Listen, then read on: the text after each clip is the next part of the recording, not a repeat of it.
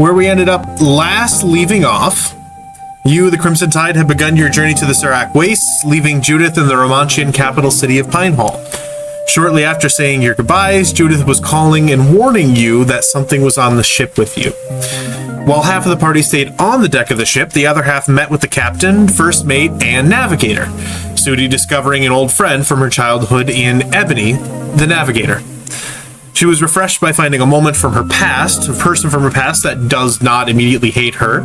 And meanwhile, Lothick at the bow of the ship found that his curiosity was too much and ultimately drew a card from the deck of magical demon cards. Shortly after, when confronted by the party, he drew 3 more cards, fought an avatar of death while the party watched, and hearing the sounds of a struggle from the Caracian Diplomat that you are escorting, the rest of the party rushed to his aid as Lothick chose to draw 2 additional cards from the deck. As he watched the party attempt to save the life of the Diplomat, you drew these cards, losing all of your non-magical possessions and then all of your magical possessions, leaving you penniless with nothing, basically staying there in your boxers.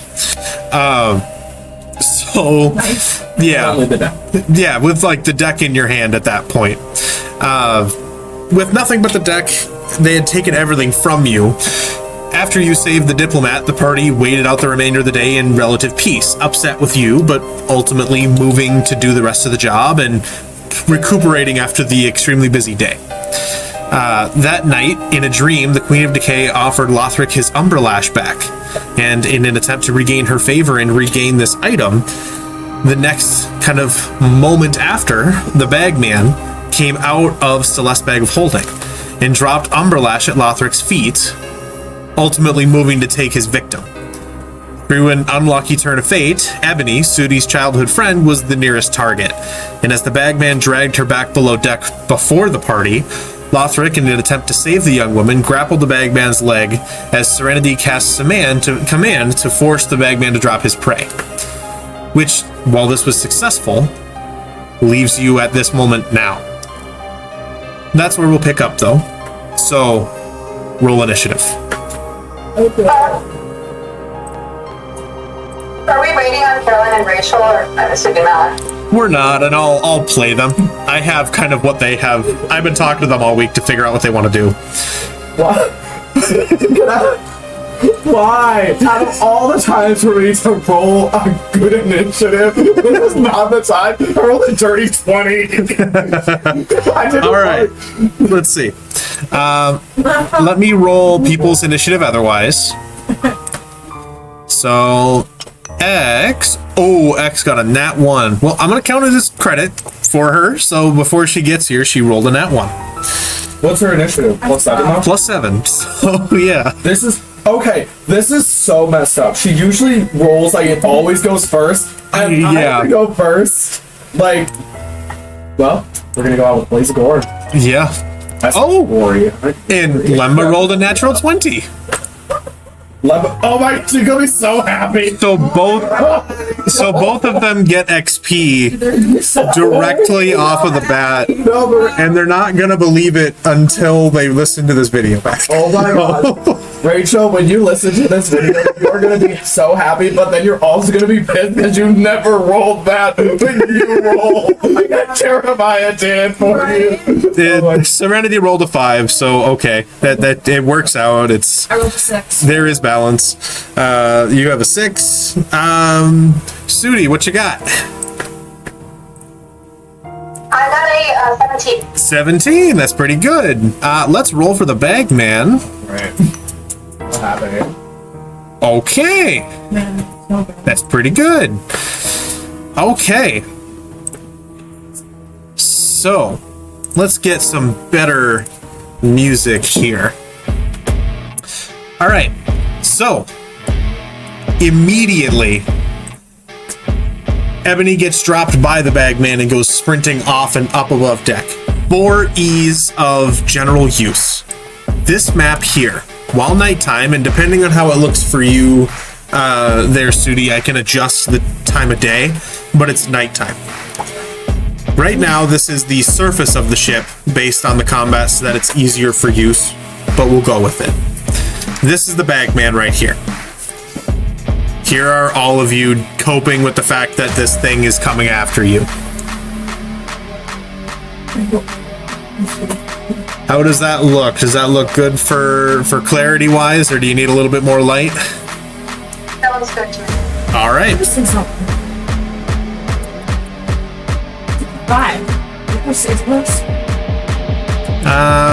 Let us see. Celeste, Lemma, Lothric, Serenity. Sudi isn't here. Oh no! He's invisible. There we go. I died. There. Okay. So, the first one up here is Lemba.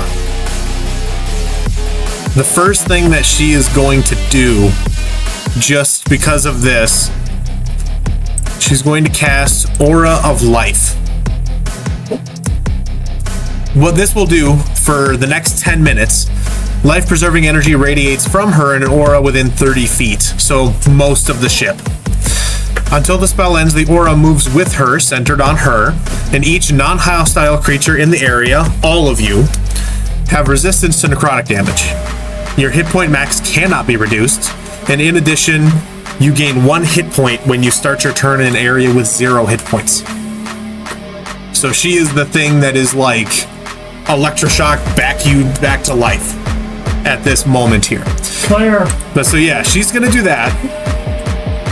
And then immediately, knowing that she has this spell up, go 5, 10, 15, 20, 25, and kind of get up here onto this railing so that she's out of reach, because this is a powerful enough spell you want to maintain concentration. Oh, okay. It's gonna be just like So, Wall of Life. yes. Now, no one tried it. She'll turn and be like, you know, just kind of looking at the rest of this, cast a spell, and you see this little burst of kind of this greenish yellow energy come out from her, and just kind of radiate around her. So she's there, within 30 feet of her there. You'll be able to 20, 25, there we go. 30 feet is about to here. So about to where the edge of this grate is, for your reference. But next, it's you, Lothric. I'm still grappling, yes? Yes, you currently have it grappled as much as it can be with a string around its ankle. I Yes, still have the you have it around its ankle. Yep. Great. How tall is this thing? This thing, let me double check, because I might, actually, I might need to adjust its size on here. So just like this thing? That's better. I was like, That's what you're looking at, a little better.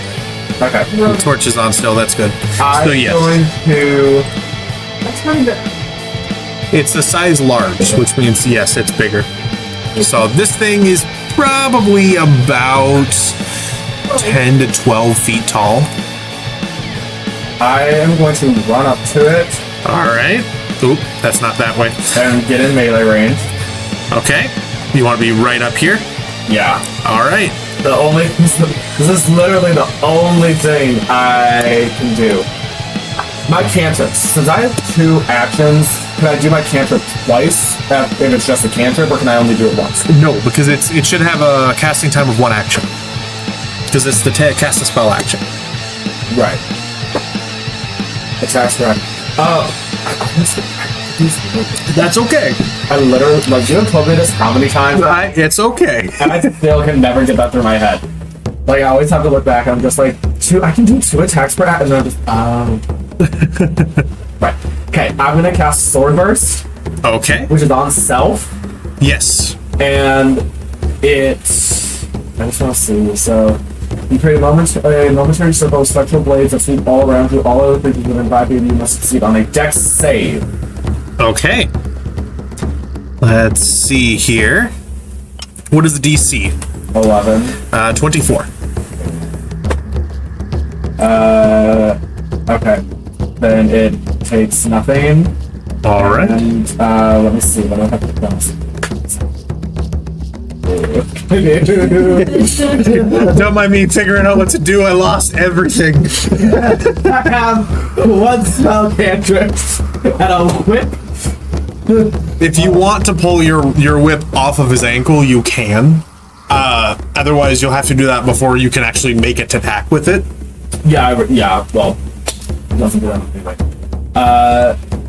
Oh, my bonus action. Oh shoot, no, I don't have a small parchment with a bit of holy text written on it, because all my stuff is gone. Everything is gone. Shite. Which, does Sword Burst have a material component? What? Does Swords Burst have a material component? No. Okay, so then you're good. I don't believe that. Keep track of that for your spells. Yeah. Okay, so the next time you hit a creature with a weapon challenge from the spell ends, the weapon gleams with astral radiance. The attack deals an extra 50. Would that work? Would my branding smite work on my cantrip spell? It wouldn't work on your cantrip spell, but it would work on any weapon. And a weapon can be Umberlash, or it can be literally your fist. Great. Okay, we're just gonna do it because it's a bonus action. Oh shoot, no, I can't. So I don't have the spell slot for it. You all did have a long rest. I'm giving you a long rest for this. Oh, we did? Yes. I'm giving you a long rest for getting most of the way through the night here.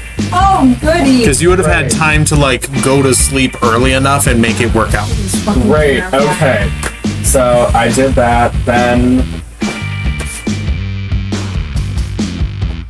Yeah, okay.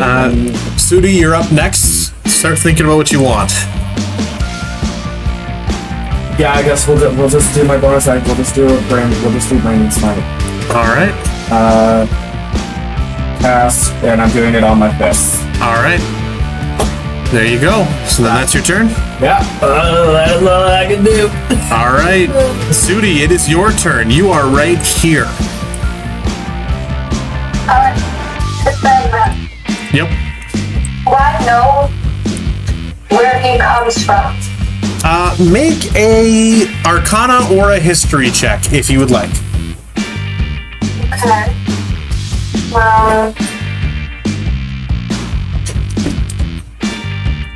remember that one. A nat 1? You have no idea where these... It came from a bag, and its name is Bagman. Probably came from the bag. And you look over, and Celeste has the bag, like, on her hip No. at this point. No, I don't. It's on the floor, remember? I dropped it. Yeah. Do you want it to be on the floor? Yeah. Okay. From the last session, I All right. dropped it. Then we'll treat this door right here as where the bag is. This door right here. Okay, right. She rolled a nat 1, write that down. Yep, I am. I'm still gonna do that every time. Write that down, write that down. It's worth it. I get it. Okay. Somebody's gonna work off of the information that she has. Which is to say, not much at all. She is going to turn around and take it off the floor. All right, so you turn around, you grab the bag. You have the bag right now. It's my bag. You do, by the way, see Ebony running out from back behind the bag man out of harm's way. So you know that she is safe out of harm's way. Okay.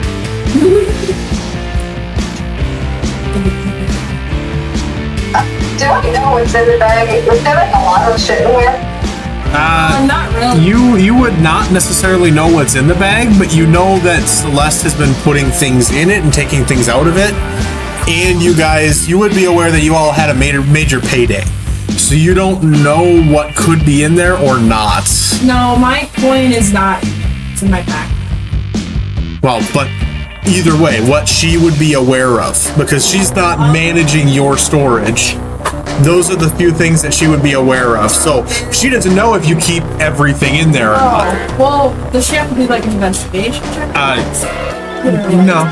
I'm just those are the things that she would inherently know. She could ask you, and then you could respond on your turn. But that's the information that she would be aware of. Give me 1 moment. I'm reading the spell description. I could let people know what's got.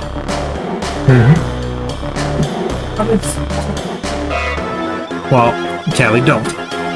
because people would not know what you're keeping unless you communicate it. Oh, okay. I just wasn't sure if they could see it. You know what I mean? If they know to reach in and grab it, they can grab it. If they turn the bag inside out, everything spews out. Okay. So, Okay. With the bag in hand, Yep. I attempt to cast banishment On the bag? on Beck. On the bag man.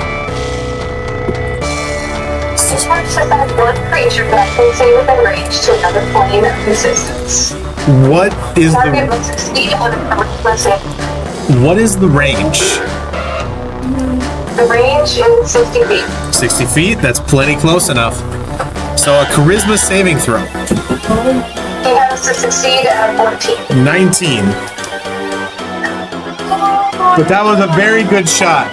So you take a moment, you pick up the bag, and you look back at the bag, and you kind of smile, and you cast banishment, holding the bag, looking right at him. And he makes eye contact with you through this stringy mess of hair with these two glowing orbs, and shrugs off the effect, and just kind of turns his head back and then towards you, and you almost hear this kind of guttural growling sound, looking at you and Lothick more specifically. He really needs to get back in that bag. That is my turn. All right. One in the bag. I mean, you might want him to go in the bag because then he leaves. I know, but he said to keep the bag away from him. I mean, if he grabs one of you, you don't want him to take him with him. So, it is the bagman's turn.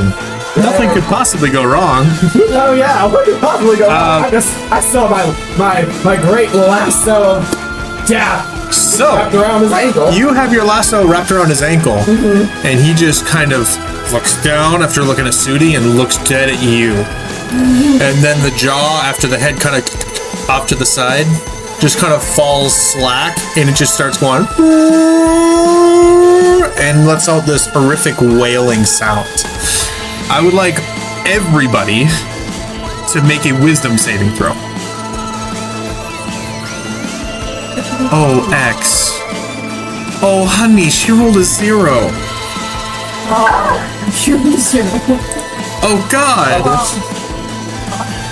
No, wisdom, not charisma for Lemba. yeah.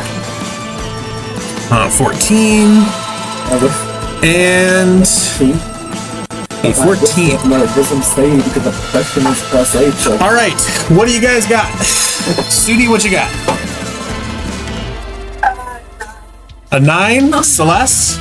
I got a 21. 21, and you have a 1 or a 10? 10. Okay, all right. You're doing it this way. Switch that around. Everybody but Celeste. Yeah. Everybody but Celeste is currently frightened of the bagman. Oh my god. So, that means that you cannot willingly get any closer to it. All attack rolls are at disadvantage when you can see him. Oh. So, Does that ruin Lembo's concentration too? Or? no, she can concentrate on the spell, but she has disadvantage on any attacks. X is her turn now. She is frightened. She really can't do all that much from range. So she's gonna turn to you, Sudi, and be like, get the bag! Oh, you had the bag. And then that's pretty much it. Because there's nothing really to do otherwise.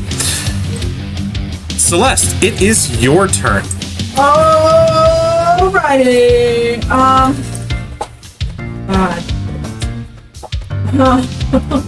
Let's go like this. I'm going to. This gets everybody in here mostly. How far away from him am I? You're about 5, 10, 15-ish feet from him. Okay. I'm gonna throw the 2 darts Okay, roll your attacks. where I am, because I don't really want to get any closer. Yep. Because I'm in a good position. You're not technically frightened of him, but you're kind of frightened of him. Yeah. I don't want to like. You're the only person that can move closer to him. I know, but like I don't want to go up there, and then if I try to run away, I don't want him to try. So, Okay. that's an 18 to hit. An 18 will hit. Okay. That's gonna be 9. 9 points of. It is piercing. All right. 9 points of piercing damage. Okay. So you throw this dart, and Lothick, it goes right over your shoulder and right into this thing's kind of shoulder, right where it meets with the rest of the body. And you see the body tear and the dart disappear within it. It's just almost like paper mache skin thudding into something wet underneath. Yeah. So, next attack? Yeah, I'm gonna do another dart. Okay. I have 18, so I actually don't. It's not that bad. But I'm gonna do one more dart. That is 19 to hit. 19 to hit. That will hit. Okay. Roll for your damage. It's gonna be. A I 5. just realized I rolled the wrong dice for damage on my other one. What did you roll? I rolled a d6 instead of d4. Reroll. Okay, so first one's 5 then. Second one is 6. Sorry about that. That's all right. I looked at the wrong. Okay. So then 5 points of damage for the first one and 6 points of damage for the second one. Yep. Either way, 2 darts in rapid succession fly over your shoulder, Lothick, slamming into it and disappearing into the creature's form. That is terrifying. Yeah. I think it's still slapped. Or piercing. Piercing damage? Yep. It's still piercing. Okay. I'm just gonna stay there. Okay. Yep. It's like, that's the end of my turn. It is... It is Serenity's turn.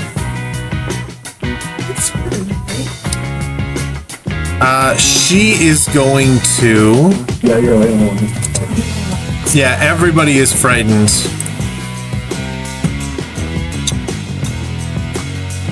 She is going to attempt to cast Command. It's a wisdom saving throw for it. So let's see what we can do. She's going to try to tell it to stop. With a 15, I believe that it saves. So unfortunately, it shrugs off the command, but Serenity kind of turns and says, holds her hand out and says, stop! And it just kind of looks at her. And it's almost like you can see that creepy thin grin beneath the hairline, but you're not quite sure if you even can.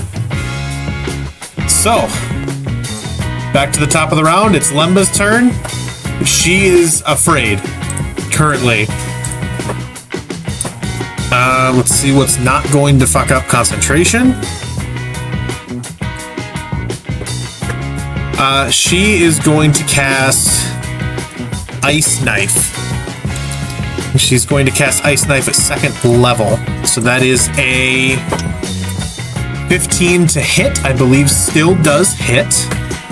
Yes, it does. It just barely does. So she's going to be dealing 2 points of piercing damage to it. And it then explodes. Lothick, can you make a dexterity saving throw for me? Wow. 12 fails. You'll be taking 2d6 cold damage. 10 points of cold damage, but also to the bagman, because he does not succeed. So you see the darts go flying through, and so does Lumba. So she ends up throwing this ice knife so that even if it does, and it hits at roughly the same spot as the darts, because it's the spot that's available that isn't your head. Yep. She hits right there and slips into the creature's form, disappearing completely before ice just out from the wound itself and gets you across the side of the face, Lothick. Yep, you're like frostbitten off to the side there. Right, I'm Hades when he gets frozen. Just like, Pretty much. I'm not wrong. Otherwise, Lothick, it is your turn. I'll try to... I am going to punch a punch. All right, make 2 attacks with disadvantage. First roll's an 8. An 8. And a 17, so an 8 to hit, so that doesn't hit. It does not hit.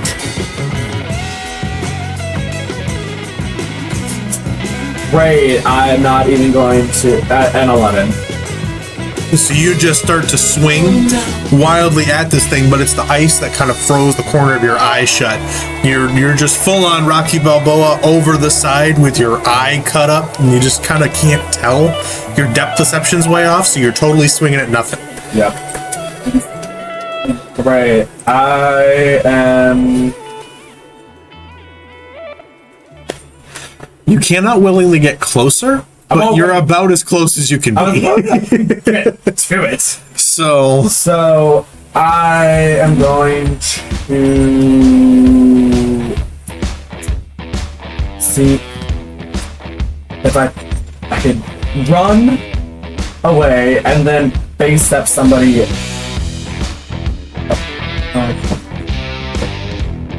I'm gonna hold it. you're gonna hold there. Yeah, we'll just be done right there. All right.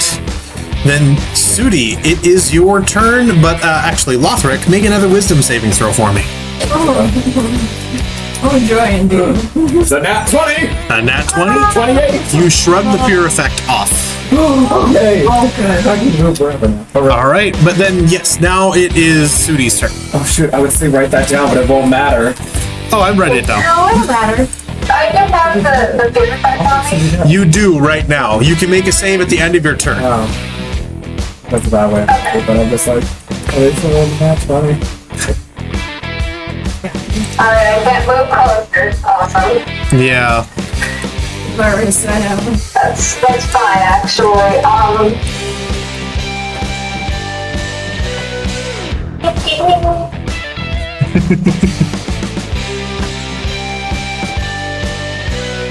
The bagman is scaring me. I know. He's like a lot of fun as a bad guy, but also super. He comes from Van Richten's, kind of, because he's not even officially in Van Richten's. He's just like a weird ghost story, even within that book.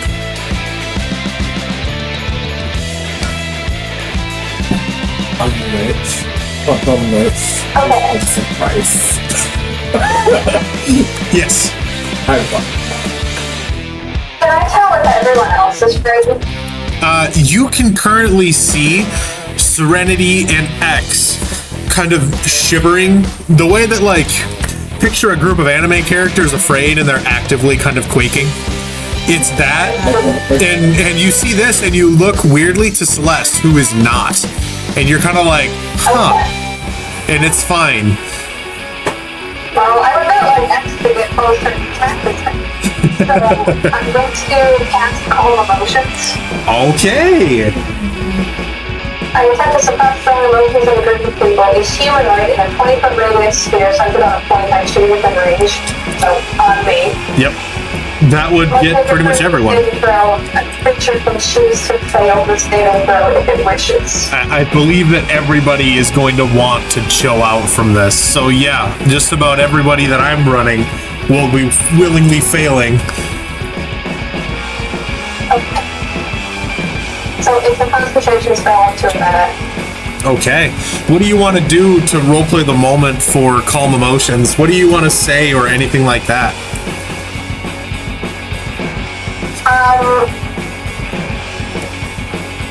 I take a look at this guy and I say,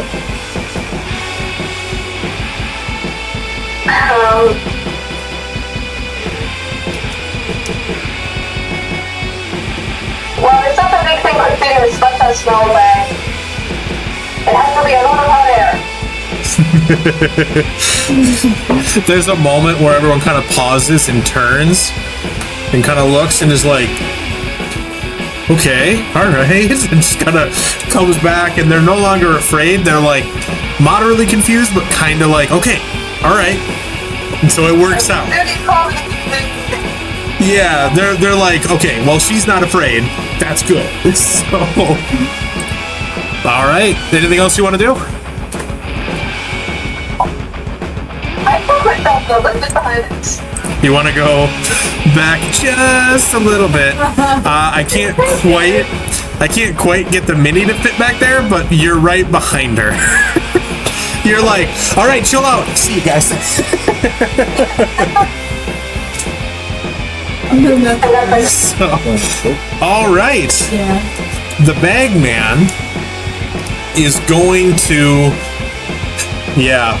Yep. No. Let's see. I gotta roll this one here. All right. Does a 20 hit you, Lothick? What do you think? Okay. My armor, I have no armor. My armor class is 11. So I can hit a lot. Let's see. You will be taking 12 points of piercing damage, Wait, doubled to 24. that was a crit, wasn't it? Yep. So 24 points of piercing damage, and I would like you to make a Constitution saving throw. An 18? And 18 succeeds. All right. So it kind of reaches down and just with an open maw clamps down onto your shoulder. It is at the same time going to be attempting. Let's see here. If I do it here, does an 11 hit you? It means so, yes. It meets, so yes, okay, and does a 12 will hit you too. Yeah. This is doing necrotic damage to me, isn't it? No, just piercing. Oh, okay. You'll be taking 11 points of piercing damage from one claw, and 6 points of piercing damage from the other claw as it bites into you and grips you with both of its claws and just holds you straight out of that painting of Kronos consuming his children. It's like that. And you're just kind of held in the air about a foot above the ground, grappled by the creature. Was the bonus happen if you necrotic? No, actually. Nope. Yep. Well, there's a spell with pause or a bite one that does like a massive amount of necrotic damage and it like paralyzes you. I can't remember what it was called, but I remember seeing a spell like that, and it might have been in 5th edition, might have been in Pathfinder. I don't know. It might be. I don't know. Alright, so then X, no longer afraid, is going to 5, 10, 15, 20 get up into this guy's face and attempt to use her flame tongue. That's a 21 to hit, so that'll work.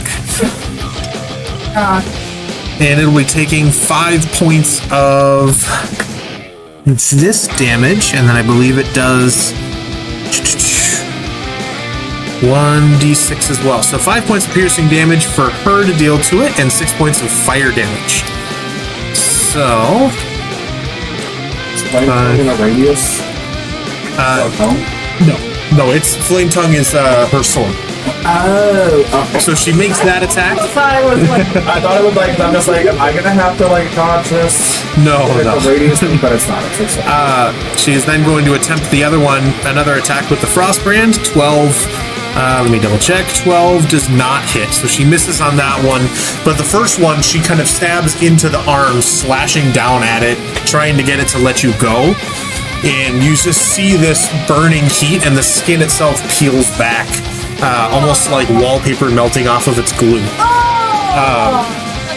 And then she kind of takes a moment to be like, oh, because it's wholly terrifying. She's not afraid, but she's kind of afraid, but not afraid. So, Celeste, it is your turn. All right. Yes. Oh, shit. Okay.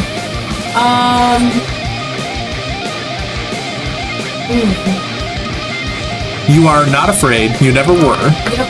But I am thinking that I'm gonna go up to it. I'm trying to get the thing. Sorry. I tried to get the thing to pause. It's been timing down for like an hour. Okay, I'm gonna go up to it on the other side 10, of the line. 15, 20, 25 right here. What if I'm right next to her? Like, how far away would I have been? If you were right here, No, up one more. right here, Yeah. you would not be able to reach it wouldn't be able to? from there, not really easily. Oh, you're fine. I got So right about here, and you have monk speed, so it's no big deal. It's true. And I'm going. Hi, baby. I'm trying to pull out my. No. So your katana, okay, And I'm gonna try to slash its. okay. Oh, damn it. It's a 13. A 13 does not hit. Okay, can I try again?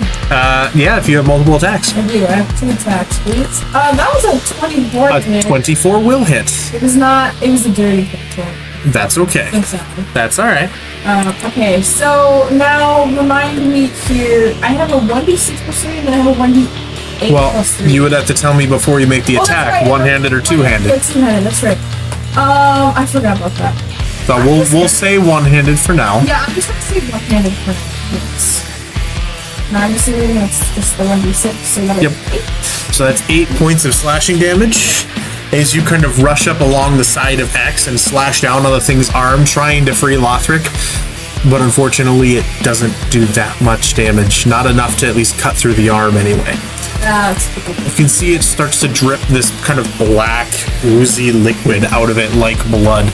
And it's starting to get a little bit damaged, but it doesn't even seem to mind.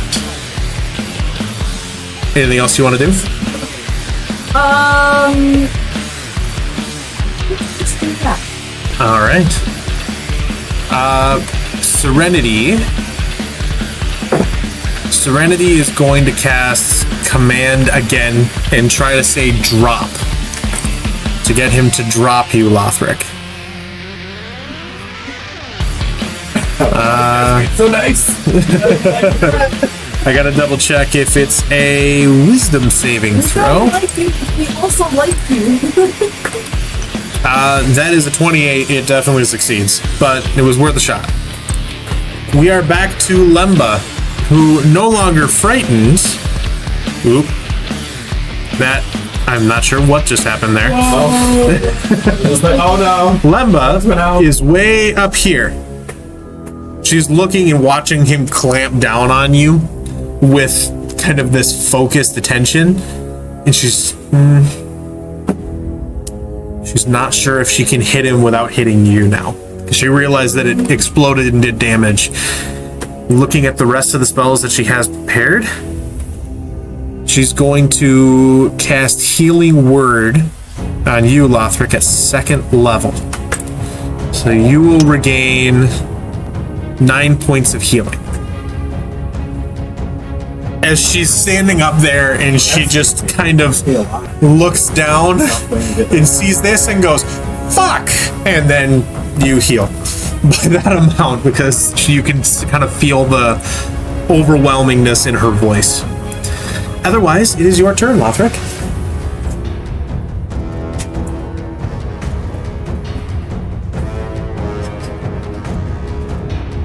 Okay, we are going to... You are currently grappled. If you want to know the full condition stuff, go into the conditions thing at the top. Yeah. Let's see. So I believe your speed is 0. Okay. The grapple creature speed becomes 0, and it can't benefit from any bonuses to its speed. That's fine. Not in the right condition, and the grapple is incapacitated. Additional things to do with that. But it's still attack. Yep. Great. We are going to try. Okay. I can either try command.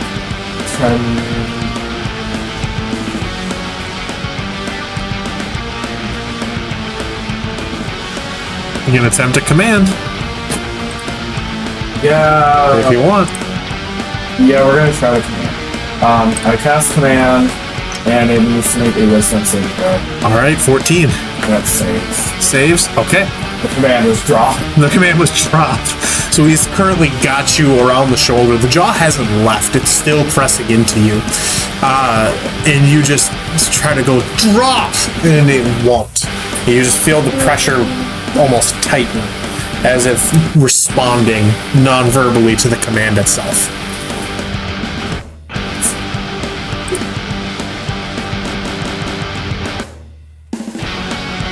15.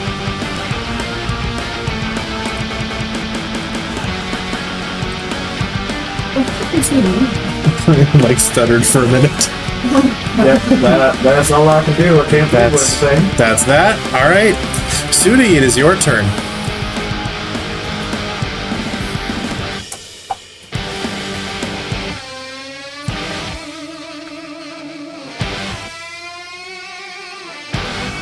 It's certainly my turn, and I have no idea what to do.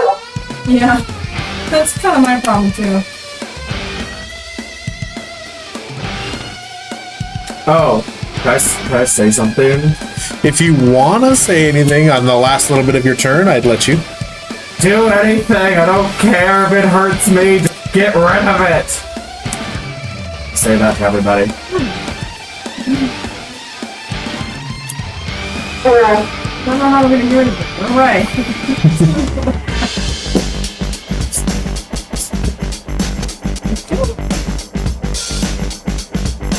All right, what you thinking? My problem is that I didn't prepare a lot of offensive spells because I didn't think we were going to be fighting a bag man. Yeah. If you want, you can use a melee weapon, or if you don't want to get close, you can just pass your turn, whatever works. That's true. You can always follow your turn. You can run, you have the bag, so you can play keep away. Okay, you know what? I'm going to use Channel Divinity Cloak of Shadows. All right. I am going to channel the divinity of the Crimson Bride / Crimson Tactician. All right. And I'm going to become invisible until the end of my next turn. Okay. Roll a d20 for me. Oh boy, okay.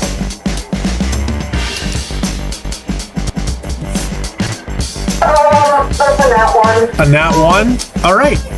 You do successfully turn invisible.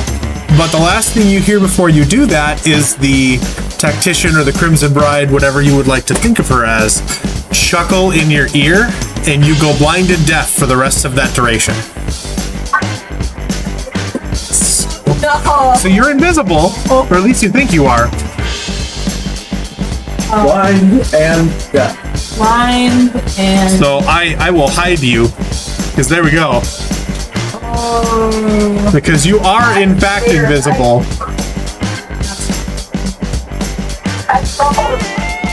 Yeah. It's a lot. You've done this once before.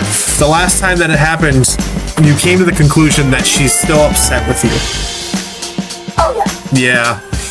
So, What would make you think that? yeah. Anything else you want to do for your turn? Just that? Just that. Just that? Yeah, that's true. Kind of nothing So, Lothick, it is going to continue to make a bite attack against you. Fabulous. So there is a, I can't see what the other one is, a 23 to hit or a 18 to hit. Okay. So yeah, so 23. You'll be taking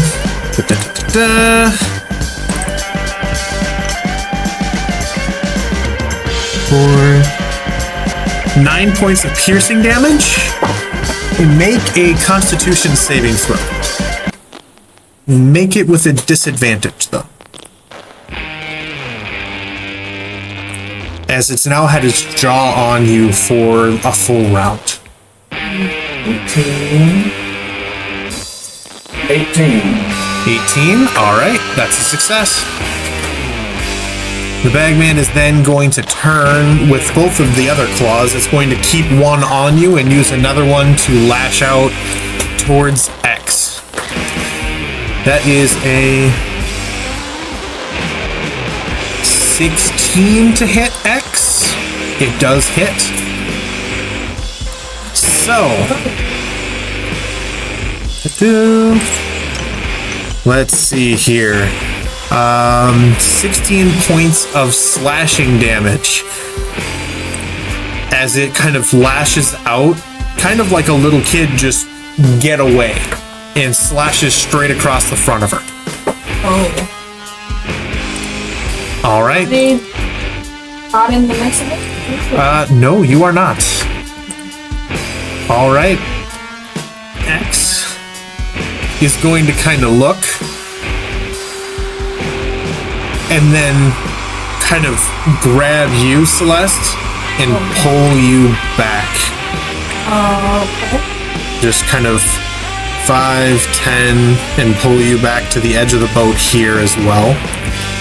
In an attempt to get just out of the way. The sense being you have range and she doesn't want you to get hit. All right. Celeste, it is your turn. I'm gonna hold my turn. All right. You can hold your action. Yes, I'm gonna hold my Serenity is going to attempt another command on the thing to try to get him to drop you. Because that's probably the most important thing now. 22, it'll save. Hey, still grappled. All right. So then it is Lemba's turn. Lemba is going to attempt. Fire away. No, she doesn't want to. She doesn't want to completely kill you. She's going to attempt a 3rd level moonbeam and place it directly on it. Kind of right there so that it doesn't actually damage you otherwise, and it'll be taking 18 points of radiant damage.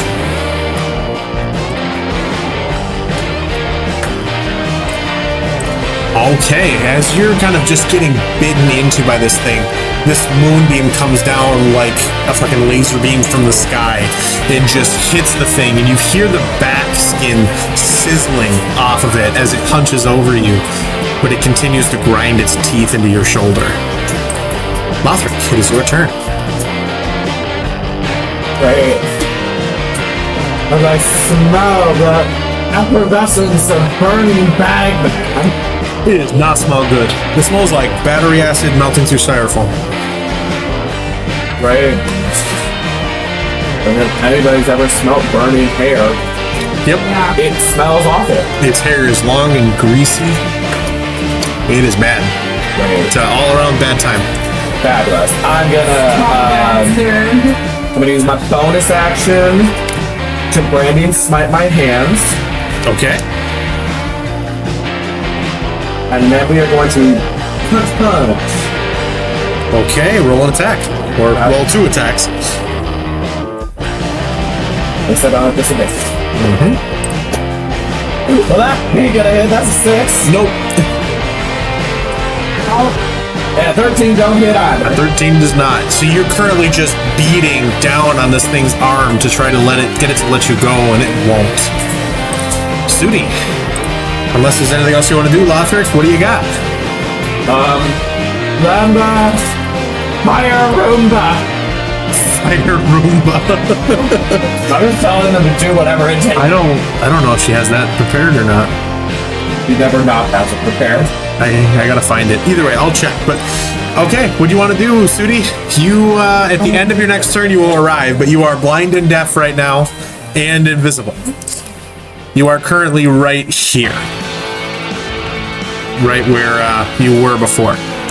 Right here. the empty air. So you'll be coming back at the end of your turn here, right? Yeah. Yeah. Okay.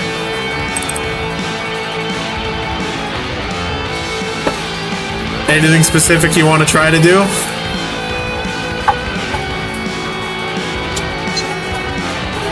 And so I might open up and go on the blind mode now. At the end of your turn, you are. Oh, okay. You still have the sense of touch, so you can feel your way around. You're an invisible Daphne. If he was Daphne. Pretty much the Velma right now. I think it's Yeah, doesn't take much. You're back against the doorway, and you just don't know what's going on. There's just nothing else around you. And then all of a sudden, you're back. And that's the end of your turn? It's the end of my turn. You're currently sitting at the back, and you're like, oh god, because like he's still there, and he's still chewing into Lothick. Gross. Yeah. It don't smell too good. Yeah, it's bad. But then it is the bagman's turn. She hasn't said she wants to do it yet. Lothric, it is going to bite into you again. Oh gee, who saw that? Continue to gnaw at you. That is, yeah, that'll hit you. You will be taking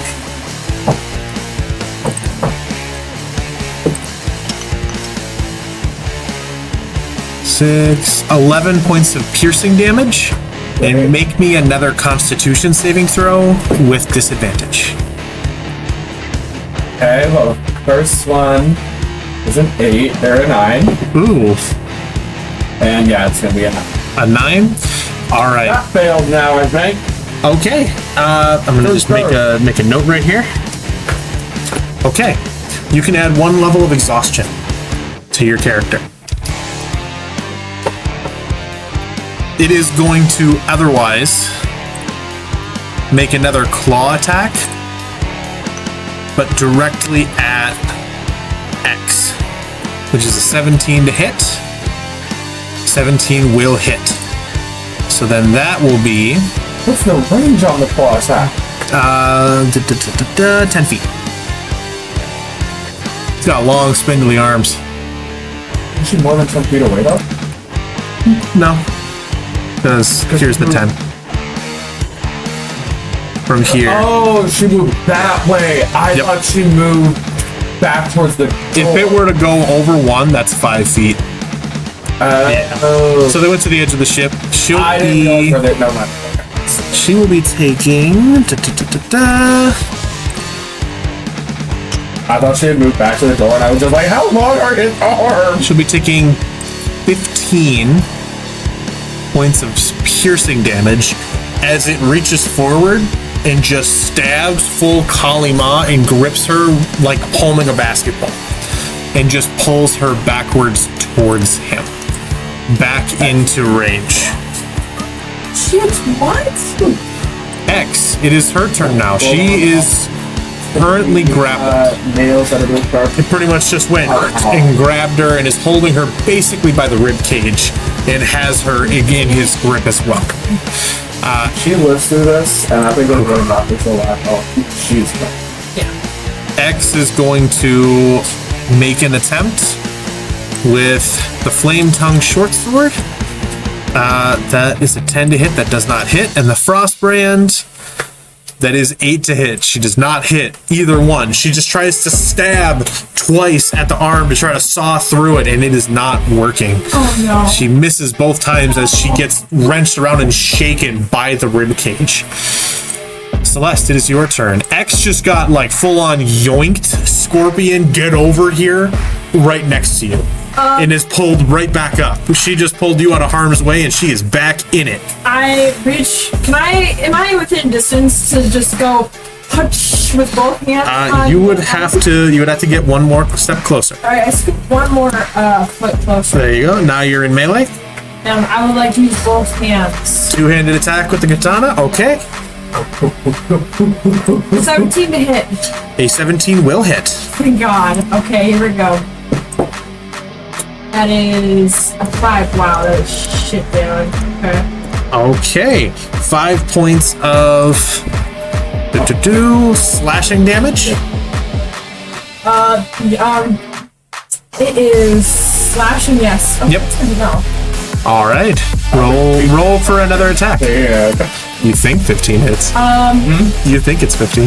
Wow. I know it is. It's either stat or something. No, it's a 15. You roll a 15 and it hits, so I know a 15 hits. It might be lower. Well, as of right now, It's good to keep track. Jones rolled a 14 to hit, so I don't know yet. It's good to keep track. Don't worry. Okay, so I'm gonna do that, and then I'm gonna do another 2 arms. Another two-handed attack to just slash At the arm. and then slash back again. Yes. All right. Roll another attack.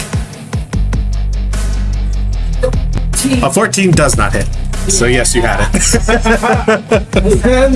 So you slash into this thing and just cut kind of the back of its arm as it has her, and it just kind of cuts open and starts to dribble this black tar-like fluid out of it. Did they cut the arm off? Nope. No, it's still there. It's still got her. Serenity's turn. The command strategy is not working. So she's going to do the same thing that Lemba is doing and attempt at a higher level a healing word.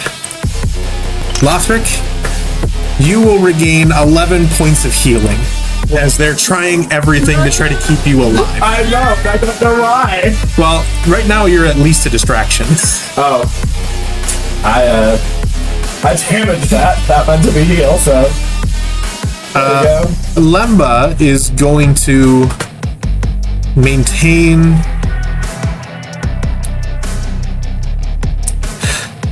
She's going to drop the moonbeam because What if we actually killed this guy? the aura of life dropped, and she's going to recast aura of life so that we have it, seeing how things are going. So moonbeam drops. Okay. How do we do that? Because then she's gonna do the... Lothric, it is your turn. Hey, okay.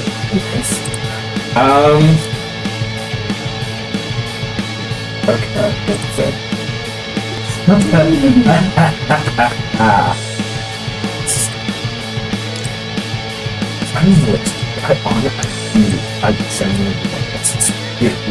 You can keep trying to swing away at it.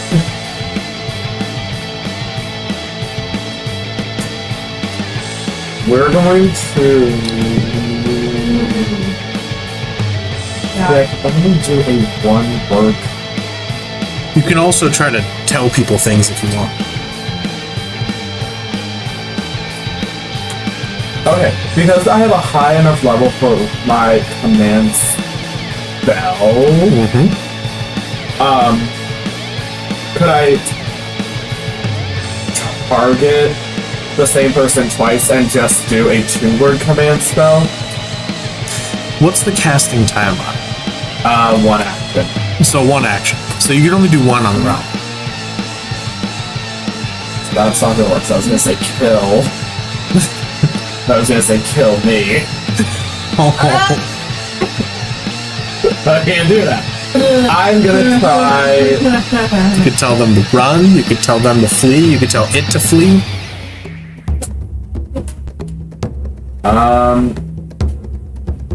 Well, I guess I could tell it to flee. But I also do that, I'm still grappled by it, so it's just gonna flee with me in hand. Which I guess will be fine. Perfect. Command! Alright. Flee! Alright, it gets a saving throw. So Wisdom. let's see here. 27. It saves! Who would have thought? Yeah. Damn, that Alright. sucks. It's got a high wisdom save. Yeah. Yeah. It is Sudi's turn. For the moment, she's going to hold her action until her player arrives. The Bagman is going to maintain its bite attack on you. Great. You keep biting you? Yep. So, Yeah, that hits. They roll a natural 17. It's gonna hit you. wait, what did it A roll? natural 17. So it's gonna hit you. Well, plus its bonus. Bonus but to make it I don't higher. think. I think your armor class is lower than a 17 at a base. It is. So My armor class is 11. I have no armor. yep. So that'll be 13 points of piercing damage here, Okay. and make me another Constitution saving throw at disadvantage. Alright. Okay, so it's a 16, so if I roll higher, I may be in the clear. Oh no. What you got? Is it experience? That one. I It's a will nat gladly one. show you, TM. That is a nat 1. Oh, yep, that's experience. On my dragon die. Dragon dice. So Lothick, I would like for you to take 2 points of exhaustion. 2 more? Yep, for the crit one. Oh joy! I'm at exhaustion level 3. What does that all do now? Oh my You have God. disadvantage on your saves now. Disadvantage on attack rolls and saving throws. Yep. One of the things, It might be, yeah. yeah, I think they're here. One of the things that you would notice at this point is that it is currently dripping that same black tar-like liquid down from its mouth and over its teeth into the wound that it's chewing into you. Yeah, it's not pretty. X, who is currently still grappled by it, which is lucky why we didn't get it to flee, is going to attempt a couple more attacks. Is a 6. Yeah. Yeah, nope. Neither of those hit. That's about that. She can't quite get away. Doing it back now. Yeah. I just don't want it to get away with one of you guys. So If you get away with me. If you get away with me. it could. I have a plan. All right, let's take a pause and then we'll get everyone situated for the moment.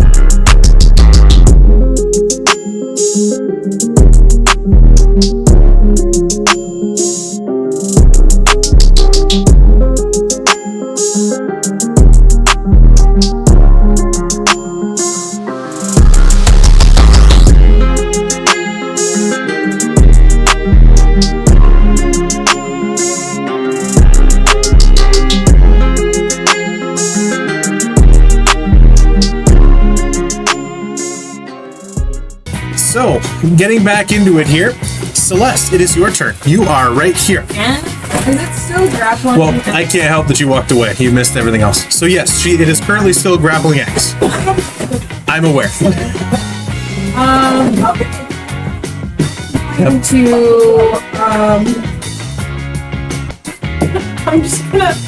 I'm gonna put my katana away and I'm just gonna try hitting it. With your fists? Okay. Roll your attacks. That's it. An 18 to hit will hit. Okay, that'll be. And this is Bludgeoning. bludgeoning. So 5 points of bludgeoning damage. 5. I'm gonna do it again. That is a 24 hit. 24 will hit. That'll be a 5. 5 points of bludgeoning damage. I'm going to spend a key point to do Flurry of blows. raise the roll. All right, roll another couple attacks. 22 to hit. 22 will hit. Bludgeoning, that's correct, right? Yes. Okay, that's Yeah, because you're six. punching it. So 6 points of bludgeoning damage. And then 20, dirty 20. Dirty 20. Okay, that'll hit. And that'll be 9. 9 points of bludgeoning damage. So you sit there and you kind of put the sword away and try to just beat down on this thing's elbow to get it to drop X. Perfect. It does not drop her, however, it turns slowly to look at you. No. How far through his arm have I saw? Not at all. Oh, you said I saw him? You've been attempting. Oh. Attempting. You keep missing attacks. And you're icy. Alright. So then, You're blaming and you're icy. Lemba, it is your turn. Okay. X fucked a little fucked up, right?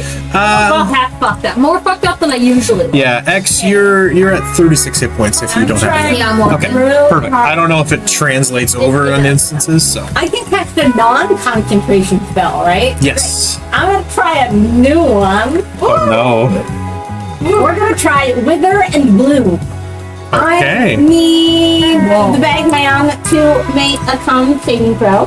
no. Alright. I like this. That is a 22. Well, it saves. So it takes half the damage. Alright. Probably gonna be quarter of the damage. It's probably gonna hit them. That's half of 9 necrotic damage. Okay.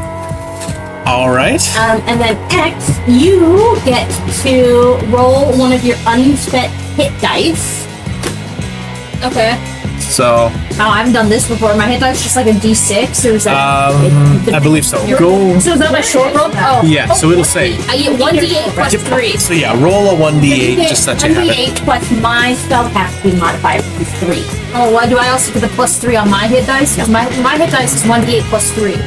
And then do I get an additional? Yes, it would be 1d8 plus 3 plus your 3. Oh, you 1d8 plus 6. So I can make this. I will let you do The that. bad one, and then I choose you. Wow. So 5 plus 3 is 8 plus 3 is 11. So you get 11 All right. points of healing. That's sick. And they All right. the back them's health and gave it to you.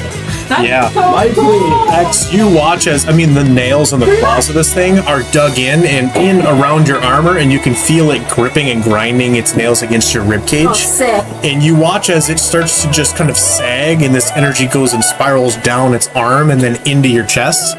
This is concerning because you've been watching it chew into Lothick, dripping this black tar-like liquid off of its teeth and into his wounds. And you're like, it's happening! Great, good, great. But it feels good. And you're not quite sure what's going on. Am I getting high, bro? You're like, what's happening? Oh yeah, Rachel, you also kind of frostbite, capped my face by shooting the frostbite spell. Yeah, you did an ice knife at it, and he was grappled by it. No, just made me two-faced, but No froze regret. that. Like halfway froze his eyes shut. It's No bad. regret. Speaking of, Lothric, it's your turn. Okay. Oh, man, I can't move. The commands aren't working. I have disadvantage on everything. Yeah. We're just gonna try to command again. All right. Drop. Free. No, because I'm still fucking grappled. Oh wait. You said flee. Oh wait, no. Then I don't want to do it. What do you? No, then I don't. Then I want to stay. Then I want to. No, I thought you were ungrappled. What's your word? Drop. Drop. Okay. All right. Picture running with me. Well, he'd be running with Also both of you. Oh. All right. It rolls an 11. It meets. It meets, so it succeeds. It does not drop either of you. Am I within range to touch X? At this point, We were right next to each other with her arm. Yeah, but not really, because it has her over here. And so you're in its mouth and in the other arm on the other side of just it. describe this guy. This dude's got arms. He can reach 10 feet that way and grab her and then pull her back. You can't quite reach her. What if I can really reach? You can really reach, and you're like totally like a foot away at the very least. No, I don't. Anything else you want to do?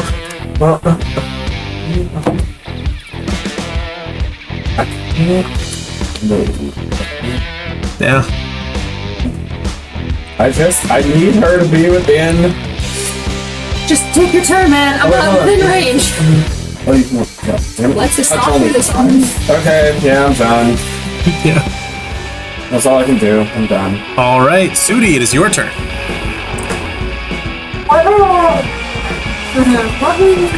Did I move anywhere? I think you took my turn for me. I haven't taken your turn. I had you holding it, and so for now, you took the dodge action for the last turn because you had to run and deal with stuff.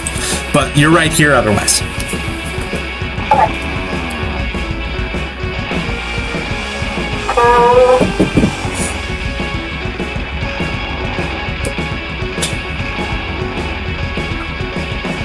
And Lemba, you're up here because you're holding a very powerful concentration spell and don't want to get hit. That's about right. Yeah, I figured you wouldn't want to be smacked by this thing.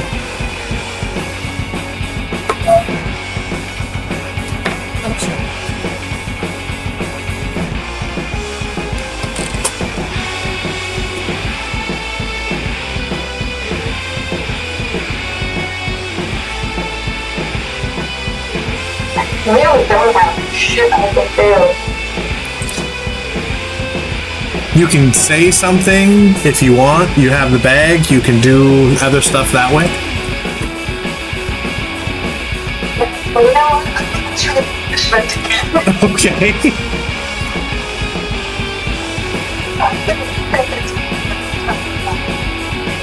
Yeah.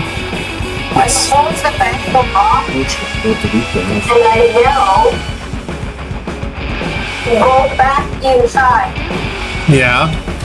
And I cast banishment. What's the save again? It's on 14.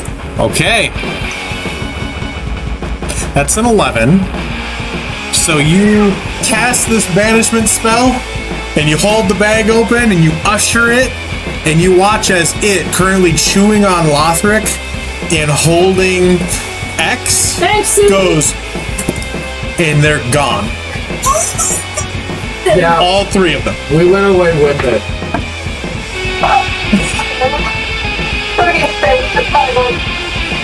You're like, fuck this. X, Lothick, what you see is this massive kind of tunnel network, and it's standing there in the center of what looks like that one spherical guy from Robots. Oh, he has that area of dominoes. And it's just piles of Mr. tiles. Yeah. It's that, but of just random shit. Little tin cups, dented to shit helmets. There is just all sorts of random things all over the place. And as you look around, it's almost like, you know, liminal space like the back rooms, just filled with hoarded clusters of pack rat shit. And he is still currently chewing into Lothick. Is that your end of your turn, Sudi? Is there anything else you want to do? There's currently these three people are gone. And it is this. You look in the bag, you see the opening of a dark bag.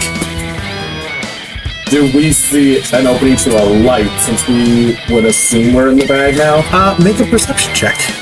Because you have exhaustion, make it a disadvantage. Oh! Yeah, you're right.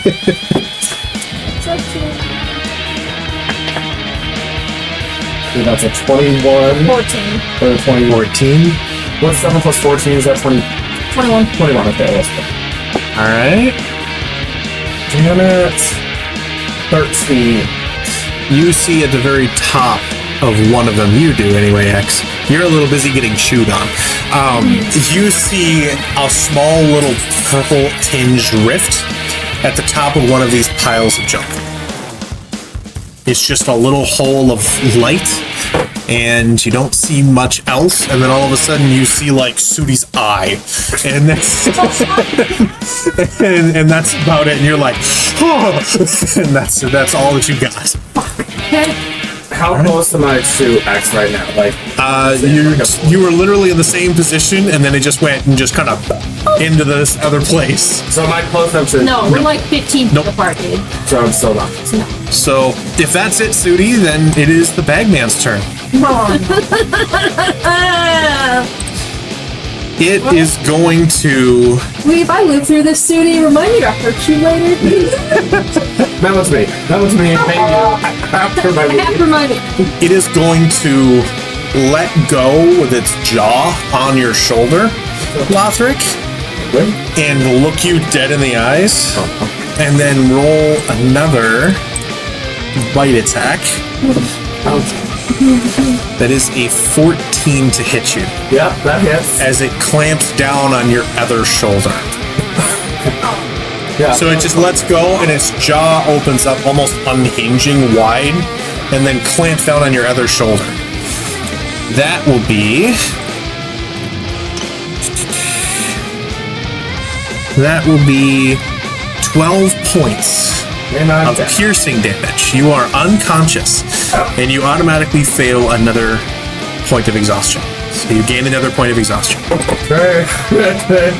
X. It is going to let go of Lothric, holding it just in its mouth with his arms and legs dangling limp, and make 2 claw attacks against you. Against me? Okay. So the first one to hit, yeah, that's both a 20. That's gonna hit you. The second one, that's 21 to hit.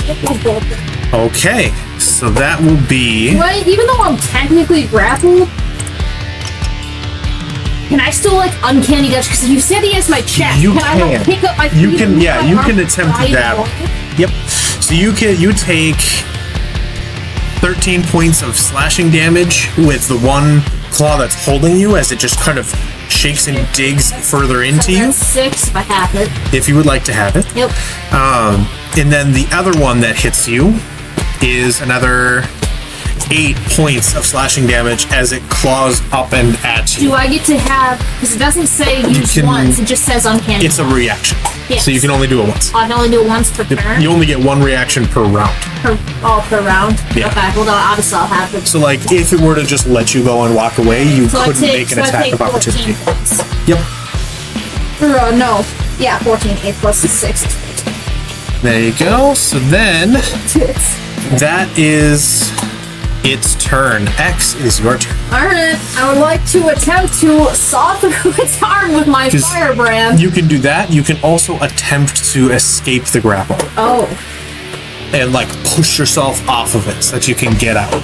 I always forget that that's an option. I realize I should mention it. I've never had to actually do that before, so I always forget that that's an option. Grapple. You can use your action to try to pin a creature grapple you with this. Well, you can make a Like a dexterity or an acrobatics check to attempt to escape the grapple. Oh, okay. I would like to attempt to do that. All right. Doesn't matter which one I use. It's up to you. Just tell me which one. I mean, okay. They're both the same modifiers. So Okay. just dexterity or acrobatics. Yep. It's athletics or acrobatics. Sorry, I should have been. So you have Okay, this. well, it's still plus 2. Yeah. Oh, baby. Armor wants to live. 16. That is the DC, so you succeed. Oh! So you I like- pull yourself off of the bagman. I would like. Okay, do I like fall to the ground? Like, You fall to the ground in that space. You're still in range of him.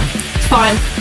I would like to make fucking dash for Sui's eye. All right. It's at this point, because I don't have a map for it. Yeah. It's at this point probably like 100-some feet away. I'd like to dash at least Okay. 60. I can. All right. Well, hold on. Can I use my bonus action to like double dash? Isn't that how So that you works? use your action to escape, so you Yeah. can use your bonus action to dash.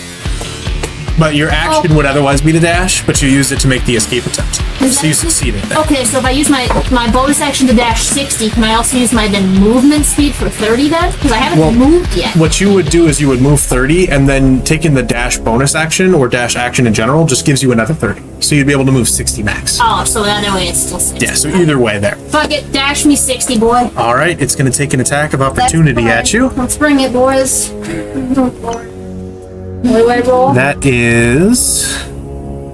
Because you don't roll, I do. Oh, I thought we both rolled. That is a 17 to hit. Yes. All right, you will take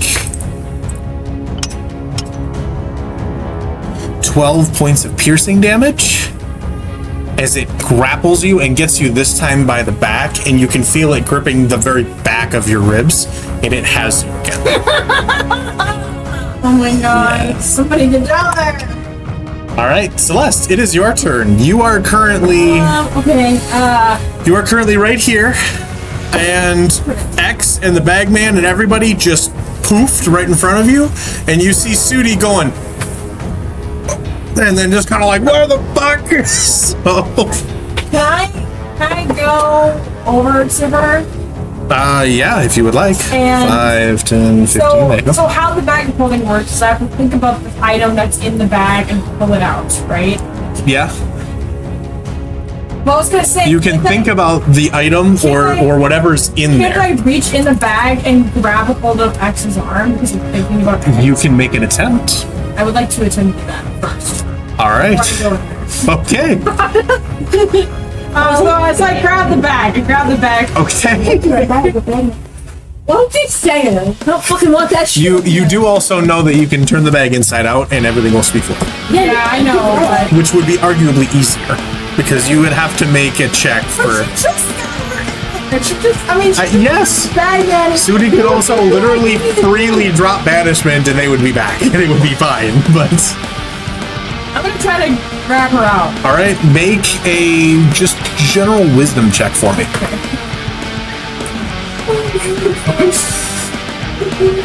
She said, Oh my god! what did you get? Fucking 9. It was supposed to be. Okay, so you rolled a 9.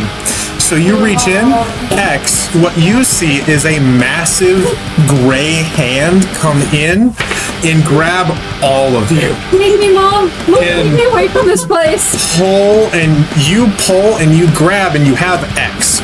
And then you pull more. So I have her by like the arm. You have basically all of them and they expand out into the space immediately. And so they are back. Okay, alright. Boys, Mama's You are not in the bag. From a 9? Yeah, but we're all out now. There was, do you get to choose who comes and who stays? And you did not get to choose, you got all of them. Mama's looking rough, boys. Just warning you. So, you pull them out and the bagman, boom, right fucking next to you. X is still grappled. You're pretty much in this thing's armpit as it has X like this, and you're like, oh my fucking god! Was that my action? That was your action. Can I try to do a bonus action? You can attempt a bonus action.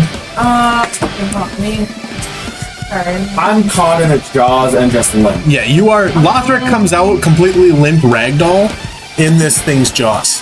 But the minute that you do, you regain 1 hit points because of Aura of Life. Oh yeah. Can I just try to like punch the shit out of this guy? And make an unarmed strike? Yes, you can make a single unarmed strike, I believe. I'm going to do the. Oh, okay. It's an 8. An 8 does not hit. Yeah.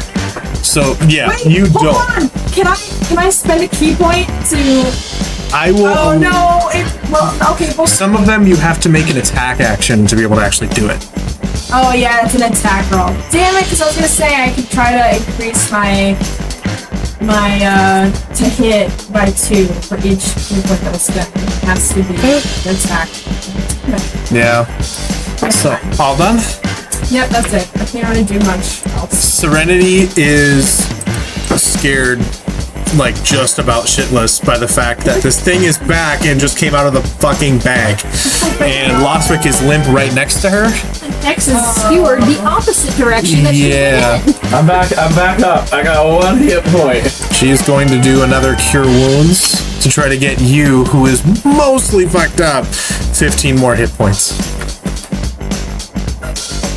Don't look at me like that. Take a fucking hit. She would see these in worse condition, and you I know, know she would. yeah. And there, her healing word is and then you heal 15 hit points. And Lemba, it is your turn. They come back right below you as Celeste pulls them out of the bag. On purpose. What is the bag, ma'am? Bagman looks fine. I'm trying to see them. Fucker. Put me back in the bag, and now I got it. Can you get back up into this? No, Oh, no, he's just CR20 monster.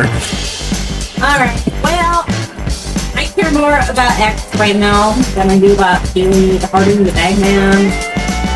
Yeah, X is currently pretty much held up in the air almost at eye level with you up on the balcony. I'm still grabbing me.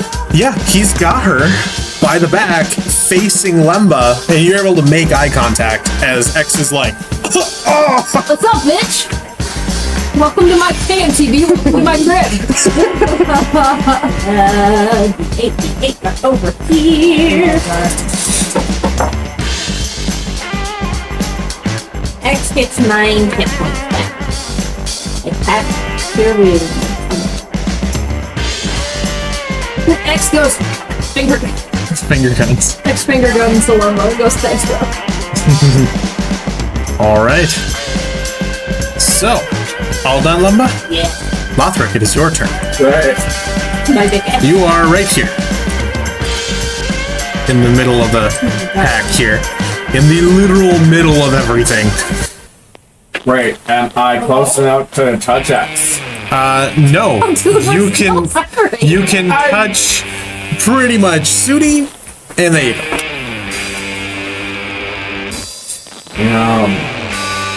I'm trying to get you off of this thing.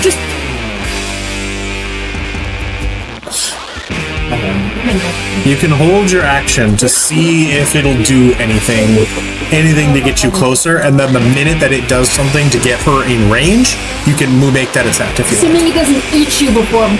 Yeah, we're gonna do that. You can make that attempt. Assuming he doesn't eat you. All right. We're gonna have so much PTSD from just being on a board. This is Yeah. the second bagman we've had. I'm gonna have nightmares for you. Sudi, it is your turn. Technically, it's the first bagman to fight. The first time the bagman was here, just pulled We've him. seen it. Sudi, you would be aware. Your banishment spell is still currently under effect.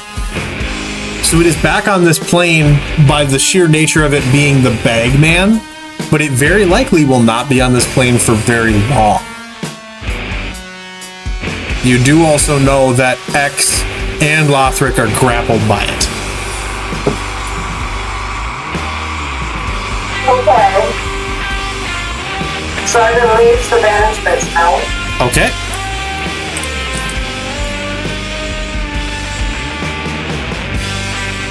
Nothing happens. You release it, nothing happens. Awesome. But you can drop it for free, so you have the rest of your turn as normal. Okay. Well, spell slots are running a bit crazy. So it has been grappled up. I'm gonna try command. Command, all right. I point at the bagman and I yell, release. Release. It makes a save at dirty 20. Roll. Yep. I don't even think your Here, husband. I will roll again. I think even fuck your husband is. I will roll again. I rolled a 21. Think your husband is divorce him. Is there anything else that you would like to do on your turn?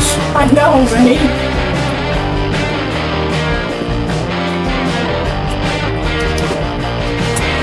Is there anything else you would like to do, Sudi? No. No? Okay.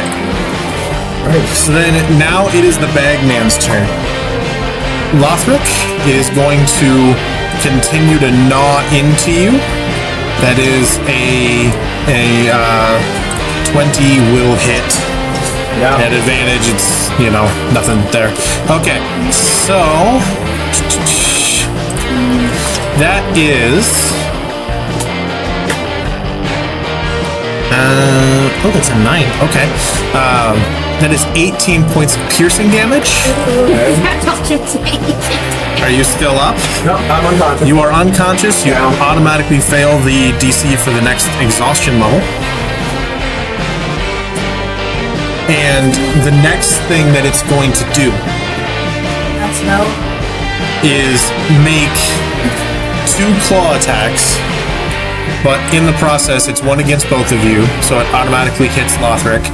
But X an 11 Does not hit. does not hit. So it goes and it takes the both of you and is going to just slam you together. Nice. But Lothric is limp and kind of at that point just squishy and bounces off of your armor. Yeah. As you kind of smack into him, you see this black tar substance leaking into the wound, kind of over the bagman's jagged, kind of squared off rectangle teeth. Otherwise, it's your turn, X. To get out of the grapple again. Right, athletics or acrobatics? Oh, bitch. Doesn't matter, it's roll +2.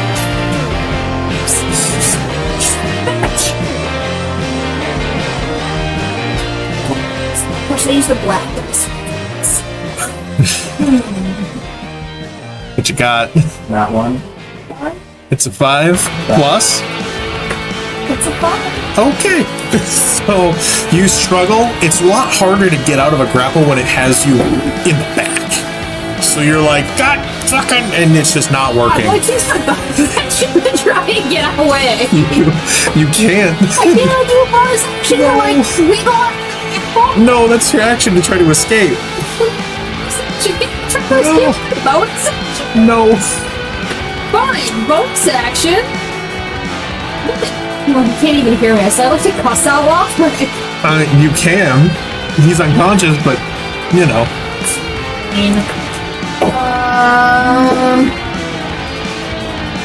That's not having fucking.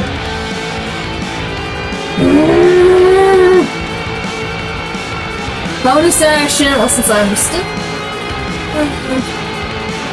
Bonus action. I'd like to take my flame tongue sword and just swipe behind me at his arm, at his wrist. Make an attack with disadvantage. Because you can't see your target. Watch me fucking see it. Watch me see my target. It's an 18 Okay. and a dirty 20. Alright, that'll hit. Fuck yeah! I'm right at the wrist. Fucking lit. I found out the 15 or higher hits. With a bad name. Somebody takes 6 piercing damage Alright. and 9 fire damage to the wrist Alright. to try and get him drunk. It reeks.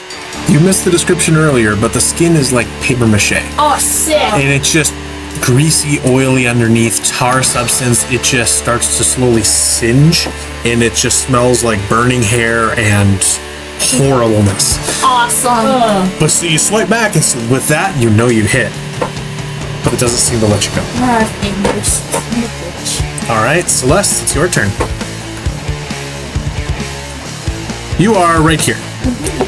I'm going to. Sorry. I got the arm that's holding X. Alright. Roll an attack. Or roll a couple attacks, because you're, Yes, you know. I'm rolling a few attacks. 20? 20 will hit. Dirty 20 though. Yep. That's gonna be a 9. 9 points of bludgeoning damage. Fuck. The one is 7. 7 to hit. Does not hit. Yeah, it's not hit. But then I'm gonna do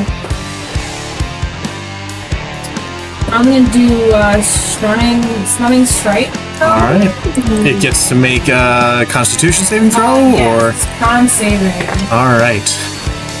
That is a 7. It fails. It is currently stunned. Cool. I'm gonna just do some more. I'm gonna do another 2 point and use for it. And you can roll those attacks at advantage now that it's stunned. It stays stunned till The end of her next turn. Problem is it's stunned advantage? with you. So, yes. Okay, so- When you stun something, you have advantage on it. Okay, so my first one was 13, the second one was 20. So 23, 23 will hit. that's gonna be 9. 9 points of bludgeoning damage. Yep. And then 23. 23 will hit. Okay, and then that'll be another 4. Another 4 points of bludgeoning damage. As she's hitting it, you watch her just kind of in rapid succession up the side of it, just underneath where it is, and kind of the lower part of the ribs, and you hear it crack. And for the first time, the bagman reacts. And like has that pain recoil reaction. And it just kind of freezes up into place. But the eyes have gone a little bit narrower, and it looks very mad. Well, I'm sure it looks fucking way worse. Like before, it's been playing, and now it's going to be serious. Oh shit, whoops. You know, you can live if you just drop me and go back in the bag, dude. Yeah, I was going to say. So, that's your turn? Sacrifice. Yes, that will be my turn. Serenity sees Lothick unconscious again. It's going to 10 points of healing to Lothick. I know.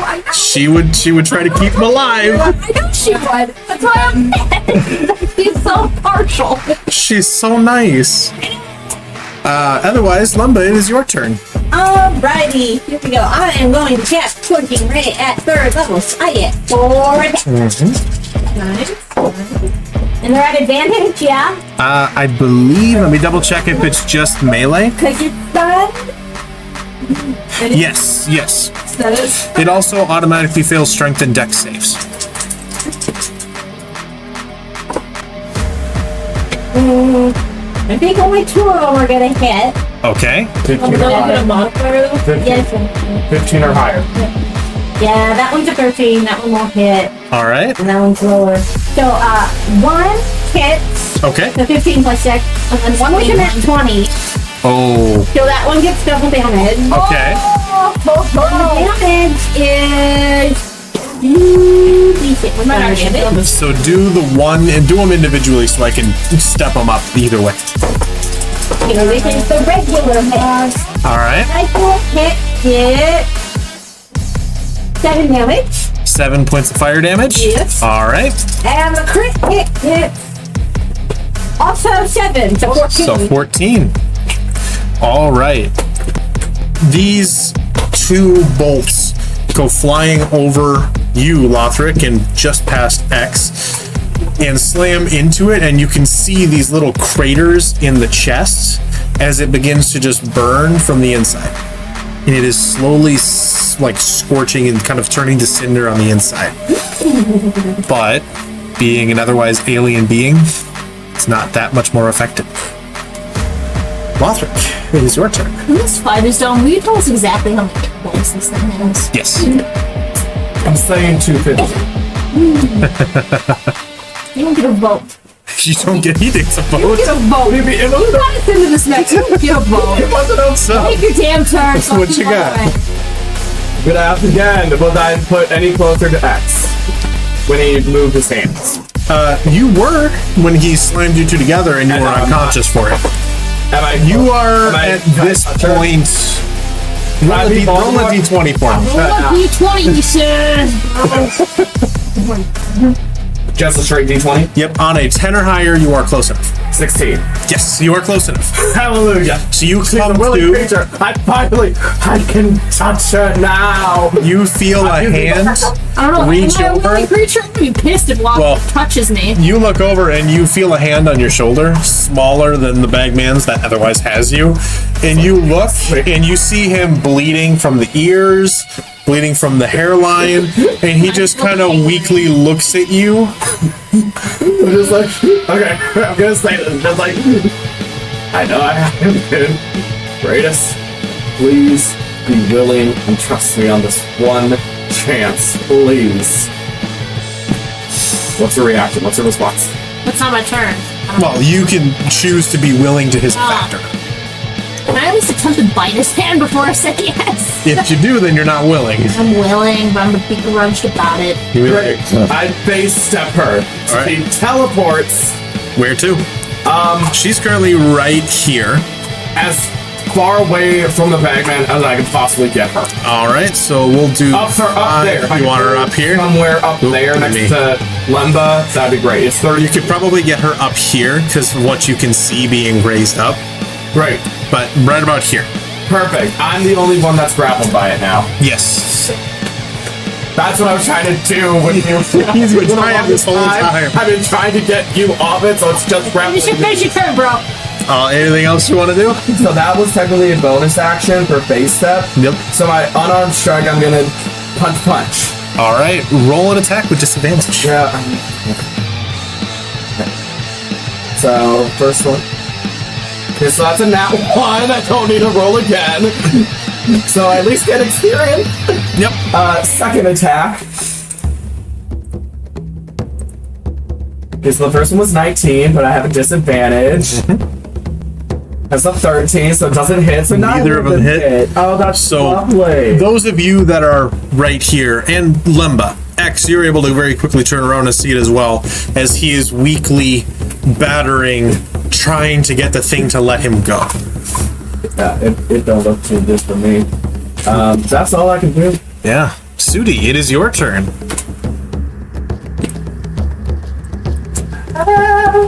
You are right up and close with personal with it, and now it has a free hand. Hold that. Banish. Oh, if I had stuff up. Son of a bitch. Damn it.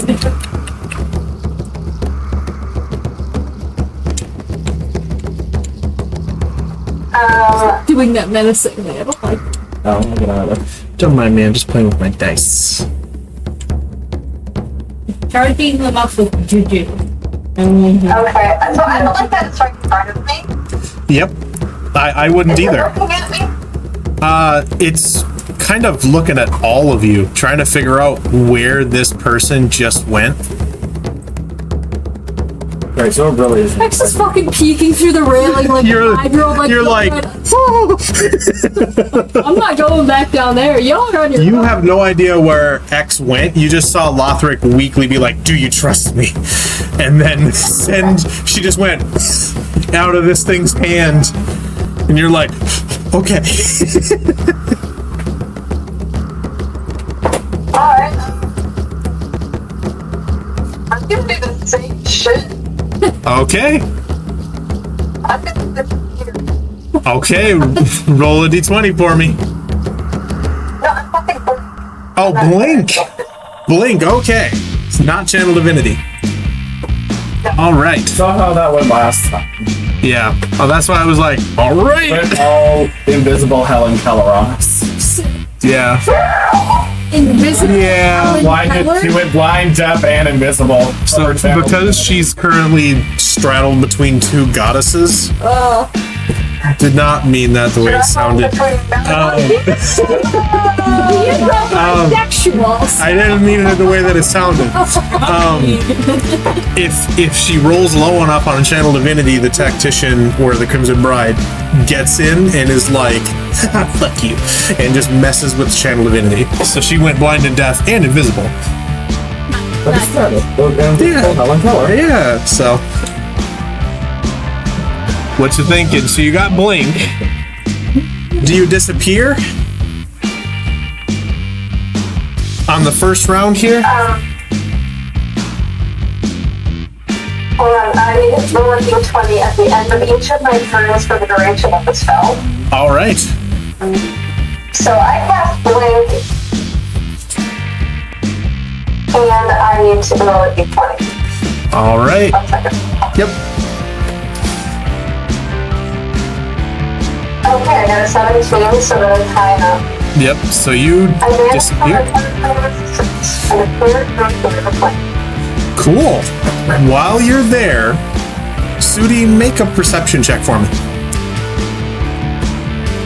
Real convenient time to sidetrack Sudi. You're fighting something. 15. You pop in and slowly look up, and there is a massive, shrouded in mist, gray form with two giant burning coal eyes staring down at you. You aren't sure how close, how far, but it is massive. It's hard to tell perspective right here. And it kind of cocks its head to look at you. It's the bagman's turn now. The bagman is going to, be stunned. Yep. He's fucking stunned. Then now it is X's turn. I just fucking holds her turn You hold your turn. until she feels threatened. So you feel threatened. I feel threatened by the angry horse or Lothric. Celeste. Oh shit, it's me. It is stunned. Send that shit stunned. I'm gonna run. You're gonna run? Alright. Oh, 5. Wait. Can I like open the bag holding onto it? You can't. What? It is with Sudi. No, I had it. It is with Sudi. You reached in and grabbed it. It is currently on the ethereal plane. Son of a bitch, hold on. 5. I'd like to use my turn. Yeah, do you feel threatened? Yes. Because there's a bagman that Celeste can't put in a bag. Yeah. I look at Celeste and I toss her my bag of holding. Ooh. Swear to God, you lose this shit, I'm gonna pit. You can have your reaction to catch it with no trouble because you're a monk with missile snare. Then I yell, So- put it in the No problems whatsoever, but here you are. You have the bag in your hand. Can I put it in the bag? Like, can I like You shove it in the bag? Or how does this work? Like, So you have the bag, and you look up at the 12-foot tall creature, Yeah. and you look down at the 2-foot wide bag opening. And you look back up at the 12-foot tall creature, and you kind of put it over its knee, and you're like, I don't fucking understand. can I just put it on the ground? You just set it down. Just wash my face. You set it down with the bag open, and then just kind of turn around. And I'm gonna run. 5, 10, like 15. You want to be up or down? Up. 20, 25, 30, like here. Right over there. So you're like, fuck guys, and you run up the stairs and just bolt straight past X and Lemba. Yeah. Okay. Serenity is You, Celeste. She runs into me, we're cuddling out of Serenity realizes that it is stunned at this point. She's going to attempt another healing word for you, Lothric. and then run. That is 8 points of healing, and she. Where did she go?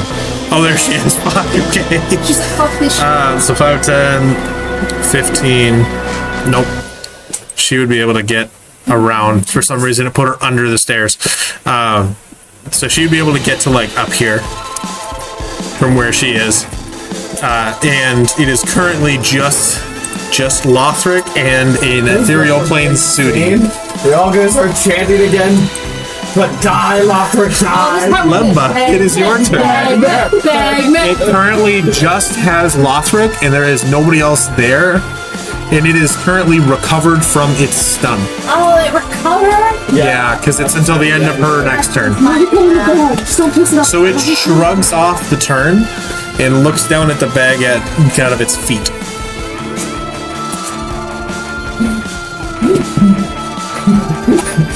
What if you go in the bag? We can't run away. And hold your turn until it makes its choice not to go in the bag.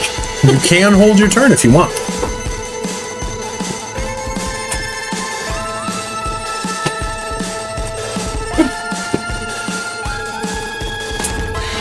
I don't know how to. I did give her permission to use Fire Roomba.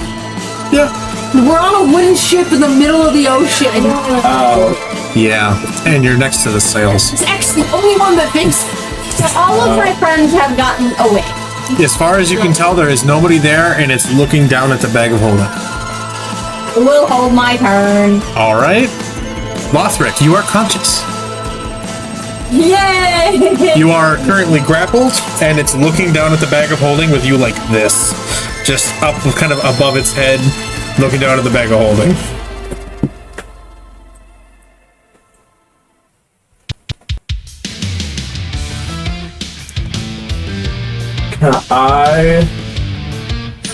Can I drop my whip If you would like. and try to get that into the bag of holding as well? Ooh. Yeah, roll a d20 for me. Just like a general dexterity. I literally am just No, you do your thing, dude. Roll a like, I'm not dexterity trying to- check. Like Lothric's dying today. whether. Yeah, I know. Take some big back. Roll a dexterity check for me. So it's a disadvantage, but it's dexterity. Oh, it's a disadvantage. Okay, Yeah. that makes this even more. It's an ability check.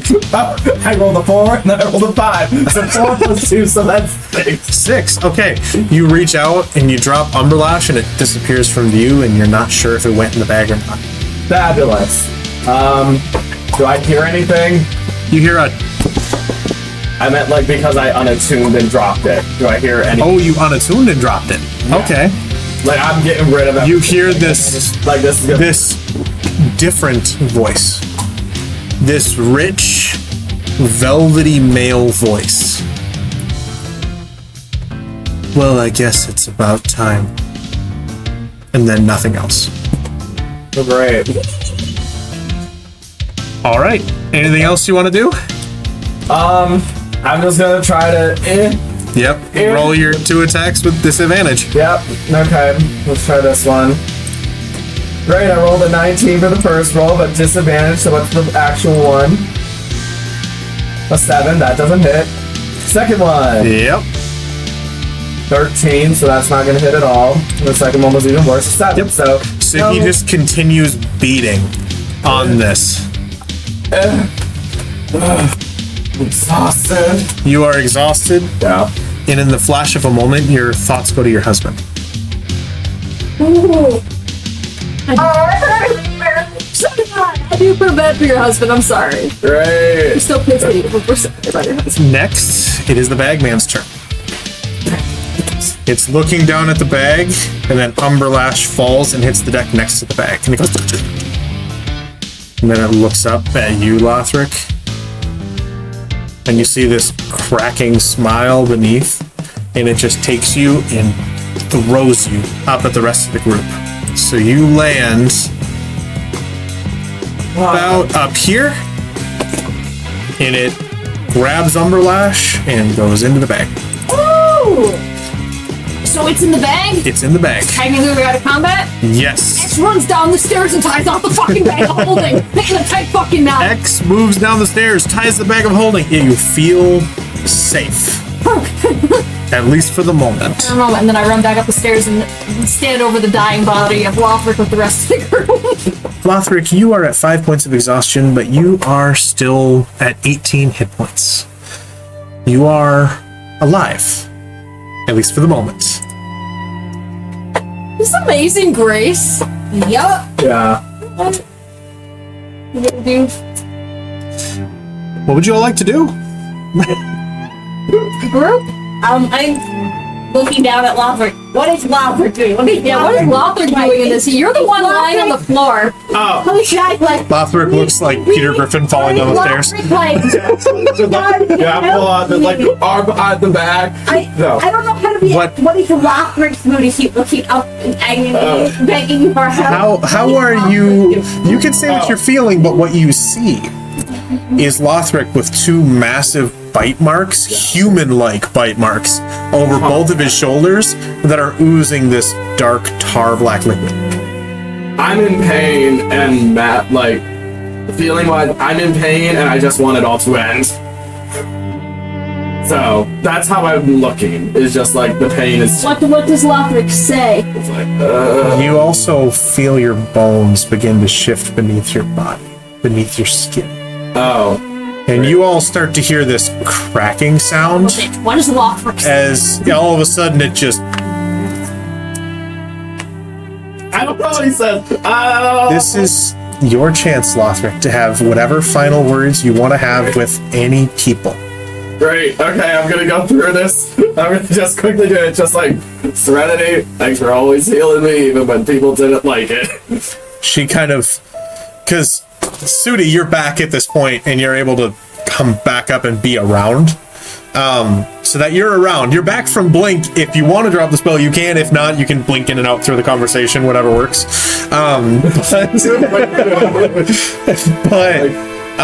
But basically, Serenity's like, it's happening again. What? This isn't it? Whoa! Serenity, what the fuck does that mean? Oh, great. This is lovely. It's just like Flop died now. Oh. Oh, She kind of goes and sits in the corner, I thought it was something else. Okay. kind of hugging her knees in fetal position against the deck of the railing of the deck. Okay, Celeste.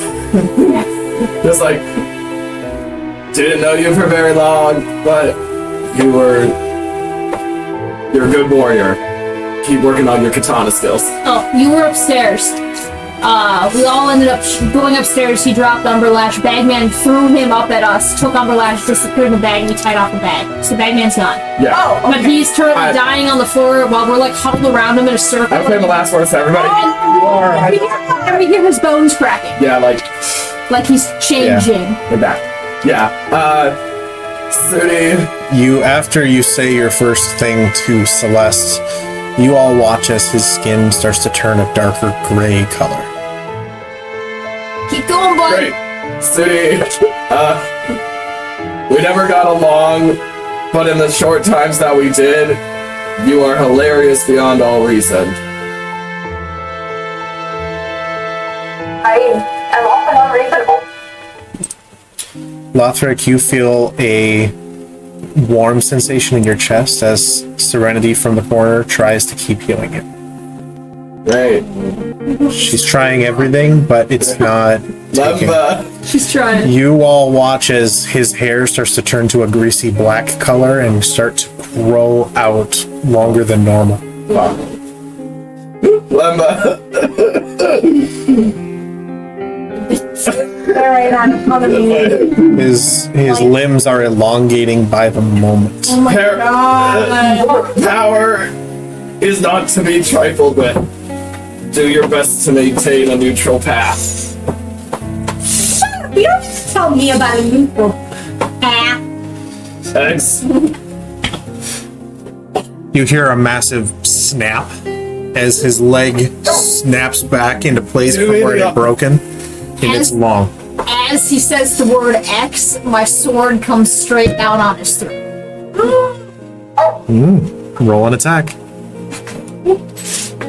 It's an auto. To be clear, it's my flame tongue. That is a 22 to hit. 22 will hit. It's crit damage, and it's sneak attack.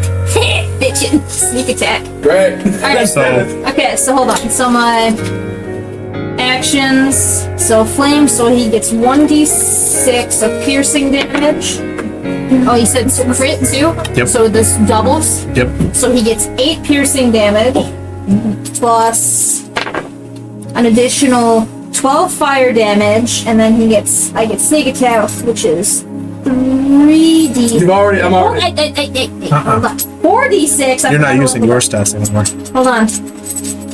4d6, which is 11. Okay, hold on. So hold on. I rolled 8. 8 piercing damage. I rolled 12 fire damage. So that's 20.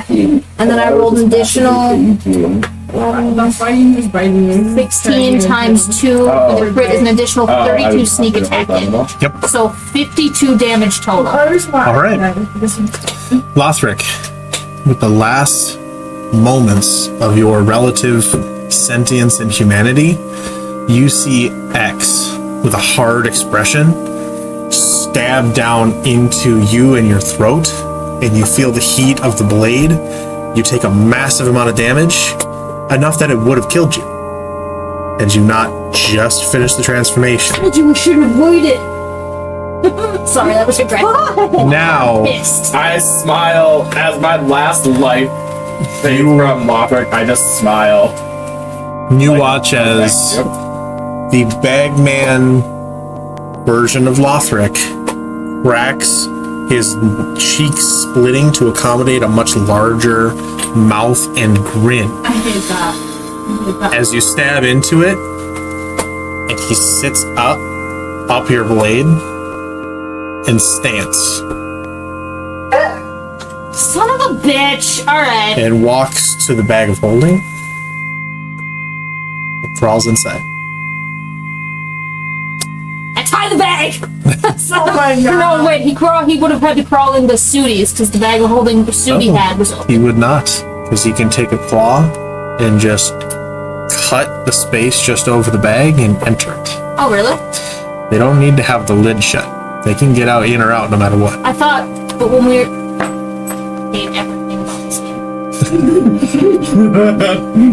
You watch as the Lothick bagman, wounded somewhat, but still walking with 168 hit points, Should be 210. folds and spirals into the bag. You should have started with me. Because that would have been the first thing I would have done while you were... You were steadily healing, and the final transformation as X was stabbing you gave you a bunch more hit points. Would have done me before level. A-okay. So did the regular bagman have 210 as well?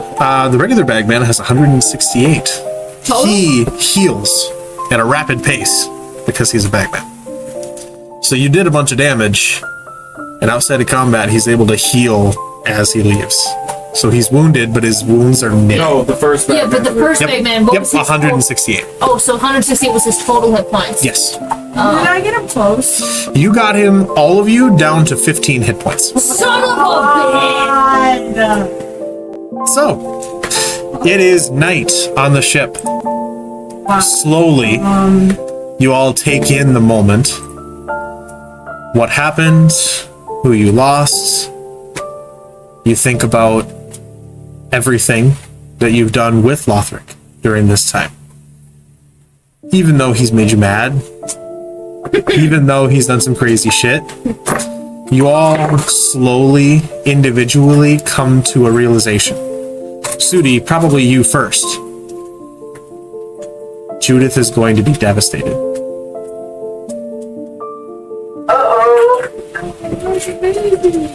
And one of you is going to have to be the one to tell her. I know a little boat. I was gonna say, it sounds like a fun book. Damn, I never thought about that. I knew when this was coming. It's fine. I can read about this all week. So, the crew eventually starts to come out, finding that it is relatively safe. Can I go check on the diplomat? The diplomat is, if you were to check, you peek your head into the room, he is currently sleeping, trying to recover from the wounds that he sustained from your assassination attempts, and then the skulk trying to kill him, and yeah, he's been... The girl which is dead. He's basically the I'm not dead yet knight from Monty Python and the Holy Grail. Yeah. Yeah, he's like surviving, but he better get employee of the month for this is kind of the thing, because he has put his life on the line multiple times now.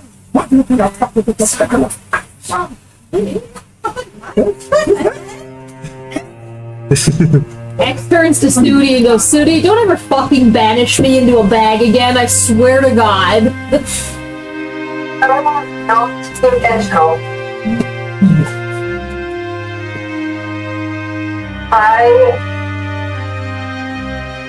I apologize. It was a scary fucking place. It looked like the home of a hoarder who wanted to eat me. I did not like it. Yeah, sounds like a bad man. A quarter who would want to eat you. What? I'm quiet. You're quiet. I just look over the edge of the water. You're looking over at the water.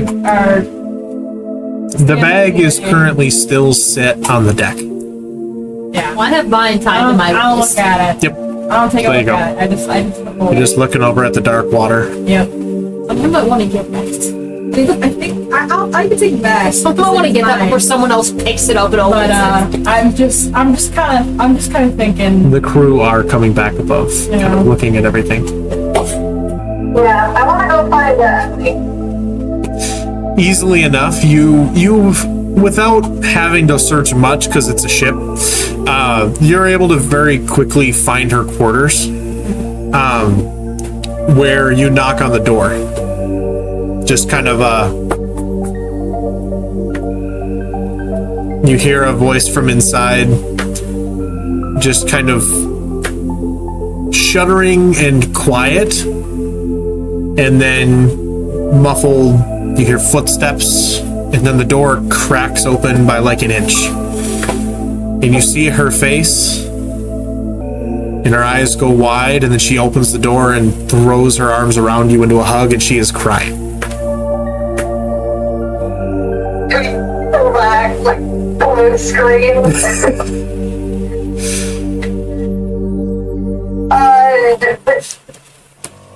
Slowly remembering what to do when somebody hugs her, she hugs back. Mm-hmm. And she kind of says, well, it's not really as bad as all that. I mean, it's pretty bad. But there's no bagman. She kind of nods and just kind of takes a shaky breath and tries to put herself together and then lets you go. Kind of smooths out her clothes. You can see blood down kind of the back of one shoulder. Seemingly wounded. Is she hurt? Yes. And quickly enough with your medicine, she, in being taken originally by the bagman, got clawed up a little bit, but not to the point where she was dying. But she's definitely in her, relatively nice clothing. Blood is kind of soaked through that part of her shirt. And she's frazzled and kind of holding her shoulders more stiff and careful. That is more exciting than I would otherwise have wanted. I'm in my life outside of the Carac Wastes. The outlands are dangerous. What that She kind of turns around and goes back in, which is when you get a much better look.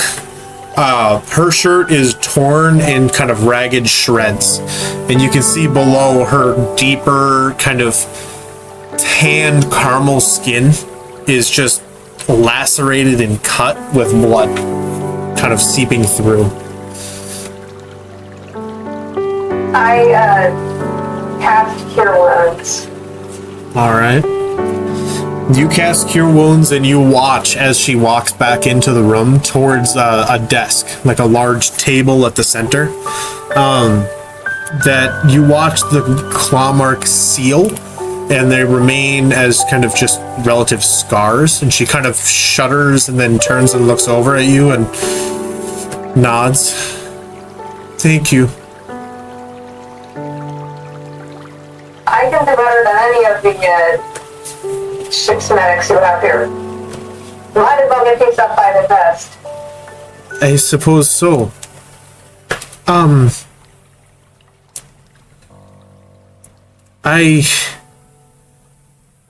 I don't know how you would do any of this lot.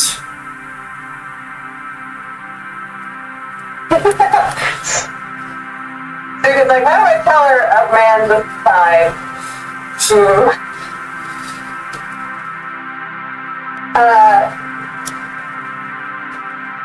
It is safe now. I hate to say it, but all the times you kind of get used to it. I don't want to get used to this. It is safe now, right? Well, don't sleep on the blood. I'm not sleeping tonight. It's a supplement.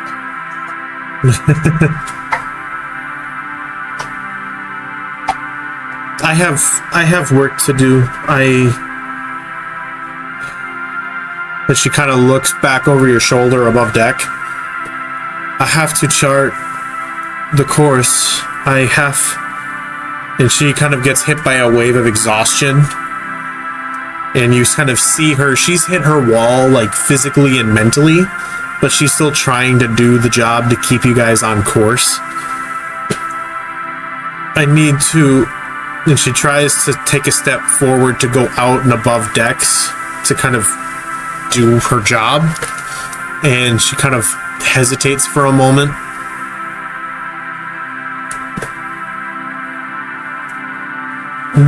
Will you come with me? I offer her an arm. She takes it, and you both kind of go up above deck, and for however long you're willing to stay with her, you pretty much serve as almost a personal bodyguard while she checks the stars, references a map, makes sure that everything is, you know, the way she expects it to be given the events of the evening for actually like navigating for the ship. She kind of goes back and forth between her chambers and the captain's quarters and the deck of the ship to look at the maps, reference everything. And the whole time she's kind of quiet.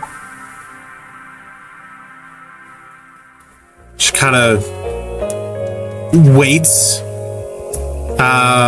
What's your insight bonus?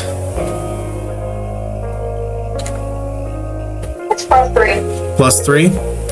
You would be able to relatively easily tell that she's shaken and just going through the motions, which is why it's taking so much longer.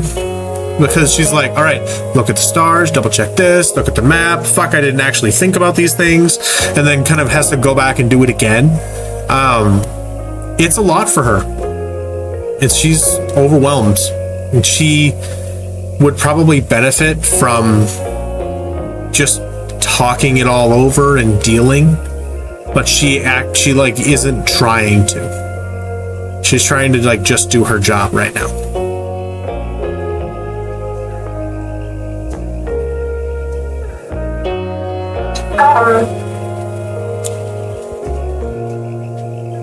I'm trying to decide. There's other stuff going on right now. I don't mean to like have a one-on-one conversation and monopolize playtime. No, you're good. So, But yeah, No, you're good, dude. We're starting your arc kind of story. We understand that for a little bit it's going to be about Sudi, but that's fine. okay. Just didn't want to be If we were in the city, we could take a small break and do some shopping, but we're fucking stuck on a boat Yeah. at night. Like, we can't do shit. We'll do this. At this point, you guys, it's late at night, and for the most part, you are exhausted. Those of you that have survived the encounter. For the most part, sleep calls you relatively quickly, and unless you fight it and try to do anything else, that's where you'll be for a bit. Sound good? If it's okay, I'd like to real quick check on Serenity. I was gonna check on. Yeah, she takes some like coaxing, but eventually she's exhausted. Her eyes are wide, she's kind of numb, and whenever you press her, she kind of just, all she really says is but people keep dying. As I walk her to her like cot or hammock or her room or wherever we're staying on the ship. It's kind of hammocks along the side of the Diplomat. We kind of quietly talk for a second, and I just have to explain to her, like, death is a thing that happens in this world. Like, when you travel with a group, especially like us, people are gonna come and go. And it sucks, but you can't let it destroy you. And then I kind of tuck her into bed. And as I walk away, I go, if it makes you feel better. So far, it's only been the guys that are dying, so we should be okay.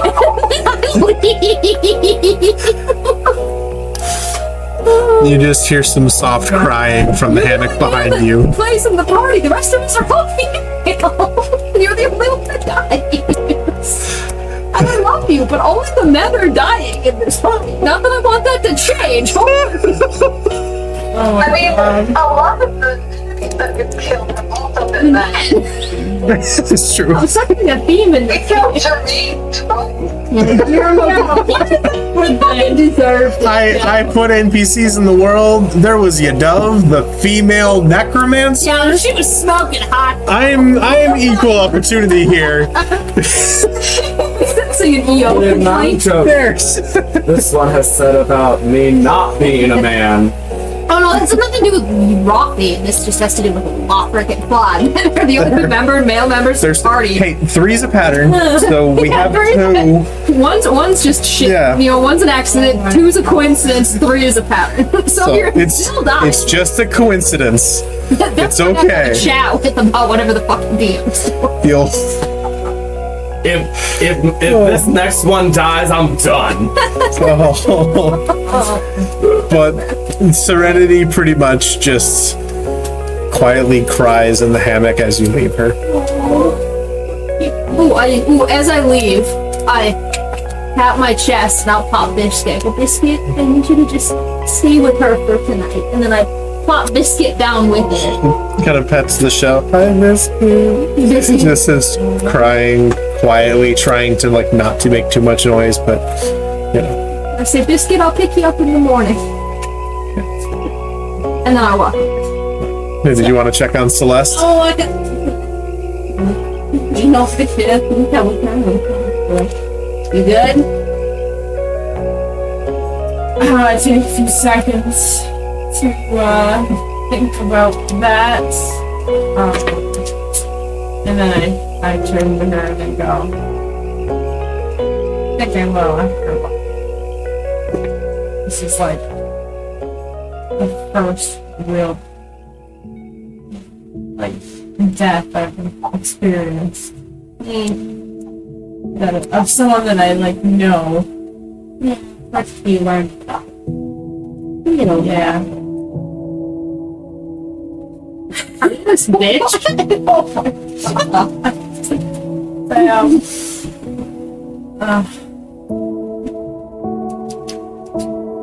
And now and I just continue to look out.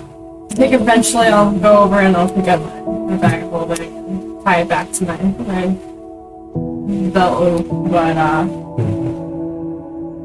I just sit there and I kind of reflect on life. Yeah.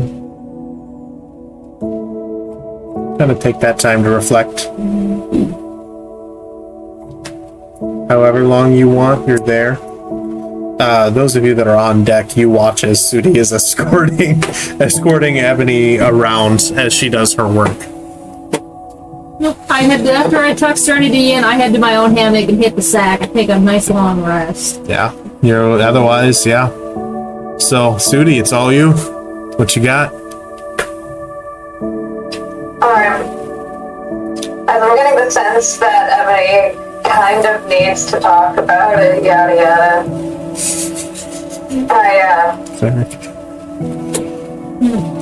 As she's like doing her little math things, I play with some of the like writing implements that she has.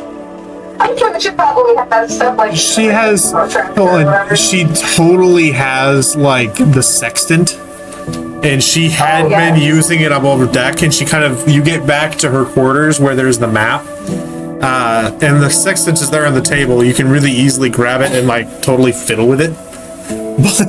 Oh, I'm fiddling. Yeah. She doesn't notice right away. She's still kind of like halfway stunned out of it, kind of. Yeah. I've been like the second I'm looking at it, not her. I say something. I say, you know, one of the people in my party, I would call him a friend, but I feel like that would be an exaggeration. Yeah. That's fair. They just have each other. So. Yeah, I don't even know what to call it. It might have been death, it might have been being subsumed. But he's gone now. Just today. And it's very strange, sitting down here, knowing that I'll have to go on, without him there. But regardless of whether or not I felt positively about him, it's different. I know the feeling. That feeling of everything just being different. I know the change. Will you miss him? I think I'm going to have to think about that more. Right now, I think the answer might be yes.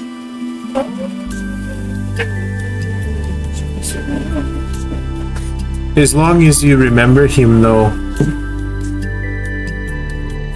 you have a balm, at the very least. A memory of a good time. There's always that. That's how I made it through. And what did you make it through? I don't know what happened. It was so long ago. But, when you left for the Sultan's court, your mother and your father, all of us working the ship, we had no idea if you'd ever return. When we heard that the Sultan's court was cleared, we thought you dead. It was all I could do to remember the good times that we had as children and fishermen. And that kind of kept me going. Davi, of course, kind of helped. He's changed quite a bit, taken to different interests, but then again, so have I. I suppose so have you. It is good to see you again. Don't get me wrong, but I've missed you.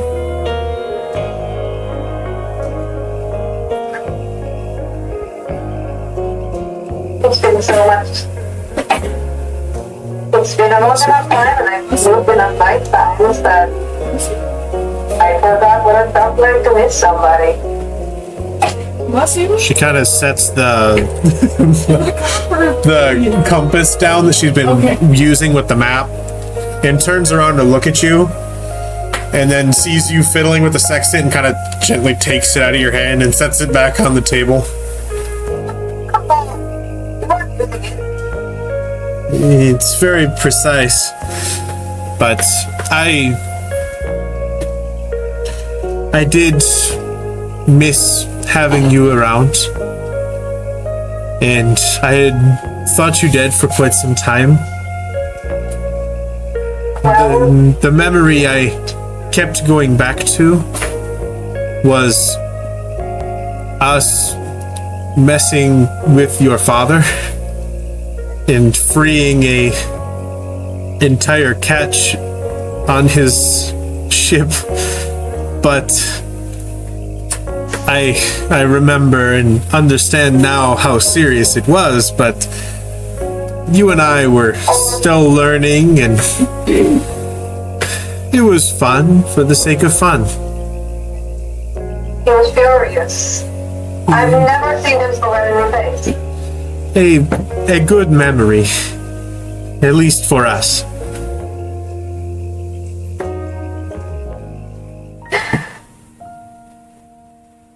Sudi laughs, and she's like, she doesn't even know what to say, because those are stories from a long time ago. She was kind of put away.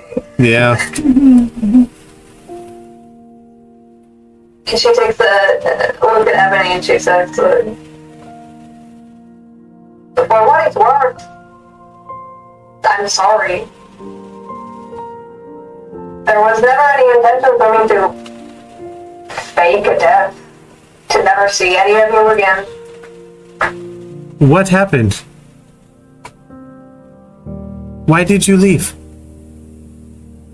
Board the court or left the court? Why did you leave us?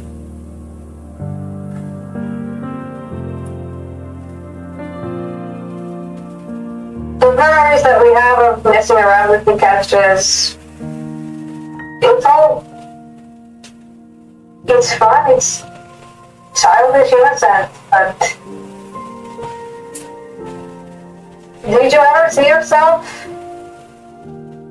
here forever? You're still here on the ocean, on a boat. I suppose I never thought I'd have a higher calling. I just live from day to day and find a way to move on That's it, you just live. as best I can. Sometimes it can be that simple. Now you and Davi have greater purpose. And if that is your calling, then that is good.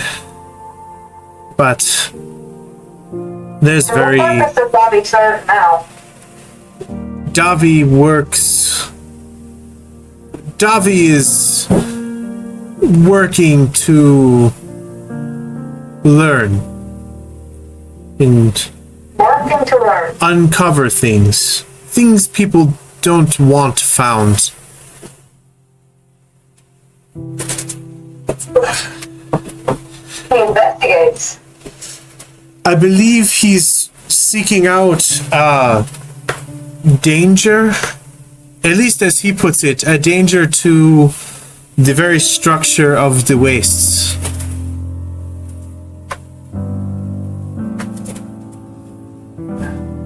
Stevie's like, oh!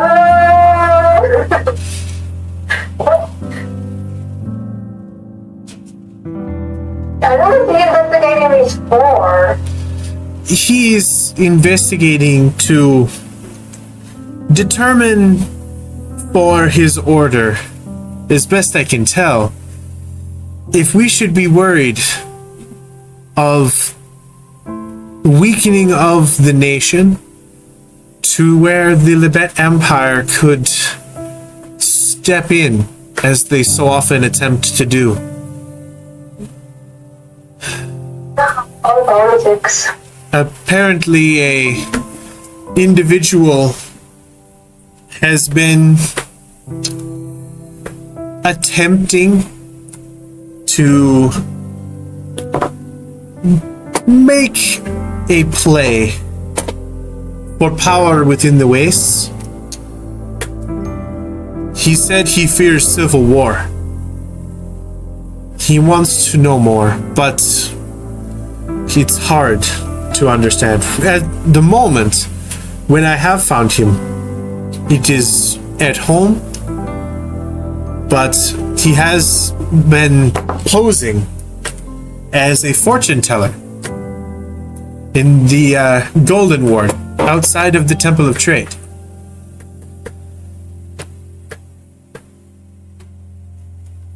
That doesn't sound.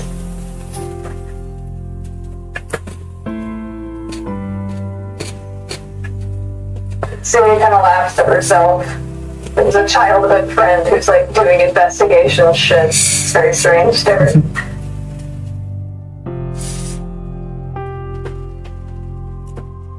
If he's investigating civil war, he's worried about that. Quite frankly, haven't we already done that? You've all done that? Well, a new threat arises for whoever. But like I said, I just live from day to day. And what about you? If something happens, if another civil war racks the wastes, would that affect you? I would hope not. But I would hope to survive it.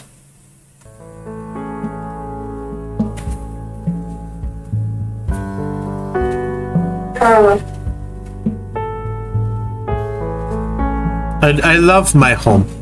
I don't want to leave it. But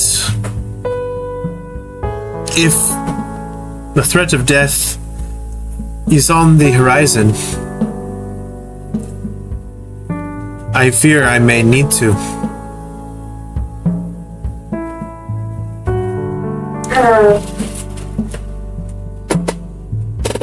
Well, I'll tell you. Leaving home can be just as painful.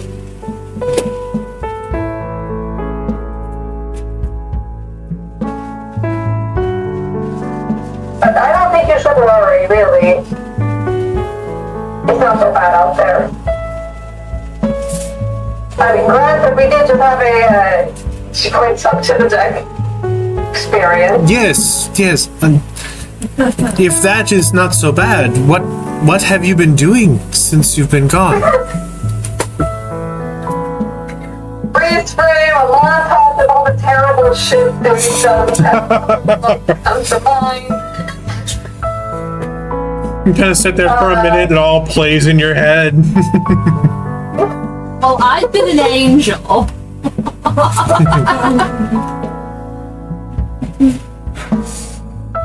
Well, if as you say, if you just leave day to day, you kind of roll with it.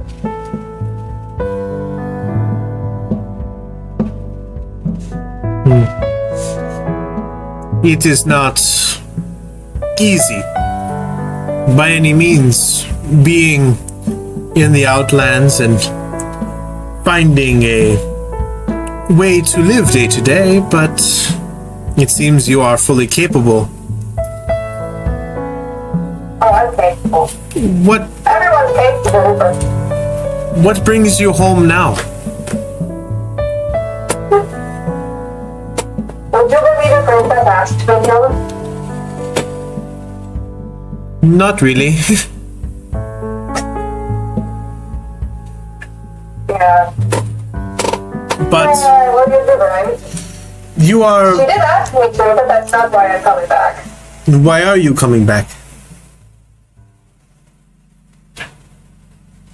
Unfinished business. What business is this?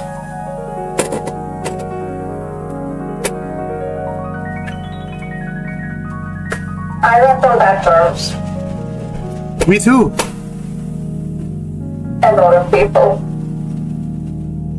The reason I left the court is complicated, and I'm not sure I really want to involve you in that one. If you're just trying to live, don't get involved in court politics, yeah? The court politics are messy, especially with the interests of the clans. But it has been some time, and so you may have forgotten. It isn't the clans or the powers of the court that really matter in my mind. What does? All of the people, like you, like me, all of our clan-blooded, non-clan-blooded people across the wastes that just want to live and love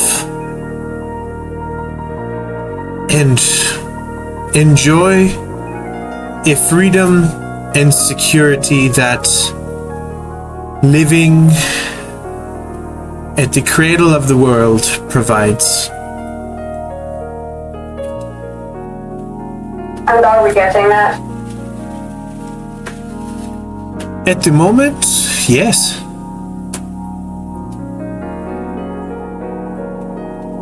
How do you mean? I mean, is this Sultan really working out? It's been a while since I've taken an interest.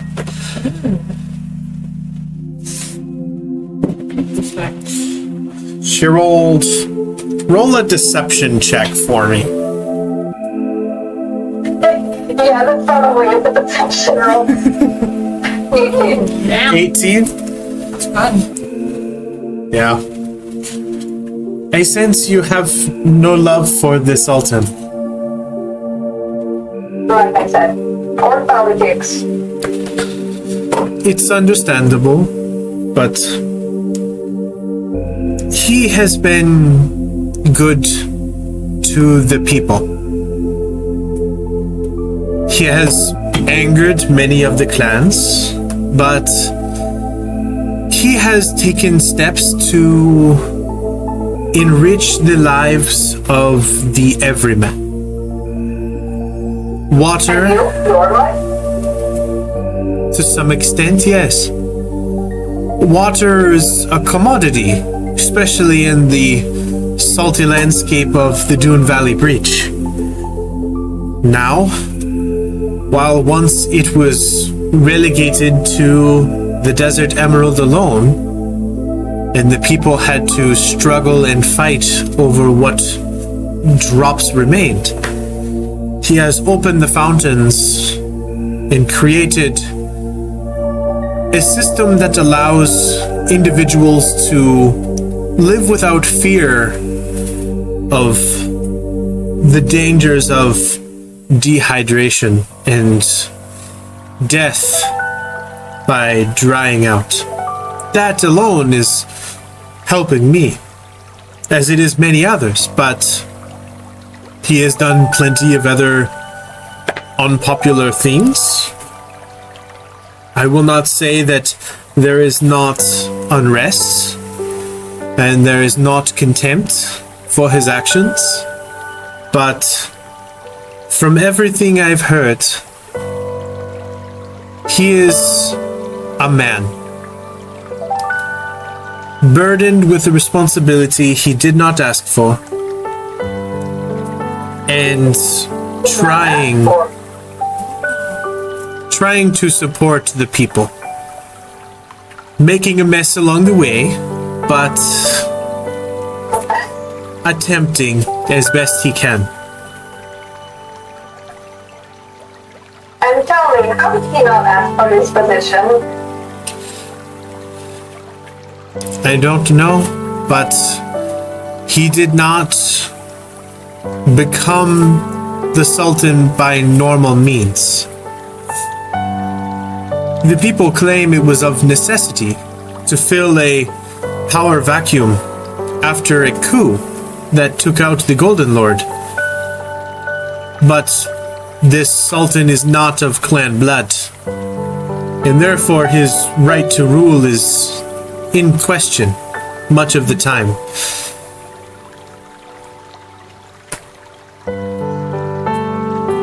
It is rumored he spends much of his time staring at the floor of the palace, Lord. thinking and reflecting, contemplating. Do we need a man who reflects, or do we need a man who acts? I suppose we need both. Oh, it would be nice, but you just told me he spends his day staring at the floor of the palace. I'm not saying he's perfect. I'm saying, for now, it is stable. And that is all I know as I live my day to day.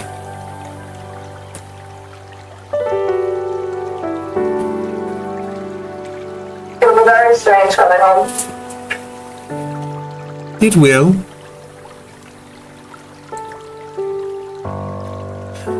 Are they looking for you?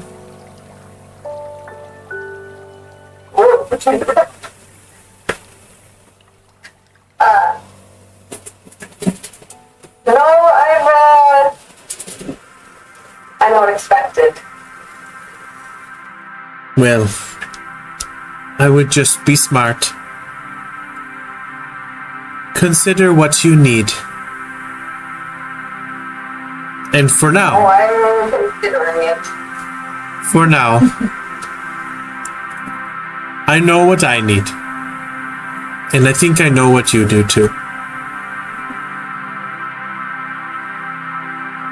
Fishing? She kind of, without saying another word, just pulls you into another hug and just holds you there. And then holds you at arm's length and looks you in the eyes.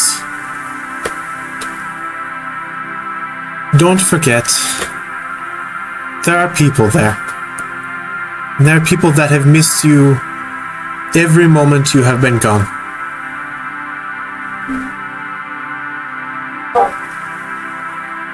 Well, excuse me now. Look around. I think it's time to get some sleep. I'll pass off the map's charted course for the captain and the first mate. We should be there in the capital in the morning.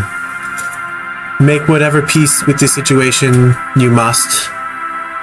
But know that if you need me, I'll be around. You just have to ask. You might be one of the very few people who has ever offered me that. Well, we are old friends. We are still friends, right? I think we are. Well, I would think we are think too. we're right. Well, she kind of pats you on the shoulder. I'm going to bed. Good night. She kind of turns and picks up the candle from the table and begins to kind of turn to look at you otherwise. I bid her good night. You kind of leave and she shuts the door behind you, seeing you out. You see the candle beneath the crack in the door, and then it goes out, and you kind of are left there below decks, not too far from where your own bed is and where you can sleep, but after that evening and the discussion, you have quite a bit to consider. Oh yeah, I'm not sleeping. If you don't sleep at all, you will take a point of exhaustion.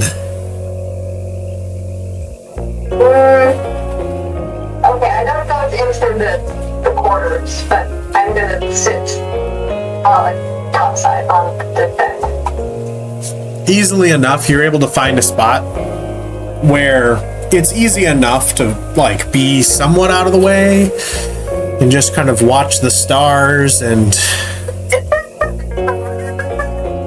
there kinda is, but people have been working on cleaning it in the last few hours, so it's not too bad.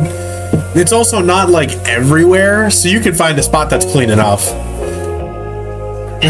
Yeah.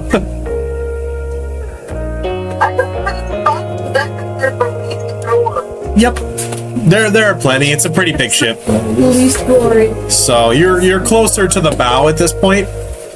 But you're able to find a spot where you can lean against the railing and like a pile of ropes. Somewhat comfortable. And just kind of listen to the waves and the wind. Feel the breeze on your skin. And just stare up at the stars. So just doing some contemplating. So, unless there's anything else that you would like to handle, you will all find an easy enough rest. You do have some struggles as memories come to you. Memories with Lothick, finding him on the journey into Thala as he was trying to organize these stones. Sudi, you remember, in the middle of everything, all of these stones that you had picked up and thrown around, turning into what seems to be stone-like crabs, and then finding Lothick trying to organize them into a circle. And none of them cooperating whatsoever.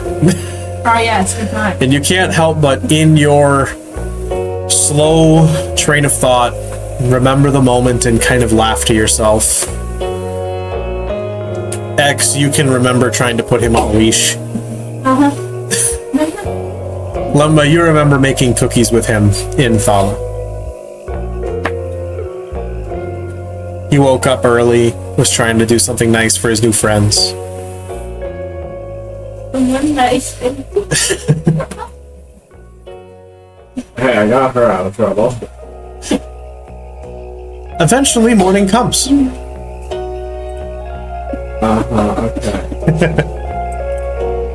How'd that grapple look I'm for a you? strong, independent right. Don't need no man. Eventually, morning Why? Let's comes, go back to that time then. and as the sun comes up, you smell different air. The salty sea air that has accompanied you along the journey turns significantly more briny. Far more briny than most of you are accustomed to. Sudi, you wake up and you have this nostalgic feeling. As you all kind of eventually find your way up deck, you looked out over the ocean and it has changed. The water, almost milky in appearance, froths into a thick foam at the bow of your ship as it cuts through the water itself. What the hell? The coastline in sight, you see the rough stone of the seaside mountain ranges that shimmer with a glimmering mineral fused into every visible stone. As you travel along this coastline, you watch as a veritable armada of fishing vessels, floating high in the water just off a shore, slowly begin to part.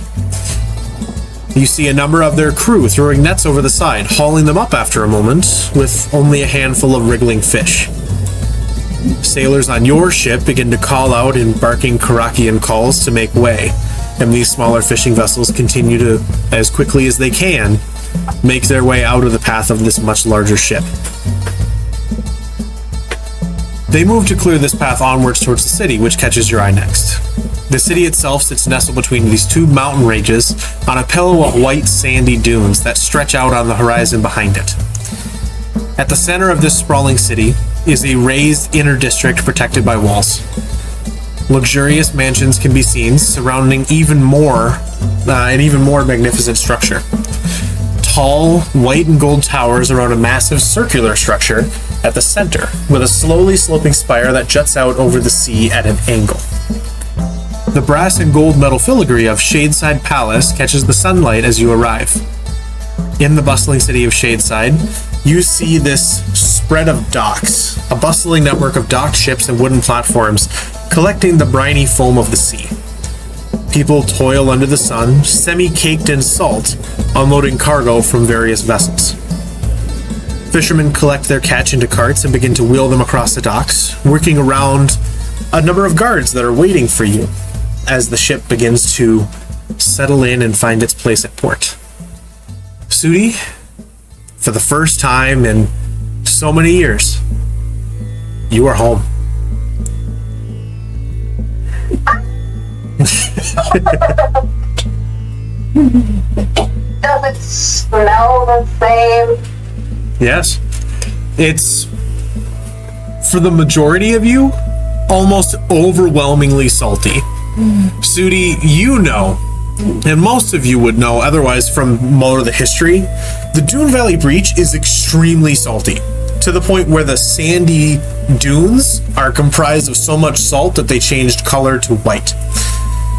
The ocean, therefore, as well as the mountain that is highly concentrated with salt, erodes over time, is basically the Dead Sea, which is amazing that people are even able to catch hardy fish here. And Sudi, all of your time fishing this kind of briny sea, it's not easy, and you eke out a living. It is not a glorious life, but it's a life. And for many of the people that come in, it's the only thing that they can do. I give a pretty big sniff. Yeah, familiar, briny. The rest of you, if you were to attempt to do the same, kind of cough and choke a little bit because it's a lot. But for you, Sudi, it's home.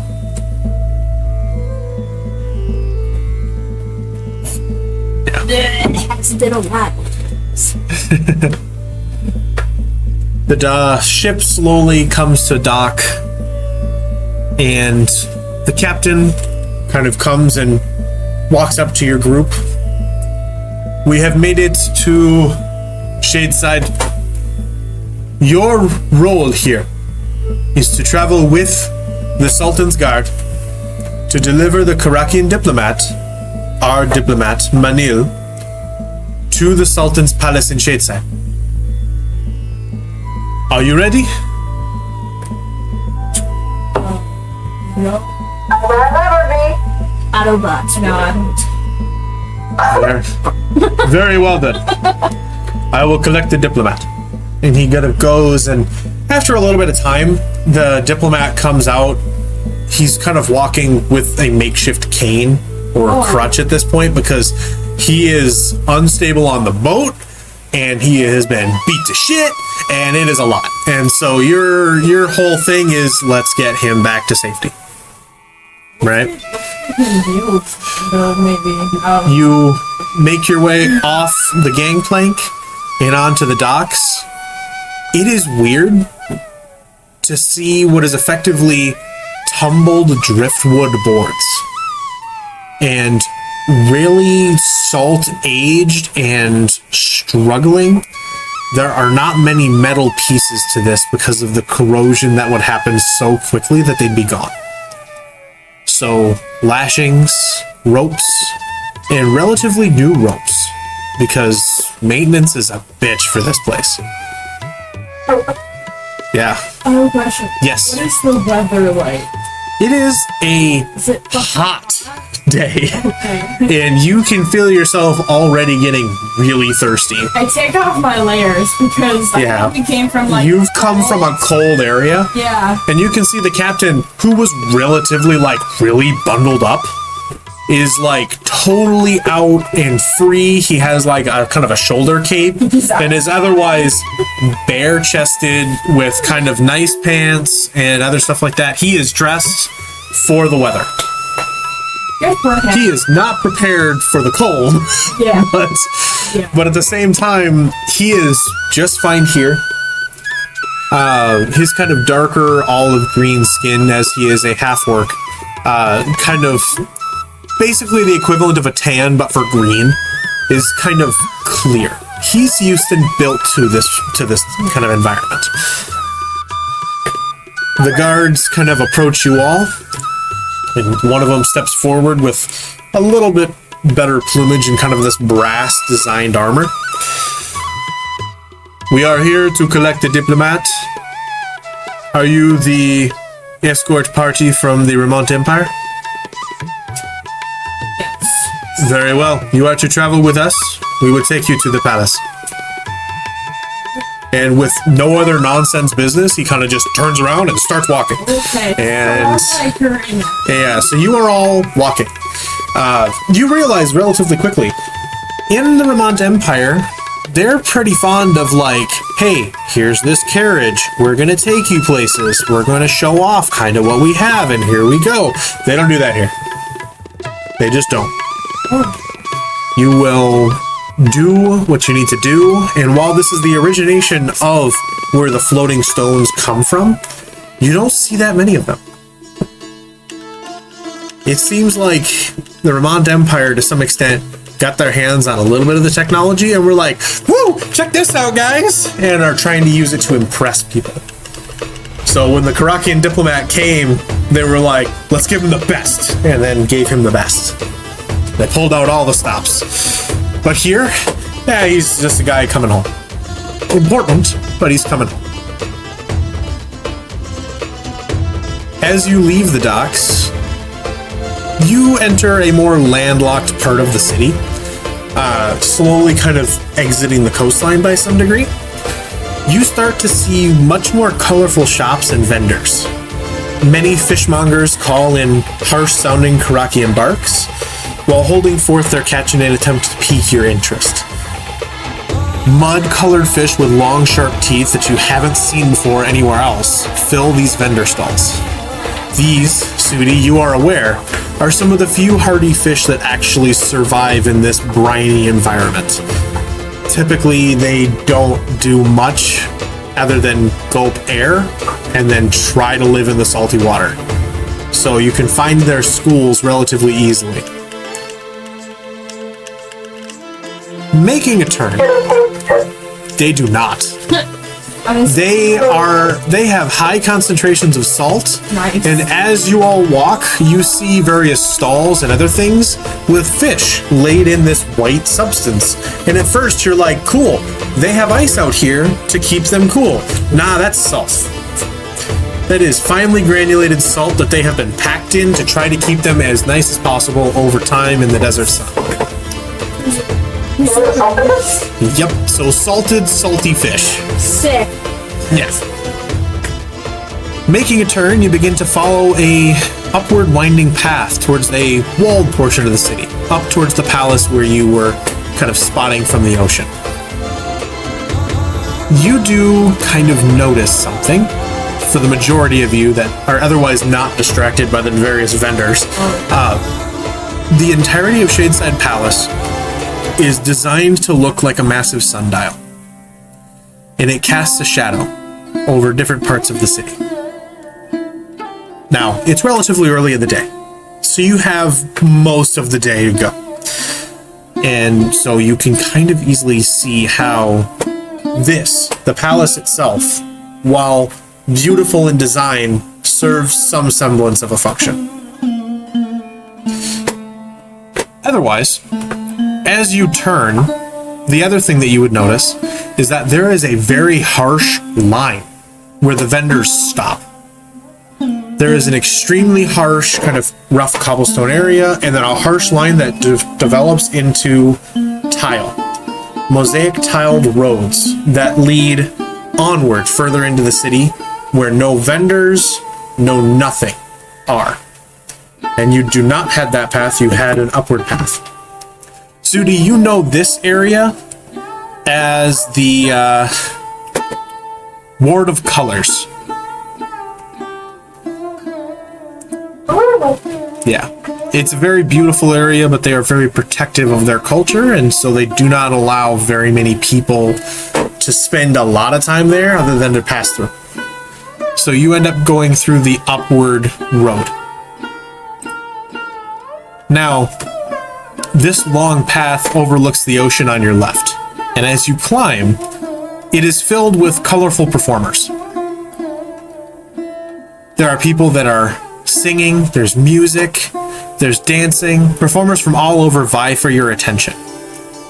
One man beats a small drum held between his folded legs as a woman dances in red silk ribbons fashion. Another kind of performer a little bit further up the road is a little girl. She's singing in an unknown language, not Caracian, but something else. Something that I know none of you speak. Sick.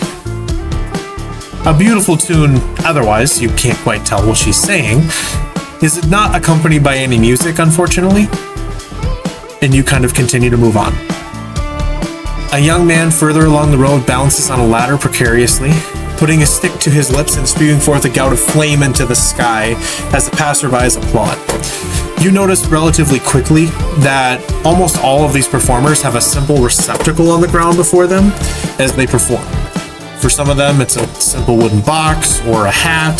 For others, it's more designed and they have a brass bowl or a cup that has scattered arrays of copper and silver every here and there. One performer, further up the road, seems to perk up as your group approaches. And as you pass by, he steps forward into the center of the group to speak to you, Sudi. So, Zil, would you like to describe yourself? Okay. Well, I already told them, so they already know. Yes. It's like, okay, so hold on. I need to get a joke ready. Already?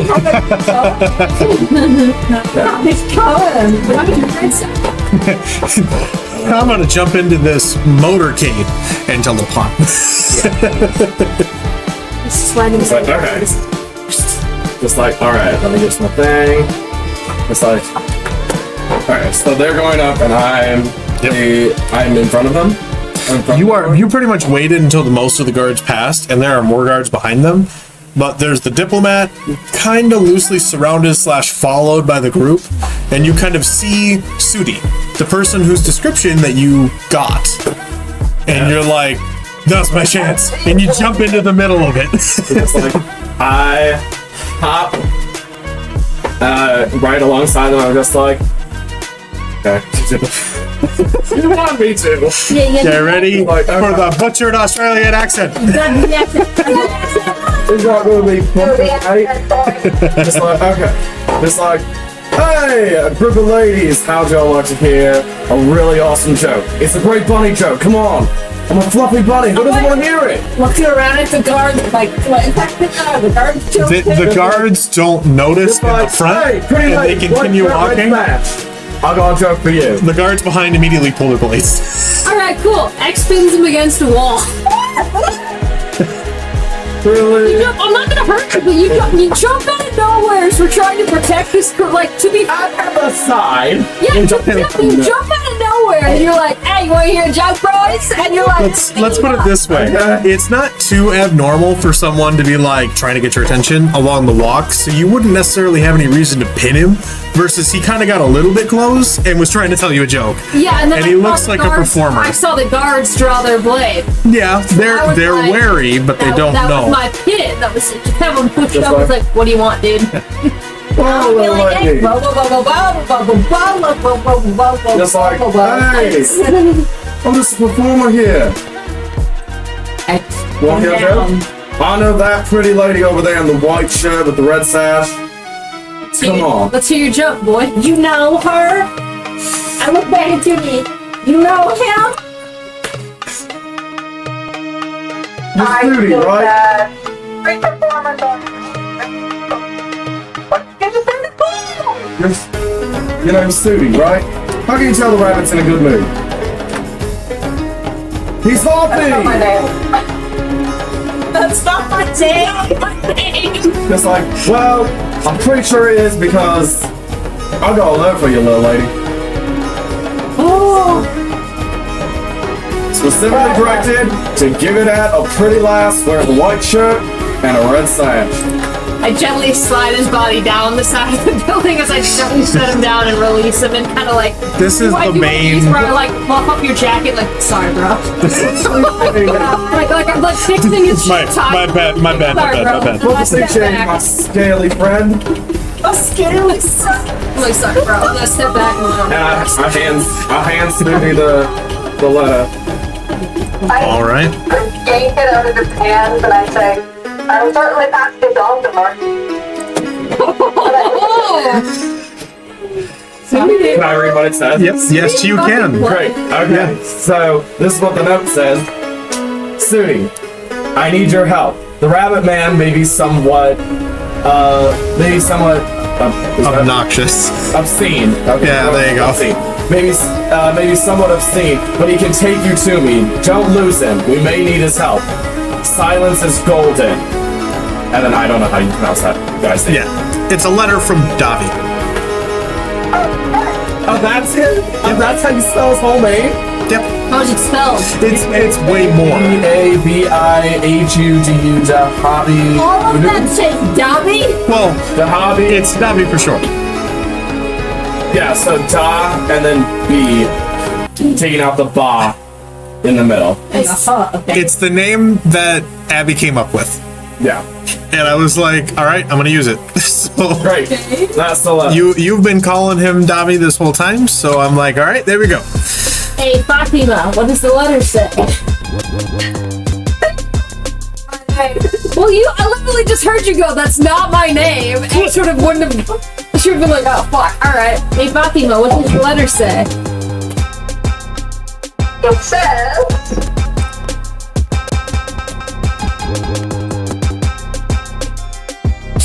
and as soon as By the way. remember Oh, yeah. Here is Zill, time that should be blind to everybody and everybody gets really mad for some reason, so the guy that just jumped into your group.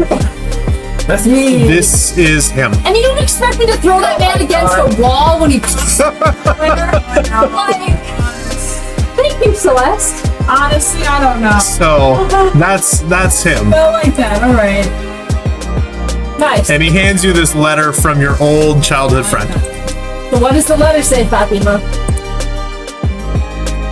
It says the bunny man is not our enemy, but obnoxious. Like, did you see X start to like pull a rope out of her bag of holding? Do I get to put a leash on this one? Not yet. No, put that away. Put that away. I start putting the rope back in the bag of holding. You don't need your bro. Money. The head guard that originally greeted you I'm sorry. turns and comes back to the rest of the group. Do we have a problem here? Hey, if it isn't my favorite god, how's it going? Do we need to remove him? No, he's fine. We keep going. Yeah, that'll be okay. And we keep walking, right? We walk, and we're just gonna grab Zil, and I'll go like, pull him into the party of be like, keep Hey, your mouth shut and behave. The guards behind you are kind of wide-eyed, like, what the fuck is happening? But they continue and they allow it to happen. So you're with the group at this point. Yes, I believe. Let me see, because I sent it to you. Send it to me, yeah. Let me see. But I can pull it up and put it in the Discord. Yeah, if you don't mind, that'd probably be easiest. Yep, stop doing that. That's not the right thing. There we go. Alright. And the legs, your head, you got it everywhere. We did a bathtub of it. You continue your way up the road quite some distance. The performers are continuing to perform. Obviously, they're not going to stop for no reason. But otherwise, excuse me. Who is in front at this point? Probably I would assume Sudi, because... All right. Yeah, probably. You're probably leading otherwise. Make a perception check for me. Where?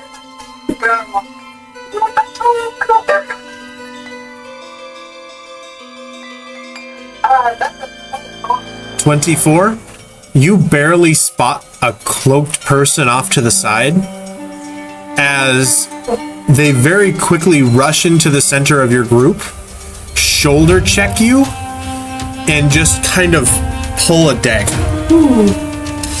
One of the guards, very quickly seeing this, grabs them and just fucking throws them off the side of the path and down the cliff towards the ocean. They're gone. And there's a piece of paper on the ground. Wait, sorry, but the guard disappeared? Nope, the guard grabbed this person that shoulder checked you and then threw that person literally off the cliff. Because that would be their next step. There's not much to see. A number of these guards separate off and go running back down the path to try to, pursue and collect. This is probably like a 60-foot drop and down into the ocean. God. They're dead. Was. But there's a piece of paper on the ground.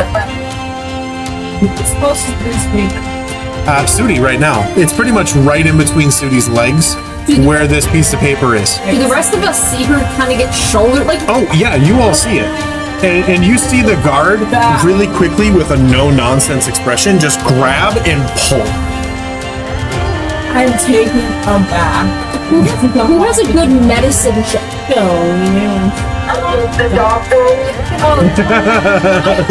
Okay, well, other than Sudi, Medicine? Mine's +4. who else has a good medicine check? I don't really have. Bill?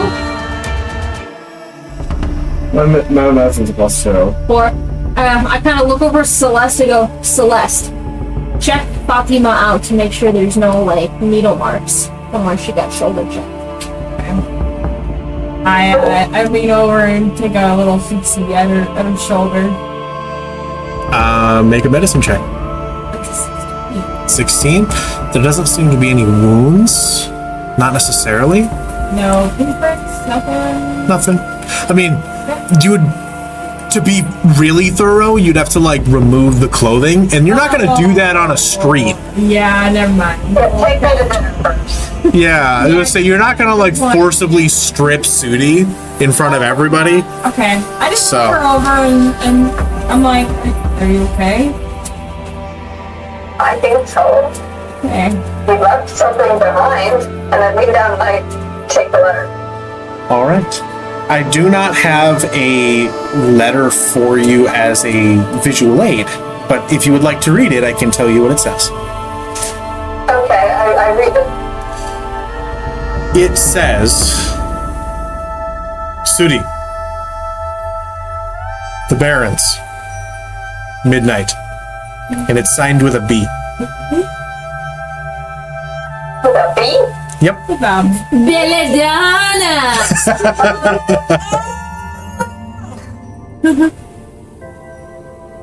Oh shit. Oh snap. It's Belladonna. Yeah.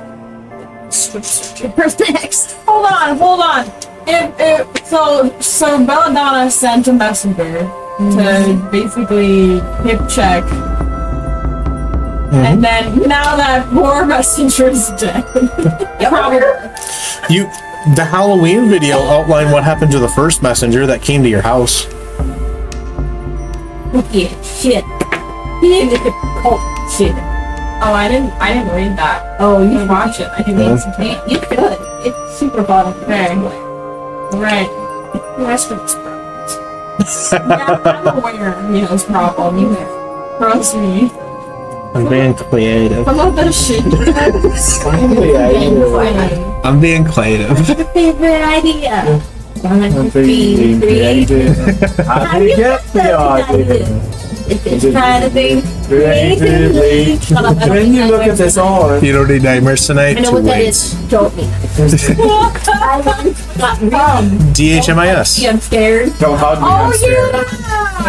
DHMIS. Yeah. Well, I first watched that with my roommates from college. We got really drunk and then thing. My And then God. we stayed up till like 3 in the morning watching theory videos about it. Awesome. Nice. Awesome. It was no regret. I did The- sleep for a week, but no regret. The head guard comes back around and is like, does everyone all right? Yeah. Yeah, I'm fine. No distractions. We move quickly. Let's keep going. And they kind of all come into a much closer formation and rush upwards towards the palace. There has now been 2 distractions, and they are not fucking around anymore. So, So close to being there. regardless of what you want to do with it, you have the ability to discuss or do anything you want, but you have the letter. It's up to you, but otherwise, you all make your way upwards and you find your way to the outer walls of what Sudi you know as the Desert Emerald. Along the way, it's been weirdly refreshingly nice. Some of the plant life that you've seen is actually green. There are planter boxes and things that are like surviving. There are some trees that even in this extremely salty environment are being cultivated so that they can survive. At least on the main outskirt parts of the city. Though you've seen fountains, you've seen different pieces where people are able to come and freely drink water. You're able to see people come by with a bucket and be able to collect and water these plants, tending to them. Mostly guards, but otherwise people come by, take a cup, drink some water, and then move on. Fill up my canteen. You're able to really quickly fill your canteen. And as you guys pass this water, you kind of all find yourself smacking your lips. Like, you didn't realize how dry your mouth is at this point, but you're like, oh God. So you reach this massive gate that overlooks the rest of kind of the city and out over the ocean. And as you approach, you see a number of guards along the sides of the gate and a number at the top of towers along either side that make up the posts that hold the doors. A bell rings as the head guard raises his hand, and slowly the gates begin to open. There is a very different appearance to the inside, especially from what you're used to, Sudi. You do see the familiar mansions. The buildings that you know house the clan elders. But the cultivated grass, lawns, and planter boxes and trees are all struggling to survive. Normally, many of these houses have long fountains charged with a magical essence to kind of dance, like the dancing fountains at Disney. These are very opulent, designed areas. Many of these fountains have gone bare and have dried palm leaves in them and dirt, and they look like they've been dry for quite some time. As you continue on forward, you eventually come to Shadeside Palace. Going in through the doors, you pass familiar kind of corridors. Sandstone in most makes, but decorated with brass and gold and silver filigree around the windows, red silks, and plenty of people walking through. You can't help but remember one of the first dreams that you had returning, where the Sultan attempted to kill you and then the Crimson Bride saved you. And you think back to that as you pass faces that pay you little to no mind. In stark contrast to that vision where everyone stared directly at you, they seem too concerned with their own conversation, and they seem distracted and uncaring as to you and the rest of your group. You make your way forward. Yeah, you have a sigh of relief. You make your way forward through these halls and chambers that overlook the ocean, the desert breeze, and the sense of different incenses and perfumes filling the air around you. You make your way up a flight of stairs, into a large hall, through it, and into another flight of stairs that leads up. And then eventually you come to a massive set of doors. These doors, while kind of a light-colored wood, are relatively new. At least for you, Sudi, these weren't here before. On these doors are kind of brass metal inlays that depict a sun and a map of the Carac Wastes.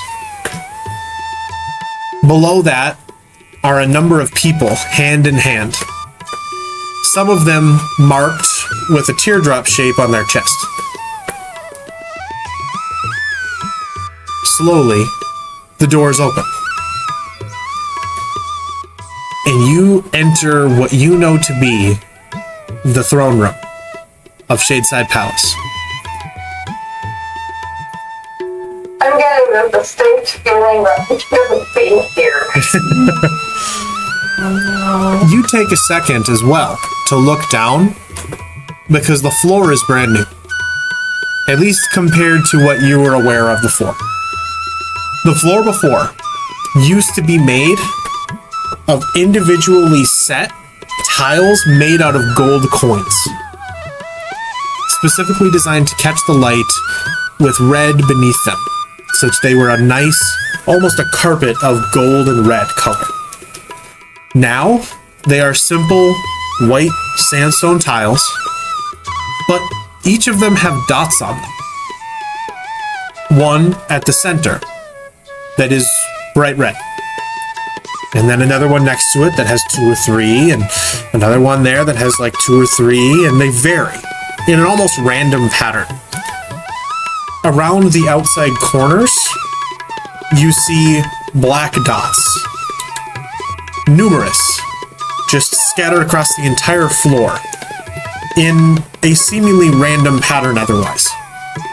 And as you look, they shift. And you see one more red dot join the tiled floor.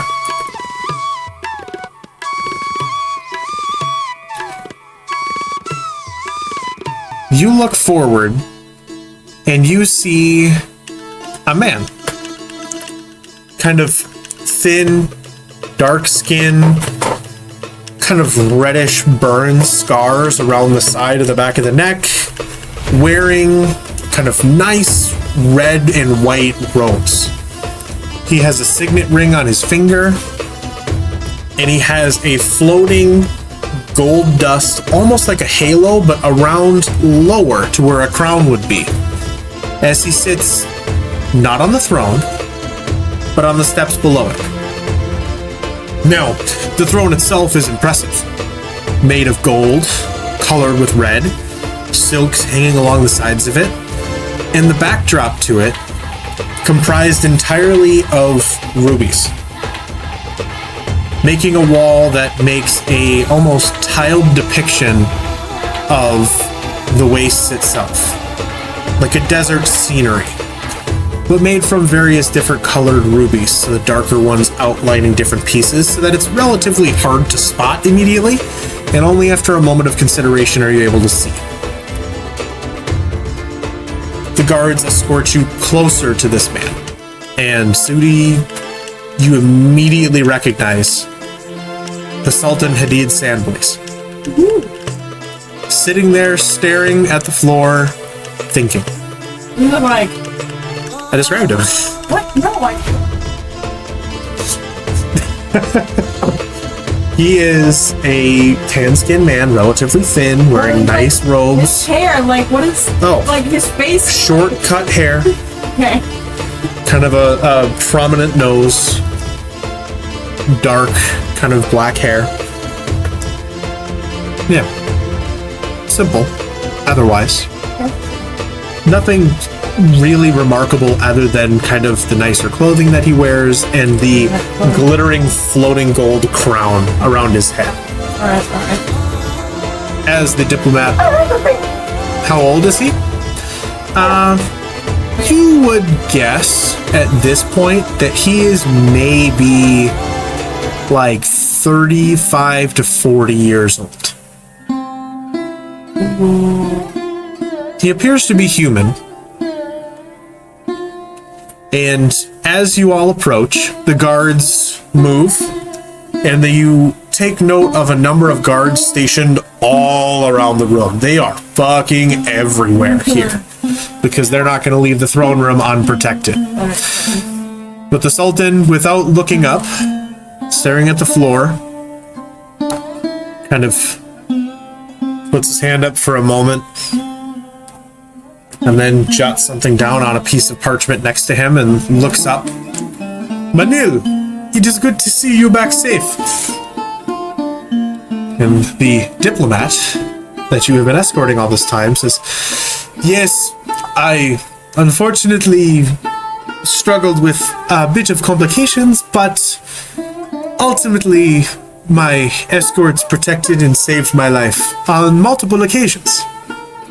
And this Sultan Hadid Sandblaze kind of smiles and says, well, we will see that your wounds are tended to. For now, let's discuss who these individuals may be. You, what are your names? I am Sultan Hadid Sandblaze. Father's gods are the only one that's like a crest from the princess. Felix is trying to be very efficient with her. I should do it. You know, I'm not confident. And I really do that. I'm trying to be very respectful here. I don't want to pick up. And then,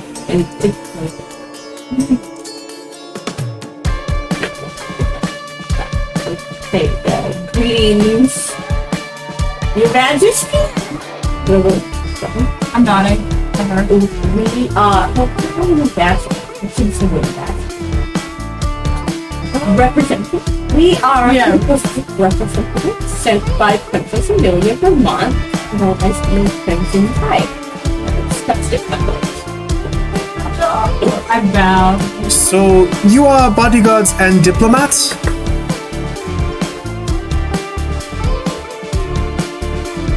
Well, tell me, what business do you have to discuss? Here goes, what business are you discussing? Your diplomat said you had a problem. You might need some help. Trying to stop. We might be able to help. He kind of nods and stands and goes to sit over on the throne so that he has a little bit more of a otherwise regal Sultan, more Sultan-like posture, because he was otherwise sitting below you on the steps. Yes, Manil, you brought word of the slaver problem to the Vermont Empire. I assume this is a team that may be potentially able to help us? And Manil's like, yes, we do have the aid of these Crimson Tide. Now I can personally vouch that they are likely capable. And the Sultan kind of slowly nods. He says, well, I suppose that will remain to be seen. Well, tell me, what are your names? You of the Crimson Tide. Who are you? Before we proceed, Yes. I would like to cast Disguise Self on me. In the center of the throne room? Well, actually, taking a good look at me. You pretty much all were walked up and presented to him in a crescent circle. And so he has seen you. And he's not had any reaction.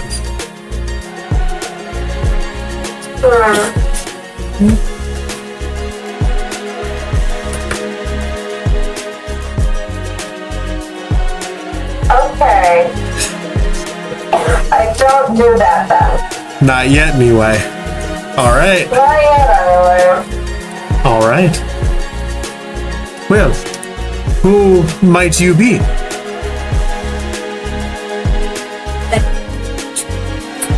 I dead ass forgot what my fake last name was.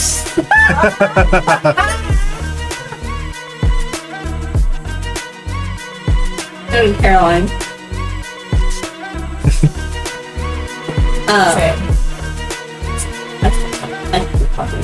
I introduced myself. My name is Limba, Your Majesty. Limba? And then I elbow X of the ribs, your turn. I'm X. X? Finger guns. I bow and I go, I'm Celeste. Celeste? Kind of looks Serenity, kind of bows slightly. Serenity? He kind of nods. I kind of turn to the rabbit man next to me What? What do you want me? I use telepathy and just be just go with it, pretend you're with us. It's really weird and uncomfortable. Someone's speaking in your fucking head right now. It's something. We're trying not to fuck this up. Okay, I think I got what you're going for. Greetings, Your Majesty! My name is Sil Jackfoot, and I accompany this merry band as a wonderful, talented, gifted bard of the... One second. I don't remember. I need to remember where are we. Oh yes, there we go.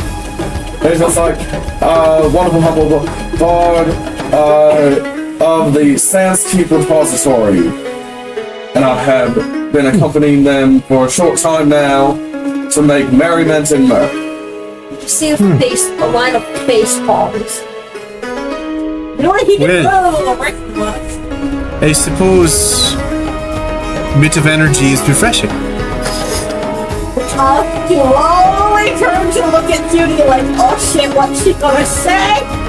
He's kind of sitting there and he's smiling at you, Sudi, kindly, like waiting. I give a deep and respectful bow. When I come up, I say, my name is Dr. McCrory. Well, It's been a long time since I have returned to my homeland. I am at the service of the court. yes. Well, happy to have you all at service for the court. But I suppose we should get to business, though it is good to know your names. As I have said, I am Sultan Hadid Sandblaze. I have been serving in this position for a number of years now. Now, I am no stranger to the difficulties of travel and would like to thank you all for your efforts in protecting Manil, our diplomat here. Manil, unless you have any other business, I will find you later. Go and take some time to rest. Recover. You look as though you have seen some trouble on your travels. Manil kind of nods. Thank you, Your Majesty. I will go find some rest in a spare chamber. And kind of makes his way out of the throne room and leaves you there with the guards and the Sultan. The Sultan turns to the rest of you. Well, if you would like, we can discuss business. Otherwise, your travel, while difficult, is appreciated. How much have you heard of our trouble with the slavers in the Dune Sea? Really not much, because there are flavors and they are interesting character. Because of substance, yes. Very, very difficult. We suspect that a number of these slavers have been operating in the Dune Sea and selling citizens of the Wastes to the Lebet Empire as slaves, which is unacceptable. I'm not as familiar, he says, kind of addressing you, Sudi, how long you have been away from home, but contrary to the previous regime, it is the belief of my court that no member of the Wastes, clan-blooded or not, be subjected to undue harm. As such, I wish to protect each citizen. I keep a representation of each individual here. And he kind of gestures down to the floor. A gentle reminder for myself of what I do this for. Yeah. Yes.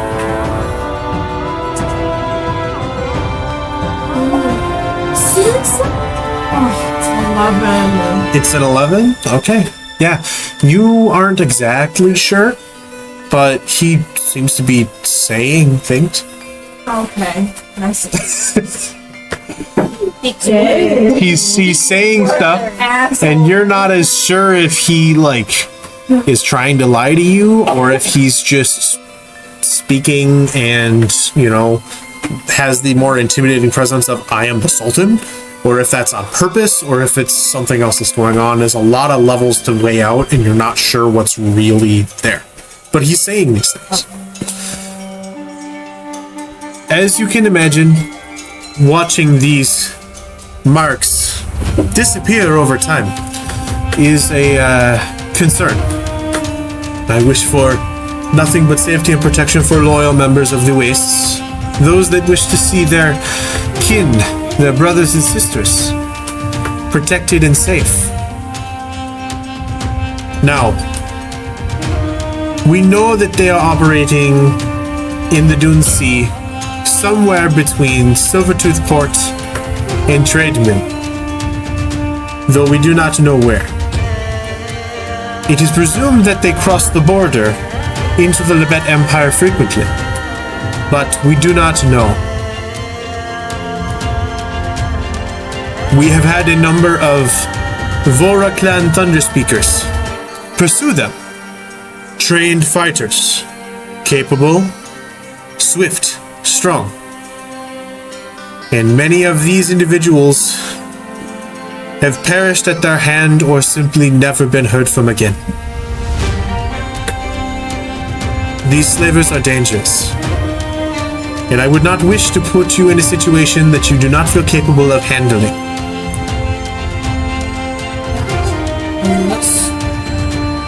You have confidence in your abilities. Well, then, perhaps if you are able to put an end to these slavers and return with proof that they are dead or captured,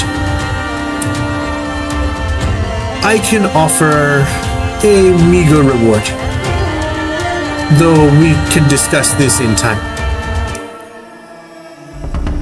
I must stress the urgency of this mission. If they are not stopped, I will have no choice but to pressure the Bayt Empire for the safe return of my people. This course of action, I would presume, may lead us into war. Something that would put the lives of many more Caracians in the balance. As such, if we can make an effort to discover where these slavers are, where they operate out of, and put an end to them, we can make for more surgical attempts with the Thunder Speakers to infiltrate the Bayt Empire territory to rescue our trafficked citizens.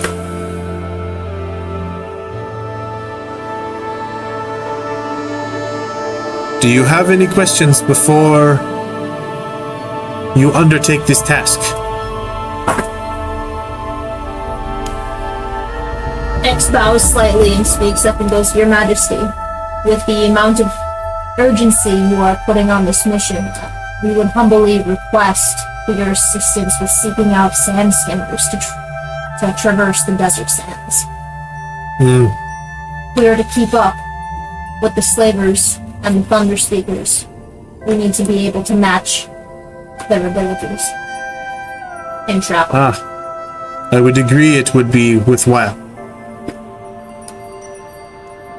Perhaps in the morning, should you return to the palace grounds, I can provide you with documentation that will allow you to commandeer a sand skimmer ship from the Vora clan.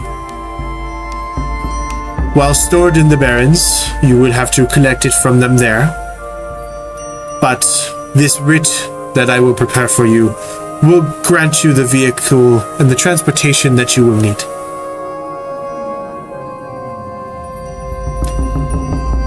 This can be done. Thank you. Humbly and graciously appreciate your gift. I appreciate your abilities, and I appreciate that you understand the gravity of this situation. I can't help but notice an additional spot on my floor has arrived. Which one, I believe, of you is of clan blood, if I may be so bold as to ask? My head snaps to see me like, what?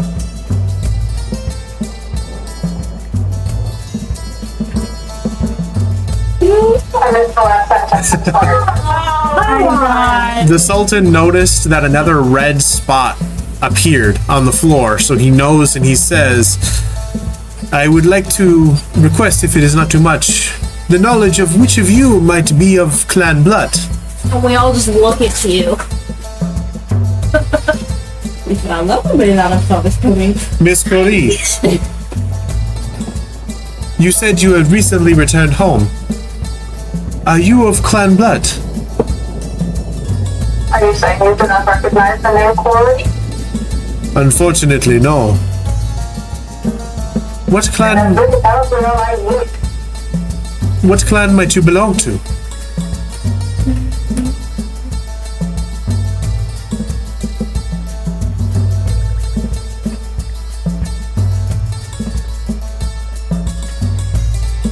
Sorry, I'm trying to think of what to say. Hold on.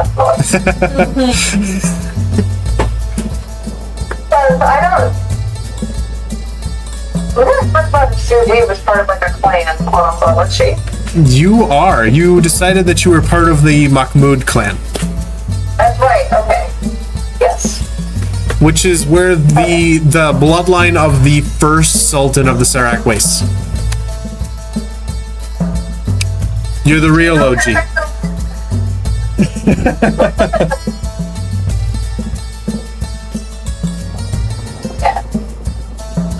So Sudi, she talks to him a little bit and says, I would expect for a Sultan of no clan birth that he would not put so much importance on a name. He kind of gives you a kind of weird cockeyed glance where he's like, he's kind of thinking for a moment. I do not necessarily put much stake in a name, but I am not so foolish as to disrespect those members of the clans.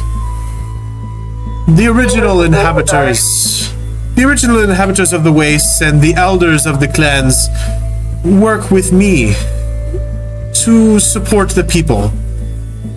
There is power in being a clan-blooded member. Ability, capabilities. Do you believe we're less capable? No, I would not believe you less capable. I would believe that understanding is the first step towards clarity. And the first step towards supporting what each individual may need. If I have the ability,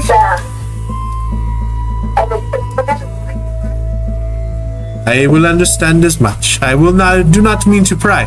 I only wished to reach out to the clan elder to work with them to provide you with a place to stay. See if they would allow you in the mansion on the grounds. Or, should you be wishing, you may find a place to stay within the city itself.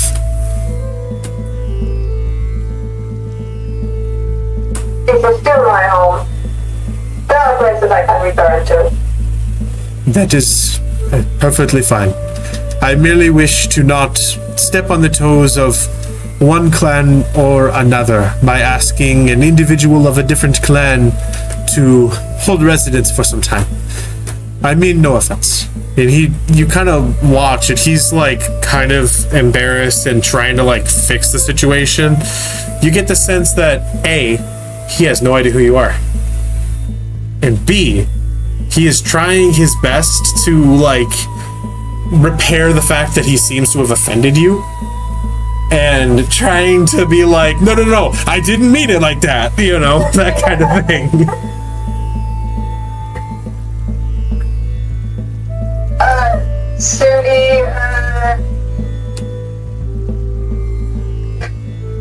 Sudi presses full advantage of the fact that he's embarrassed and only crosses her arms and turns away. Well, I suppose that I will leave you to your business, but if you return in the morning, I can afford you a writ that will give you the capabilities to make your way into the desert. If should you have any need, please reach out to one of the Sultan's guards. They will offer you whatever support we can. Would Zil know any of these guards prior from his past? That might know. Anything about these guards or any of the guards specifically? Any of the guards that may have entered his shady past. Not too many. Okay. The interesting thing for especially Shadeside is that each clan has their own police force. Each clan has their own police force that realistically answers to like the Sultan's guard. So you have like the high-ranking officials of the FBI versus, you know, kind of other people. Yeah. There's the elites versus the, yeah, we're like the town cop. Okay, then it won't matter. Yeah. Don't worry, it's not bad. So the Sultan kind of... It's actually, it's a good thing. You don't want to broccoli. Son of a bitch, I guessed it, didn't I? This man ran No, I didn't. No. You'll learn more about his backstory. The Sultan kind of nods and says, well, should you have any need, please, don't hesitate to reach out. I respect and thank you for your efforts thus far. And I thank you for any potential efforts you will make going forward dealing with this slaving situation. Now, if you would excuse me, I must attend to some matters and speak to Manil. And he kind of sits down on the throne and nods to the rest of you, and the guards kind of come up and they're like, all right, time to go, you know, kind of escorting you out. Sudi, where the fuck are we going? Yeah, you find yourself over time outside of the palace within the Desert Emerald. You can go wherever you want. You're open. Shadeside is your oyster. Feel like we get a little bit away from the palace, then we turn to the new weirdo. Yo, who the fuck are you? And what the fuck do you want? Notably, as you leave the palace area, you are surrounded by the mansions, and you can get outside of the Desert Emerald, and you can go in any direction, really. There's not just one gate, not just the one that you entered, but there are multiple that lead out in different directions. Sudi, you know that this kind of leads out to where the different wards of the city are, with the various wards being based off of clan rule. So you can direct the party in whatever direction you would like. But it's up to you. I put us all in the ocean. Easily enough. An 80-foot drop. Bam. Well, the amount of salt in there will be so buoyant you won't even... Oh, you'll hit harder like concrete. Anyway, okay. The additional buoyancy. Sand, or what? Or are we moving first? I'll wait until I see. I mean, if you don't want to be in the place where the literal leaders of the land are to be like, who the fuck are you? You can do that. That would be par for the course, but...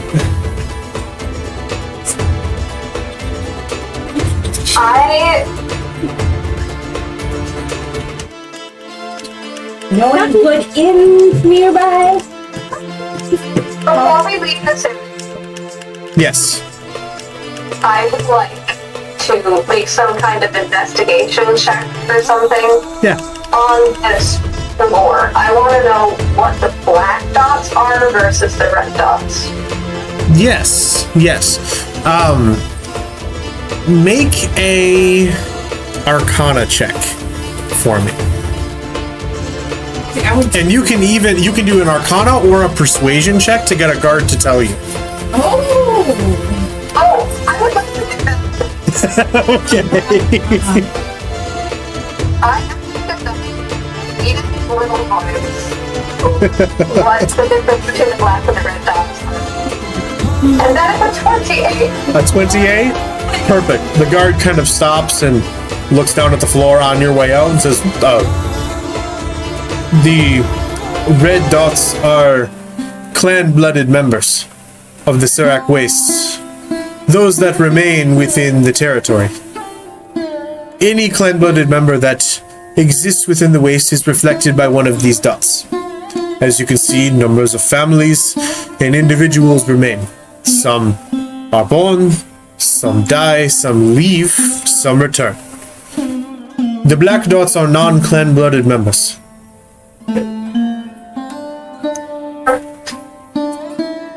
An interesting separation to make, don't you think? Well, red to denote the blood ties to the original clans. Black to denote an existence. But as you can see, there are many. many non-clan blooded members. And this is like a massive, massive room. These tiles are like fairly well stocked with different things. Looking at them, there's not any specific pattern to it, other than that each tile has at least one red dot and then a number of other black dots, basically just denoting where people are, almost like the Weasley clock, but like denoting that someone is within the territory that is either clan blood or non-clan blood. And the idea is, based on everything that you heard the Sultan say, this is a reminder of the people that he serves for. A very active enchantment that keeps track of the people that he takes care of within his territory. And so noticing that one red dot appeared shortly after some of you arrived means that he has been staring quite a bit of time at this floor to know when it changes. Especially when people are born and people die every day. So this thing is in constant flux. And he was able to notice that somebody else arrived.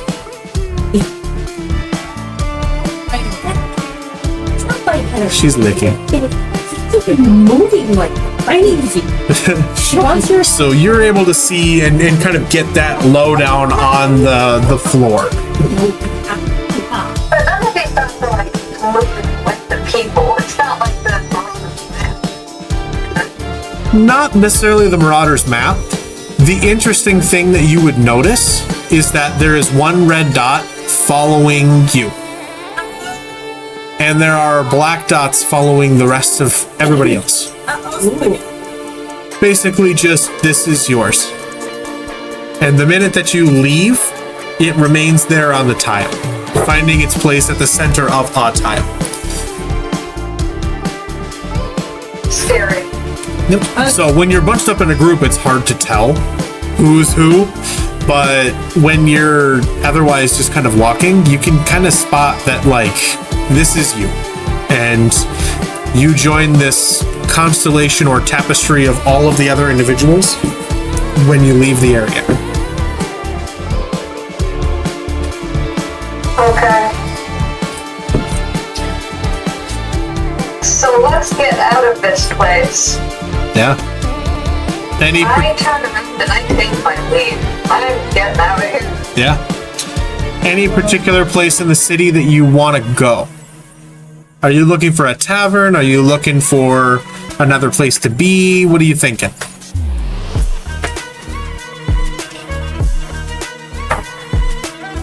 I want to get into like some out of the way area. Yeah. Easily enough, you're able to get out. And what I would say is that you're probably going to enter the Kamali clan area. This is known as the Spirit Ward. And you're able to find a garden there. Now, this garden has a path that has shrines to pretty much every deity that is known to pretty much anybody. And you're able to find a spot within the grounds to take a second. Now, it's a little bit of a walk, but you're able to get there and you feel pretty confident that nobody else is around and that nobody else is listening. Okay. Okay, now we're the who the fuck are you? What the fuck do you want? Yeah. That's not. It's like. Okay. Okay, let me explain. I got this letter saying that there was going to be a really pretty lady in a white shirt and a red sash, and I was to deliver this letter to her. And it was a weird looking guy. Look at 2D. That's kind of what I was doing. But Oh, weird.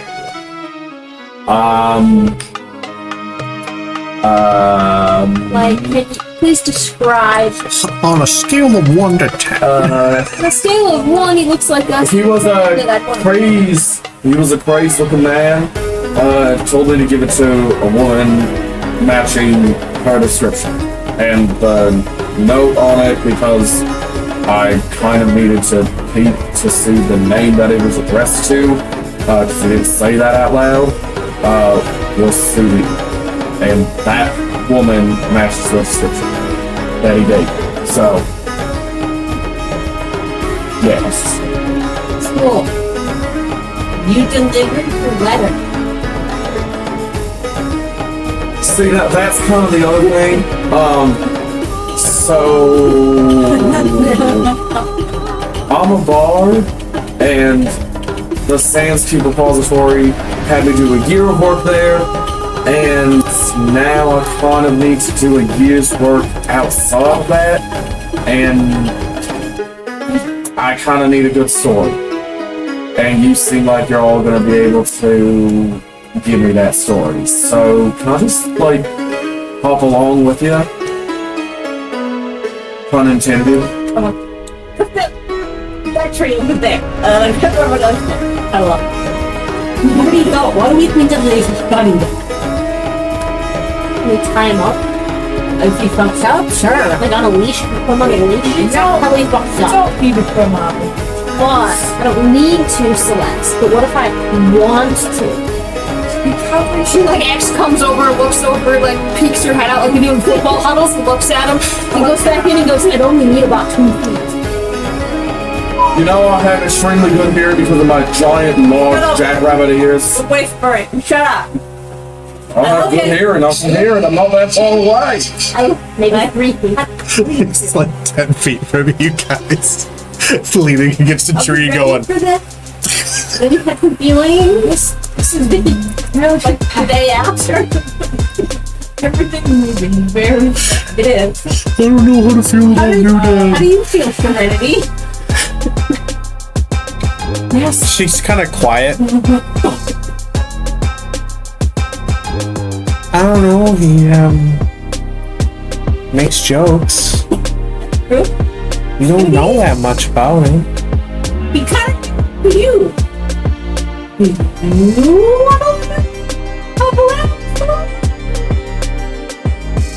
I want to let him off around us for a while? Yeah. It's just quite I will. out of the bag. I think his accent's quite funny. Serenity kind of raises her hand again. Yes, Serenity. I don't mean any offense. You're all really serious. I feel like you need to lighten up, and he can do that. You might be good. You're bard? Straight out of Bard's College. Yeah, magic? Do I have magic? Is that even a real question? Good answer question. Yes, I have magic. You heal? I mean, it is one of my talents that I did try to put into my repertoire, so yeah, I can heal. Actually, God, you can heal. her head pops up out of the picture. Alright, you can stay with us, but on one condition. You gotta be attached to a leash for the first 48 hours of your probation. No X. No. I don't think we want to haze him. And then you just... Oh, come on, guys. You never let me have any fun. It's like, hold on, wait, let the scaly lady say her piece. You just see actually do like the teenager thing where she's like, oh, you guys never let me have any fun. And puts the rope back in the bag. I want to enter the chat. Got one more question, though. Important one. Rope. Okay, what? Are you an asshole? Starts coiling rope out of her hands. Explain what wise. you mean. An asshole won't answer any of our questions. Lies about their past. We'll stop it from the back and get what they need. Holy demon card gets summon demons for fancy. No, and God, I hope not to the last one, because I'll let you in on a little secret. My truth-telling skills have gotten me in some hot water before because I kind of tend to tell a lot more than I should. Oh, guys, you can't lie. Try to put the rope back in the bag. Damn it. This might be a problem for us. Whoa, why are you pulling the rope back? That might actually be fun. Ooh, a leash. Guys, he said like it's not No, it's not a leash there. It's not like what you're thinking. It's She's like holding two ends of the rope like she's ready. it's not a leash thing. Oh no, it could be a leash thing. I might actually like It's not that. your kind of leash thing. Why does it back up? Just back in the back. You're not an asshole. As far as I'm aware, As you in my past I might have been, but that might just been my past, and Okay. I've repented. Okay. One more step to this interview process. You're real close. Okay. I'm gonna do next slide. Okay, great. Relax and trust me for a second. Okay. Stare into his eyeball. Detective. oh my god. Alright, so first things first, what is Zill's surface level thoughts? Having Lemba lean in and stare directly into his face. Surface thought, literally just God, please let me sit me into this. I cannot find my Bible. Show me. I go back to God's college. While she's doing this, I You just have a rival? Yeah, how do you know about that? Is this rival? Don't worry about it. Is this rival just like something you're trying to like be cooler than? Or is this rival gonna come and stab us? Because we've already got too many of those. Oh no, I just kind of need to upshow him and have a better sword than I have. But he also is, let's say this, he also did go to the Doke Kingdom. What is that place? Yeah. Oh wait, you hate the Doke Kingdom too? Well, they're trying to kill our princess. Oh! yes. Trying Yeah, to kill her a couple okay, I can hang with that. Right. As you Are you can gonna- see, you have some trust issues. I'm gonna keep the. I'm gonna. Yeah, I can tell. What the hell? We keep You know, the I'll stuff in the back. So figuratively, my party members be evil. Usually, the males will invite it. Notice the gender we keep around. Serenity kind of pipes up. X told me all the guys died. Yeah. Sitting in there, the shit-eating grin, like shit-eating grin on her face, like licking her lips. And guys, we can always eat him. No. Pisses us off. Oh no, that's weird. That's weird.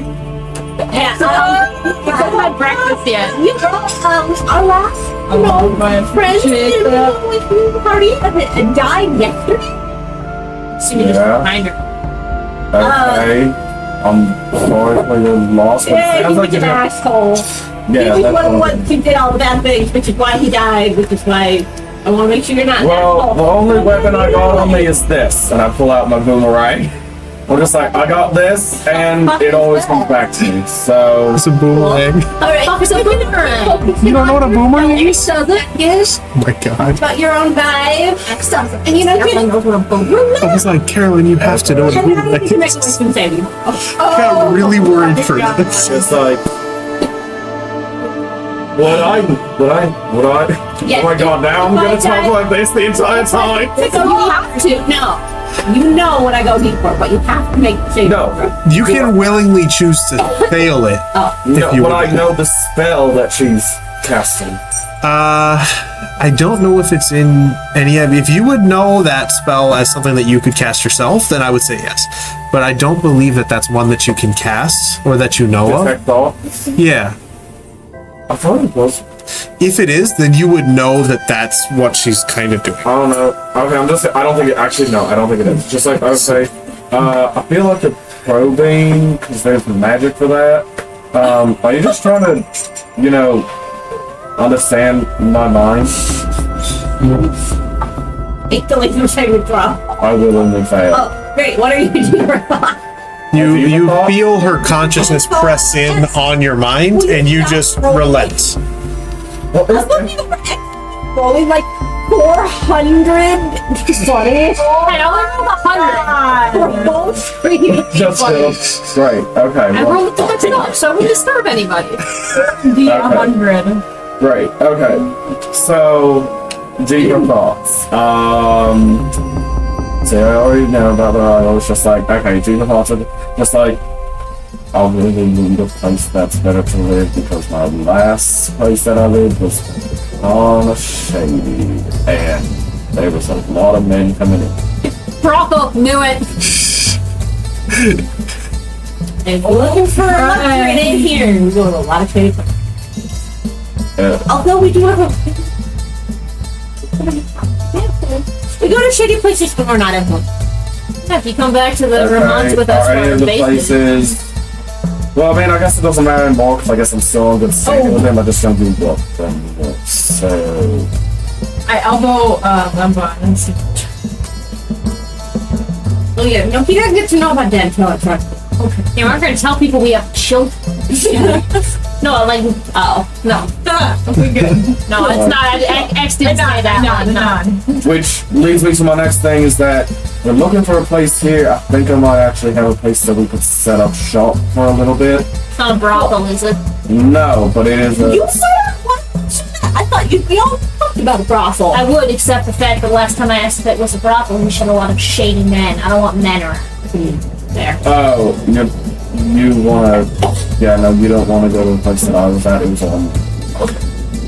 And it was all day now. Okay. Yeah, I don't have a great track record for the first couple of months I was here, but I put that behind me. But I have a safe house that we probably can use. Cool. And we'll make our assholes. We've got some of the creative life. People there and might be trying to kill us.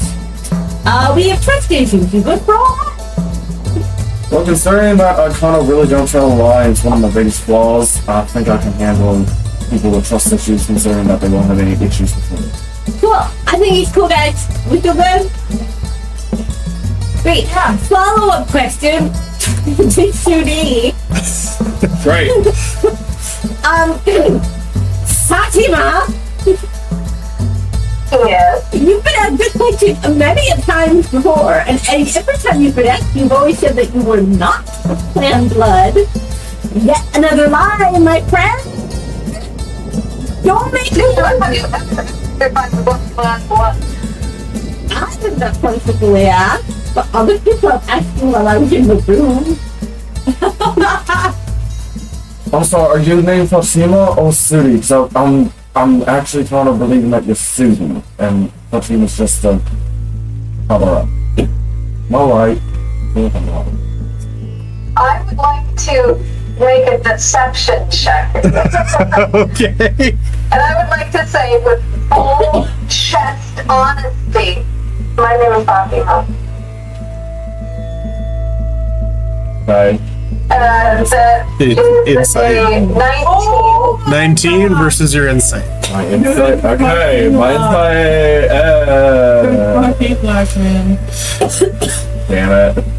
It's 11. 11. Her name's Fatima. And you're all of a sudden very concerned that you missed the pickup or the drop off that you needed to make. Oh, shit. Oh, fuck. Okay, that's the lady I gave that letter to, and it needs to go to Sudi because I was given direct orders for that. So Like, I need to. I like. Can I get that letter back? I look at like immediately. you, Like, roll my eyes, and what? Why are you rolling? Like, give me the letter back.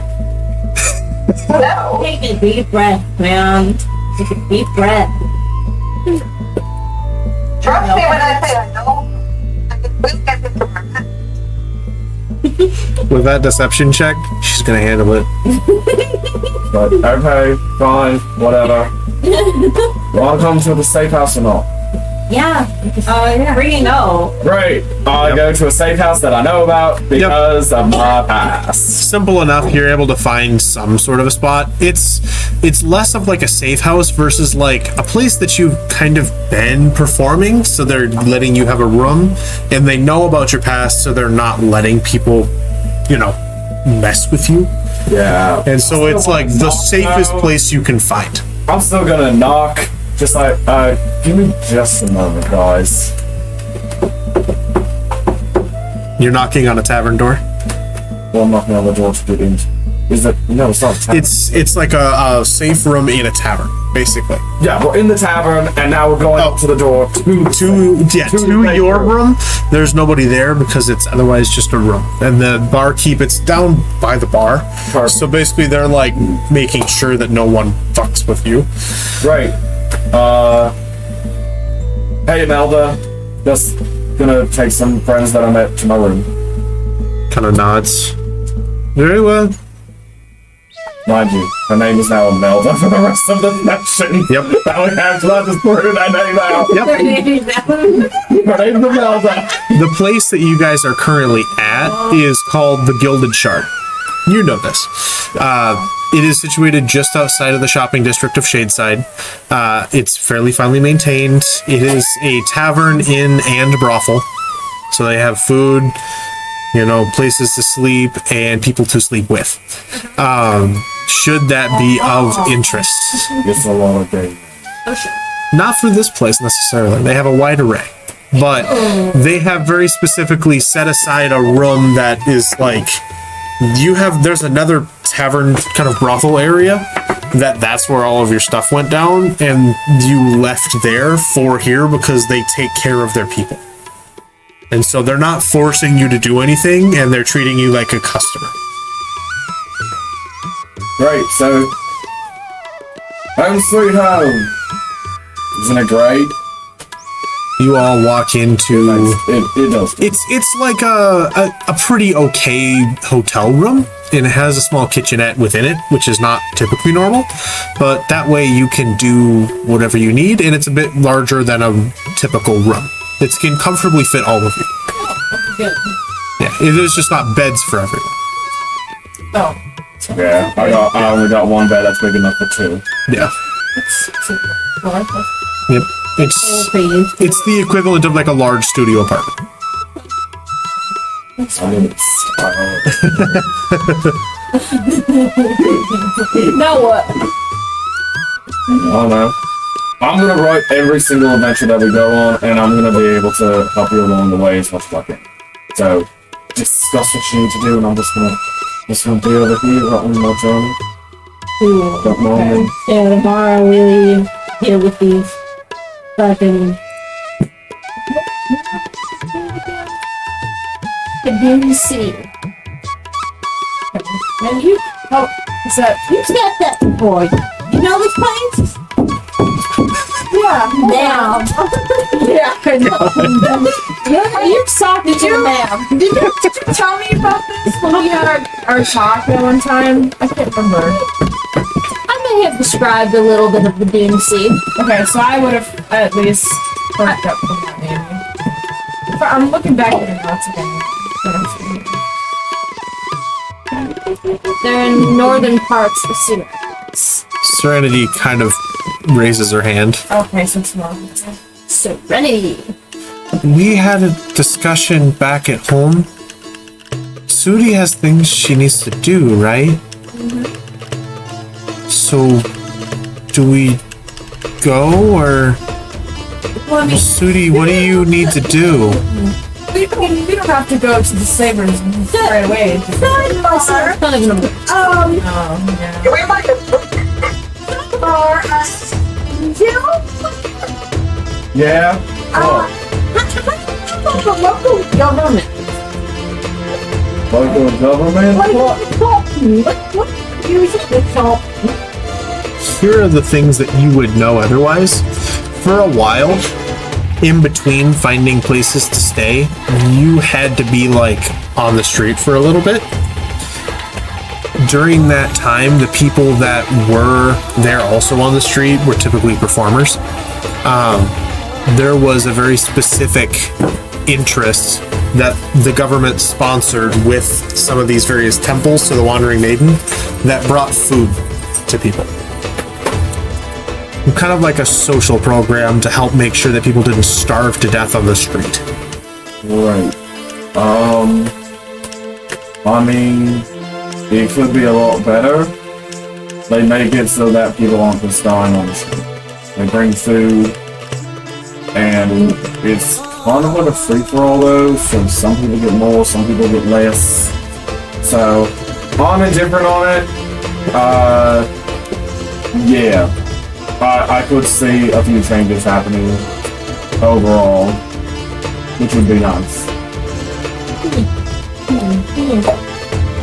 No, But I'm also not flame-blooded, so my vote won't matter anyway. Possibly. Okay. Fatima!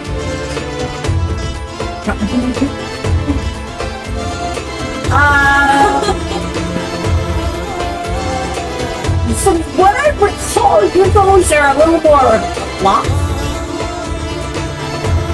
Do you feel like we should do this favorite thing first? Or we're still calling it? Or what do you want to do?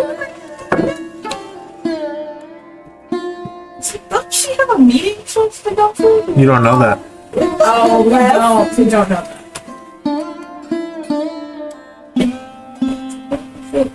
I still need to see the text of the letter.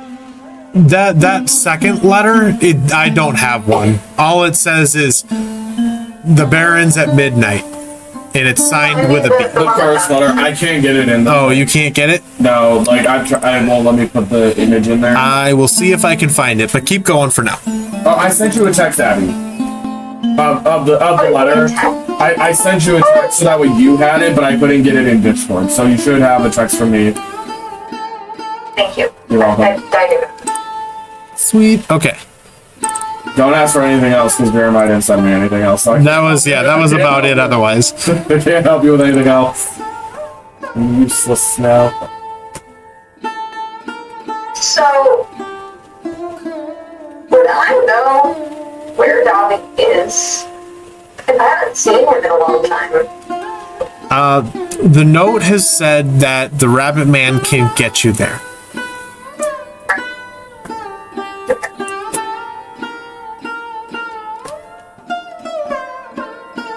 Is there anything you need to do in the city? Or?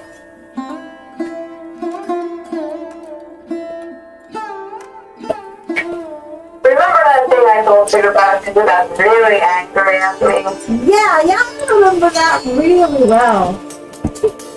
The one that was better than the... Yeah, You always tried to stab me, but I was really proud of you that you didn't. Yeah, I remember that. Oh, the option's still very much open. Oh, I'm very aware that the option is always open.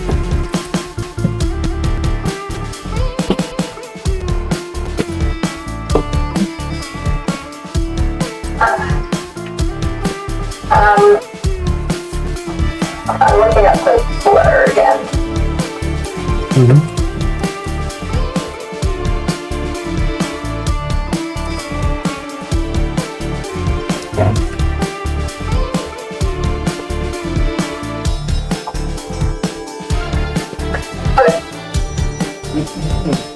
I told her she wants to meet me. And if I tell you with all my heart, I have no real intention of letting her live. Would you like us to help you kill her? I think we would love to kill her. Yep. Do you think that we can? I mean, with the proper plan. Yeah, we definitely. Just after we have the proper planning, we shall have very well that one. Yeah, because no fuck. Well, yeah, but like, there's a difference between fighting, 100 guards and fighting. Mostly too bad. Well, we already killed one of them. Okay, too bad. Even better. You're taking these messengers, so in theory, he has more bad people. It's true. It is a definite possibility that we could kill her. I think we deserve her. It's not that I exactly have much time to consider it. I mean, Yeah, how close is? it's midnight tonight. Oh, it's Oh midnight. shit.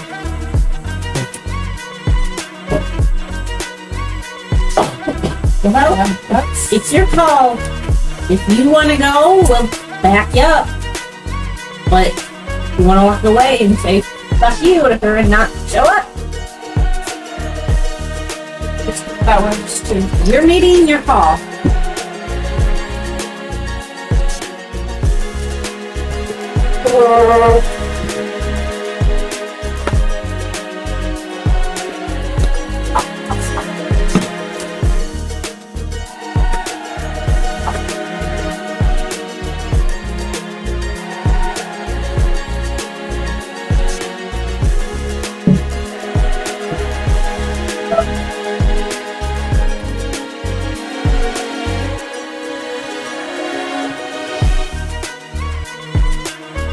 Am I there smiling? I don't know. It's your meeting, your call. What do you want to do? Well, I mean, well, I have to go, don't I? You don't have See to. what the fuck says.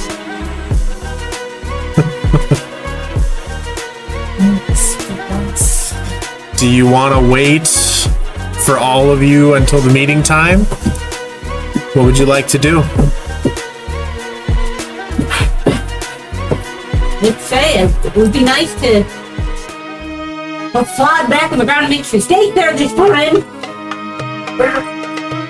It's true. Did we just kill Claude? It's just still out there. Yes. Yep. Life Ray. Oh, She's still out there. He died. He came up out of the ground. He's been traveling with Belladonna ever since.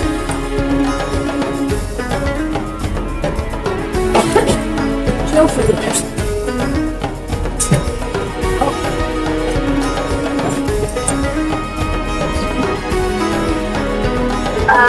okay. So this little bunny man, he has not let me to my friend yet. No. No, you also haven't requested it either. I haven't requested. I need to specifically request it. Okay. Well, right now he's taking notes and he found you a place to stay. And he's like, yeah, you guys can hang in my place. And then took you to this area. That's about as far as you've gotten. You've also been posing as Fatima. So... So how is he supposed to know?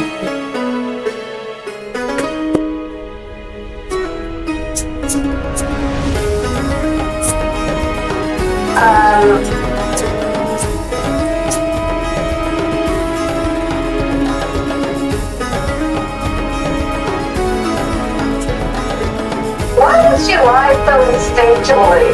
Why do I always get myself into tangles? Oh no. You have abandonment issues. I think Sudi's just a little bored.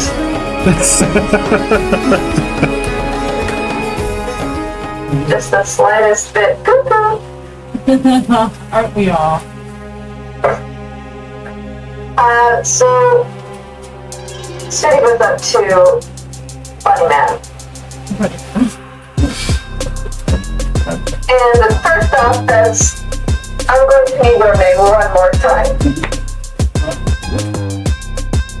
Okay, it's Sil. Sil Jackal. Zil. Yeah. Well, Zeal. I need to see the man in this letter. Okay, that's kind of a private thing for Sudi, not you, so I'm not really gonna take you there. Oh my. Why don't you leave me there? Well, because you matched the description, and then I was pulled by that somewhat pretty but scary lady, and then you said your name was Fatima. Now I'm like all turned around, and now I'm scared that I gave it to the wrong person, but I feel like I'm not, so I don't know what to do. Sudi, stop fucking with the poor boy. Just tell the poor boy the truth. Oh, that's the fun of that. If I can't tie him up, you gotta stop fucking with him too. Fine. You caught me, oh cautious one. I did not talk to you, I did Sudi. But don't go around telling people that. Okay. Incognito? Oh. Are you trying to give it the Sultan? No! Oh gosh. Well, I'm all supposed to know. Okay, fine, yeah, whenever you want to go, I'll take you. Take me now. Now we good. Oh, okay, I guess we're doing this now? Right, okay. We get a lot of shit to do in the next couple of, like, Hours. Okay, great, yeah, let's go on. Let's take them where You're able to take them, and it's actually relatively close by. fabulous. It's outside of what is known as the Temple of Trade. It's in the Golden Wood. So, like, pretty much a few blocks up the street. You guys end up making your way through this massive shopping district with a number of different stalls and other things selling basic goods, you know, textiles, some food, stuff like that. Until you come to what looks like a massive cathedral structure. And you know, Sudi, that this is known as the Temple of Trade. It's a temple to the Wandering Maiden, but it highlights individual people within. They have stalls and places for people to live, should it be necessary, but stalls that people can sell their goods and their wares out of. So a lot of artisans use the space for trade, hence the colloquial name. Just outside of it, pointed out by Zill, is what looks like the one guy from the Philips CDI game of Zelda. It's hard because that's not an easy reference, but kind of hooked nose. Yes.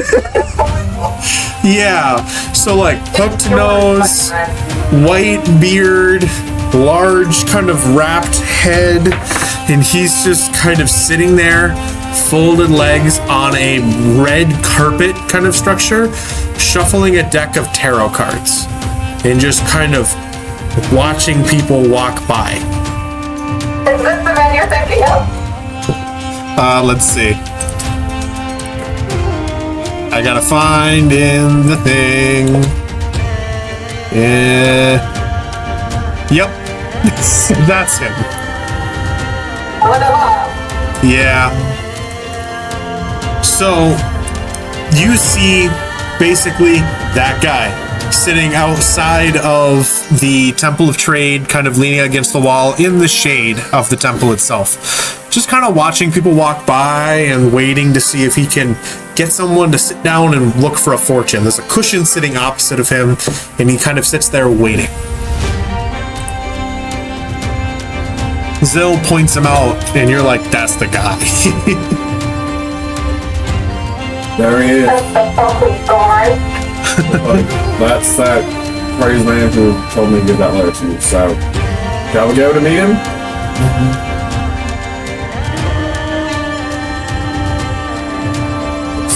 Sorry, what did you say? I didn't catch it. Should we go meet him?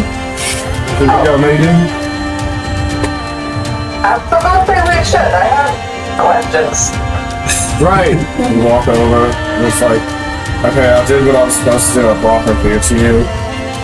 He kind of looks up at you and then smiles, this like cracked tooth, creepy old man Jafar version where he's all like, you know, and he goes, thanks, bunny man. Yeah, now, what about my paint?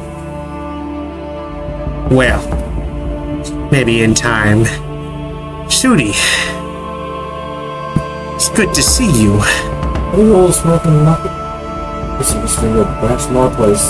You know how to get back there, right, Sudi?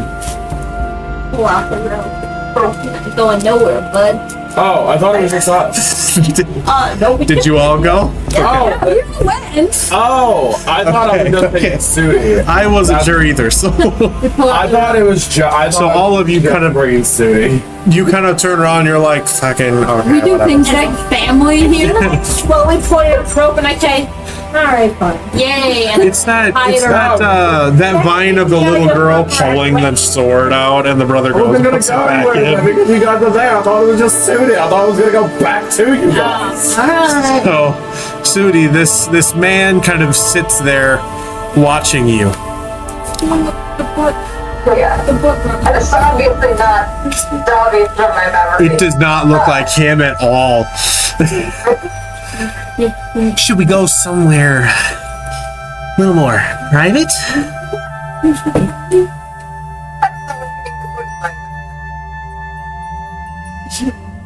True. That being said, yeah, he has like a very Jim Carrey, like Ace Ventura style to him as he speaks. He's like, well, I guess maybe we do head back to the Bunny Man's place. What do you think? Oh, now you want to come back to my place? If you have better options. I mean, I really don't, so yeah, I guess back to my place. Let's go. Get down here, what? That's why the sending spell is helpful. So, you end up taking your time to head back there. Once you're in the room and the door shuts, the glamour illusion drops, and you see the familiar Davi. Now, feel free to override my description because I didn't have one before, but the description the description that I've come up with for him is a kind of tan-skinned, bald man with tattoos down the side of his head and neck in Caracian for virtues that he holds dear. One of them says loyalty, trust, growth. And it kind of leads down there beyond and below his clothes. He's wearing kind of red and white robes otherwise, and he kind of sits there with dark eyes at kind of the kitchenette kind of table area and gestures for the seat across from him for you to join. Sudi. I sit down, clasp my hands together, and I say, I like you better with hair. Well, I suppose I could do something with the illusion, but people don't tend to think the fortune teller has much consequence other than entertainment. So, then again, well, I'm not talking about the fortune teller. I'm talking about when you were 10. Well, it's been some time. Speaking of, it's good to see you. What has made you come back? Oh, The last I heard, the Sultan had thrown you out of the city, and yet you walk the light of day on his streets. more than that, I had an audience with him this morning. Ah, how very bold of you. It usually works out for me. Well, who are your friends?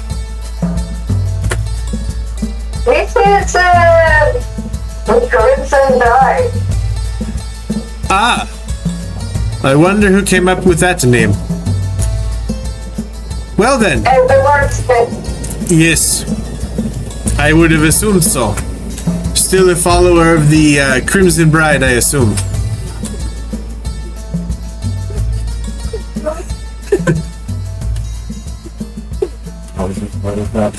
You somehow you still keep getting sucked into the ladies' room.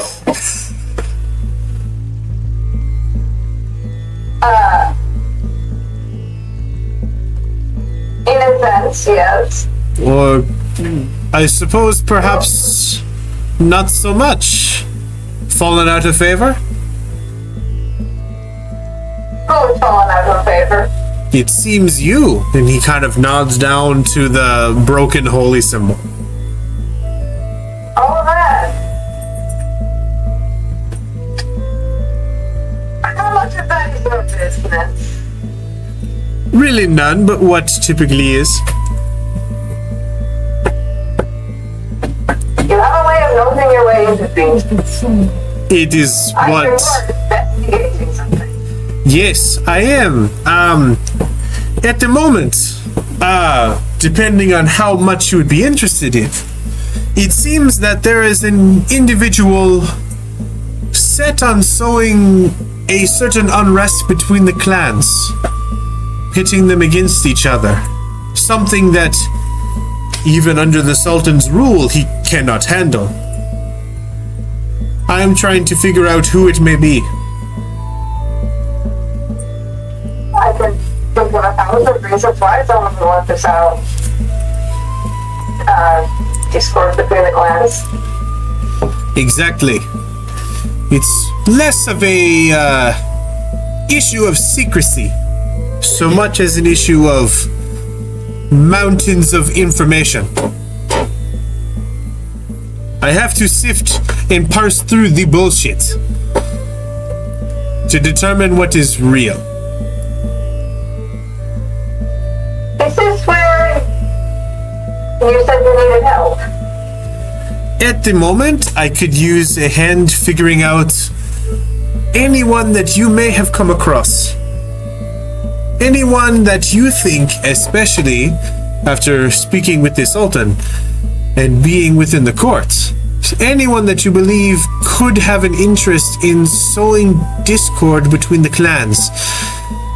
Now, it is my charge by the Al-Samt Al-Had-Habru to figure out exactly what this may mean.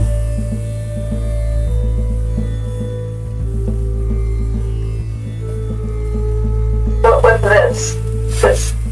This unrest, this individually focused clan disorder. We know at the moment that the Vora clan is currently working, at the very least, with a number of other clans under the leadership of a charismatic cult leader. I wish to determine who the cult leader may be, and with your, though I suppose, potentially no longer available skills, kind of looking down at the holy symbol, I was hoping that you could grant me a bit of clarity, some augury, some sort of divinely inspired insight. Though I understand if that is no longer of your purview. One moment, I need to take a look at my spell list. No. I mean, I think you're making a very pointed comment here, so.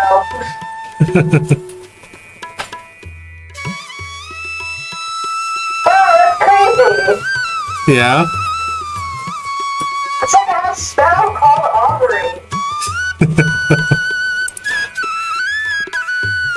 It's wild.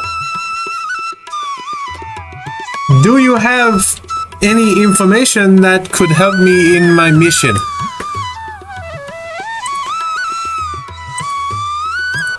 Do you have any information on someone who's maybe trying to cause chaos?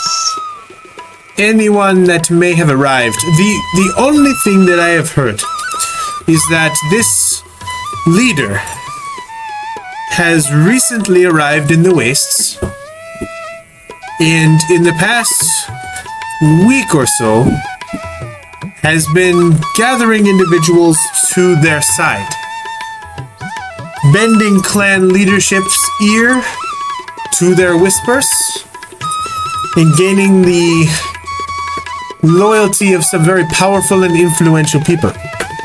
This is dangerous for one person to have control of, and therefore my order has deemed it necessary to learn as much as we can.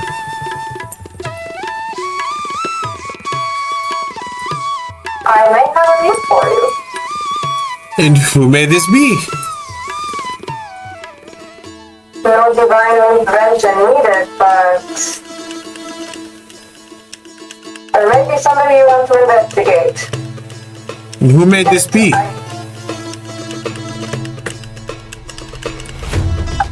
Her name is Belladonna. Belladonna. God, if I can remember last names of any people.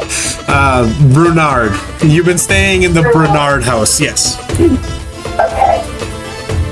And I don't know Bernard. And who is this?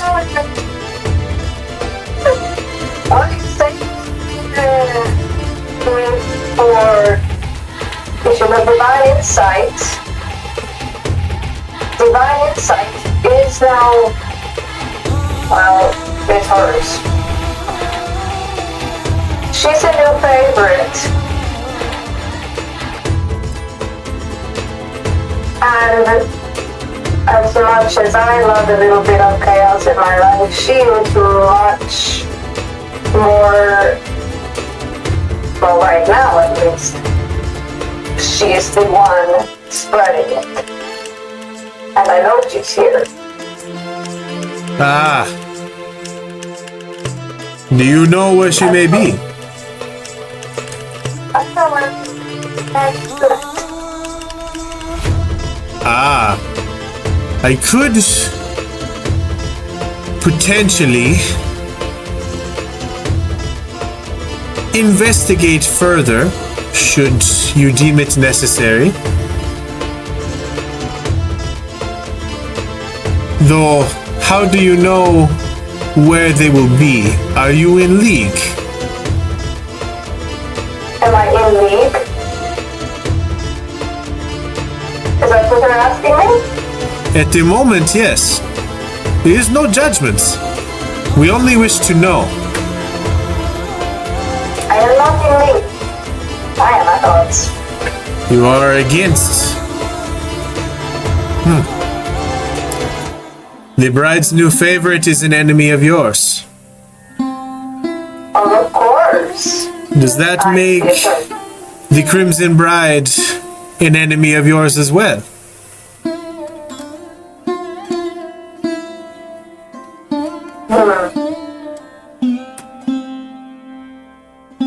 How much can you call a goddess an enemy?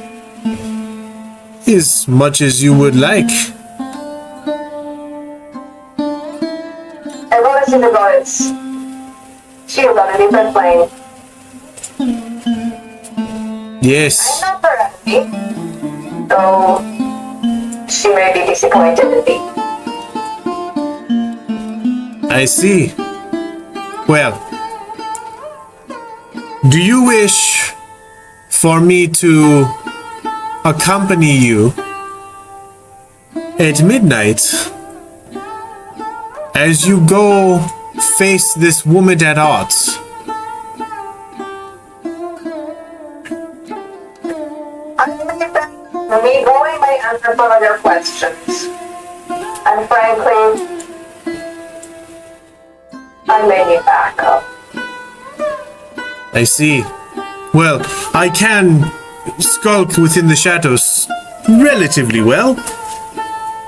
However, I am typically a fact finder, not necessarily a fighter.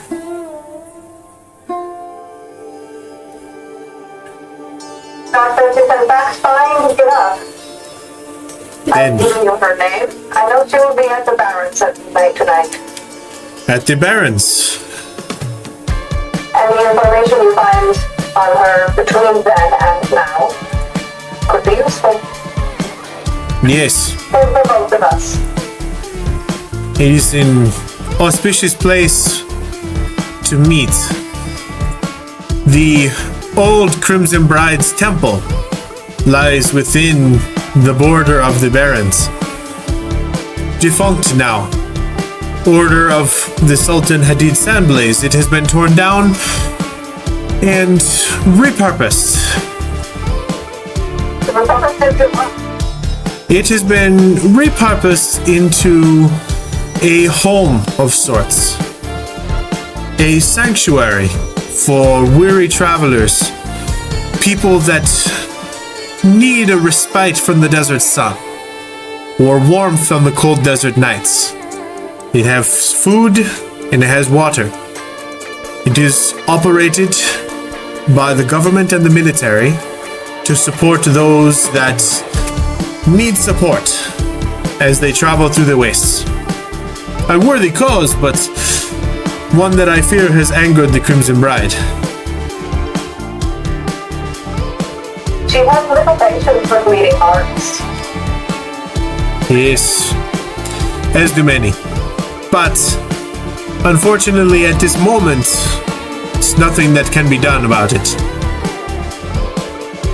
Sorry, one second, I'm trying to turn off my space heater. Oh. Okay, that's working here.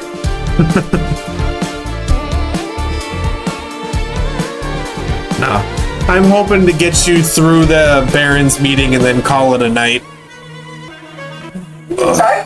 I'm hoping to get us through the Baron's meeting and then call it a night if it's any consolation. I don't know, everybody's looking kind of sleepy. What do you think, guys? Good. I'm fine. You want to try to get through the Baron's meeting and then I can cliffhanger us for us? Sure. Alright. Well then, Davi kind of stands. Should you have any information, let me know. I will do a little bit of fact-finding myself and I will be at the Baron's at midnight.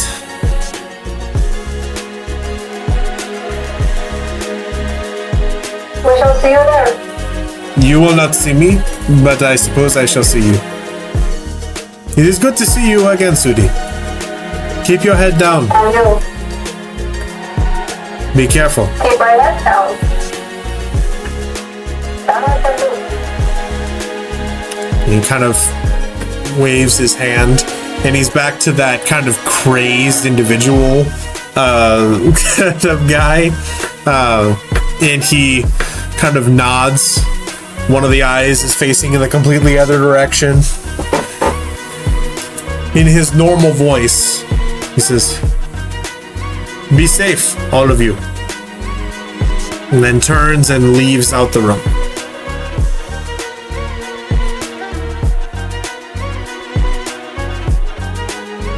Alright, so I guess we're killing the belly down. Go. So what's the plan? Well, she's only planning on meeting City, so the rest of us are up to the higher. Yo, I'm fucking sneaky. The rest of you bitches aren't.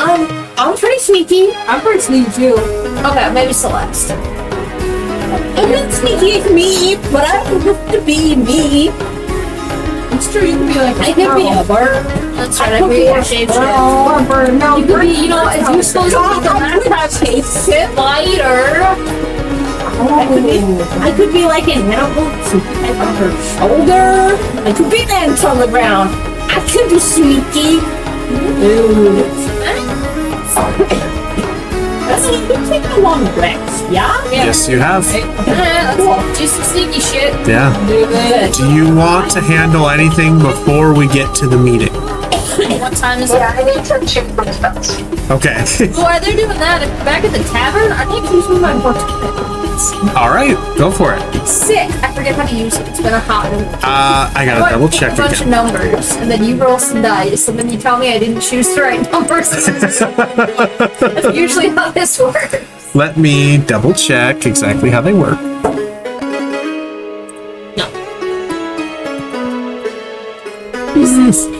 We're not even gonna get to a fight. You're not gonna fight tonight. If anything, gonna get to a meeting. We're not fighting And then we go. tonight. May I go home? Hey, if you want. Let's see. I spent half All the day right. at the hospital today, okay? My Yeah. grandmother. I'm sorry. Yeah. She's fine now, but she had low potassium, low magnesium, dehydrated, and a UTI. So she fell on Thursday out of bed, and I had to help her with my parents, and we spent half the day at the hospital today. Sorry. So she's fine, Well, and you guys need me. no, we don't. As long as she doesn't have to go to my cousin's for the next 2 weeks. My parents are going to Hawaii on Wednesday for 2 weeks before Christmas. And she really didn't want to go live with them for 2 weeks. I don't blame them because they'll probably just ignore her over there. I wouldn't have been able to do anything, so she would have gone to assisted living for 2 weeks. And she was not going to have any of that. Yeah, I can see that. She's a stubborn old lady. So, All right. Well, but I will be listening to this very closely. well, either way, Yeah. get some rest. We won't be too much longer, and then we'll shut it. Because last time you were like, oh, yeah, Either way. and you're like, oh, I didn't think you really make it. I have no spells to make me sneaky. Oh, that's all right. I got a plan for it. Oh, no, I don't like boundaries. Smile that much. Yeah, I got nothing to make me sneaky yet. I'm hoping there's a spell that will make me sneaky. We set you on fire as a distraction. There you go. You're like, please no. I just We got give him a shot. Give him a shot. time now. And He's a bagman and I never want to see his face again. Because Exactly. I'm gonna fight a bagman. exactly. Guys, we have to fight we have to see another bagman. It's gonna happen. I know what's gonna happen. It's gonna be Lothick's bagman. That's how his stupid brain works. Alright, Fortuna, take it. What am I Yes. So I rolled 60-10. doing? Okay. You can tell me what numbers you think there are. The way that it works is you get 6 guesses. And if you were to say that I rolled all 6 ones, then you get more money for it. But if you were to say, I think you rolled a 1, a 6, a 6, and 8, and I did roll 2 6s anywhere in there, they count as 2 correct guesses. You just have to guess what was rolled. If you get all of them right, it's a lot of money. Yeah, I haven't fucking done that yet. Yeah, it's real hard. But you've done pretty well. Nice. See ya. So, you want me to specifically guess what each dice was? Normally you just have me pick like 5 numbers. You pick what you think each dice was. It doesn't have to be in order. And so if you're like, I think you rolled 3 1s, then okay, cool. That kind of thing. Alright, let's do a 9, 6,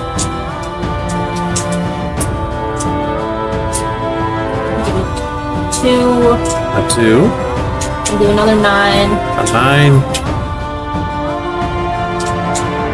5, a 5, and a 2. and a 1.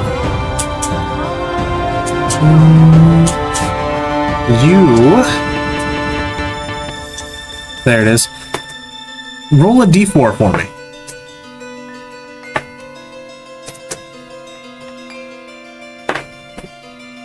Three.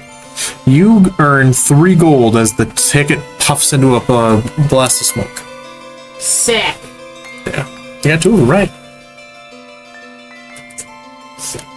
Yeah. But there you go. Alright, I'm done. Anything else you guys want to handle or talk about before the meeting? It's up to you. You ready? Yeah. All right. I'm still preparing my spells. Okay. I'll start narrating, kind of getting over there, but you wait. You spend quite a bit of time kind of hanging out and talking and listening to terrible jokes from your new friend. The food in the tavern is serviceable. It's not the best. You've definitely had better. The drink has alcohol in it. That's about it. It's not remarkable, but it's okay. Eventually, the sun begins to set, and night comes. You find yourselves kind of sitting there in the tavern as it gets closer and closer to the meeting time, thinking about what will happen, thinking about what you need to do, and thinking about, for those of you who are not Sudi, how you can best support Sudi as she goes into this. Davi does not return. He doesn't have any new information, and you assume he'll just meet you there. But eventually, as the moon rises in the sky, you begin to make your way through the city to the Barrens. Sudi guiding you along the way. The Barrens is in the Vora clan ward. This is where they store a number of their sand skimmer ships. You pass by all of the other notable features. It's dark out, so not a lot of shops are open, not a lot of people are around. And you very kind of quietly make your way over. As you arrive, you see a number of guards standing there with two of them bearing torches, waiting from the Vora clan. They see you, Sudi, and one of them nods and turns around, expecting you to follow them as the guards take your group into a loose formation further into the barracks.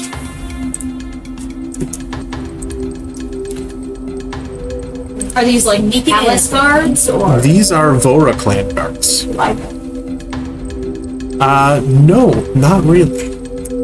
Not from any of these ones. You recognize a lot of like how they operate and where they, you know, like the different things.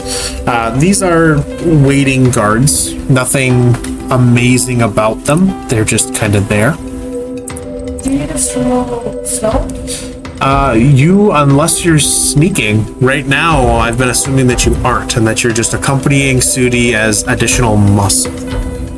Yeah, I thought you guys were like sneaking I in. also thought we were sneaking. I thought we was like, meet me in a dark parking lot, not guards are gonna be for you. I am not. I'm like a fucking bird or something. I don't know what kind of birds there are in this land, but I have. Especially at night. Oh wait, I can't fly yet. You can. Bitch, I'm sneaking. No one think I'm a spiky. At 8th level, yeah. Before we get up to the palace, I just finished choosing all of my stuff. Yes. This is not. Yeah, let's rewind a little bit here. Yes. What kind of birds have I seen? I've been here a day. Are there any birds? Not too many, because you've been in a tavern the whole day. I asked Judy, what kind of birds have I That's seen? not how it works. You have to see them.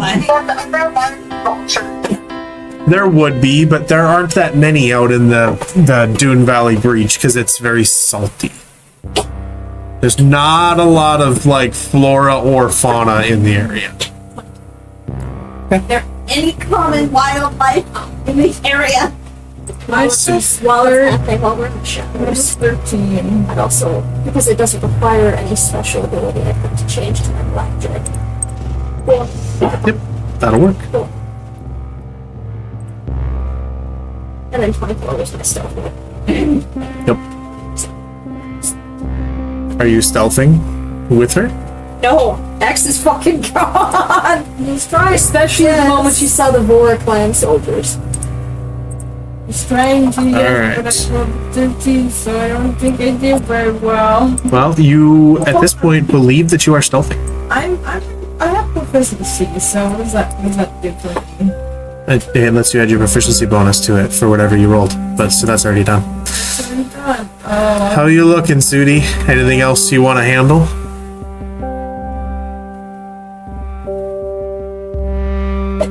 Before everybody goes in, are we like discussing this? Yeah, for whatever you'd like. Yeah, we should probably. Yeah, on your walk over, you can easily discuss what your plan is. So I say to everybody that I probably need to go in there seemingly by myself. Yep, that's fair. Alright. Okay. Do you want like a code word for when you think you need help? Caca. That would be too obvious. Wouldn't owl be a bad choice? Would what be that choice? An owl? Can also like be a spider literally in her clothing so that No, she can but hear maybe everything. being, like above and seeing what's coming would be helpful. That's true too. What would you like to Then be? I'm off. Would you like me? I could do that. Would you like me to be a flying thing above you, or do you want me to be literally on you? You should be a fly. On the Are there flies here? Can I be a fly? Yeah. Assume There's flies literally everywhere. I am a fly. cool. All right. before we kind of completely spread apart, you see X go poof, and she's a black dragonborn, and then she disappears the fuck out of nowhere. She's there 1 second, you blink, and she's gone. I expect that was like a lot. Alright. I said, see you bitches, I'm gonna do some sneaky shit now. Do some sketchy shit. Do that. Do that. And Consequence.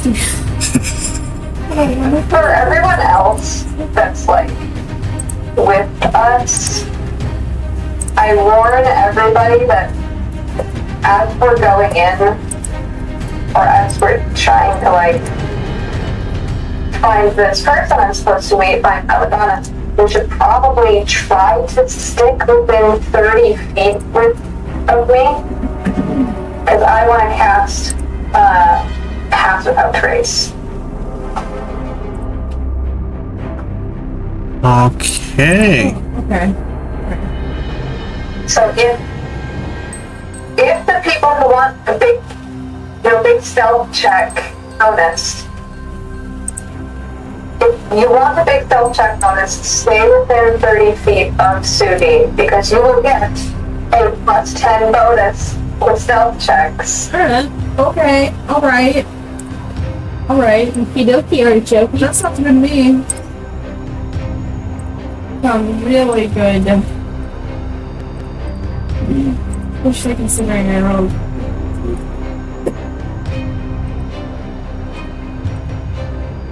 So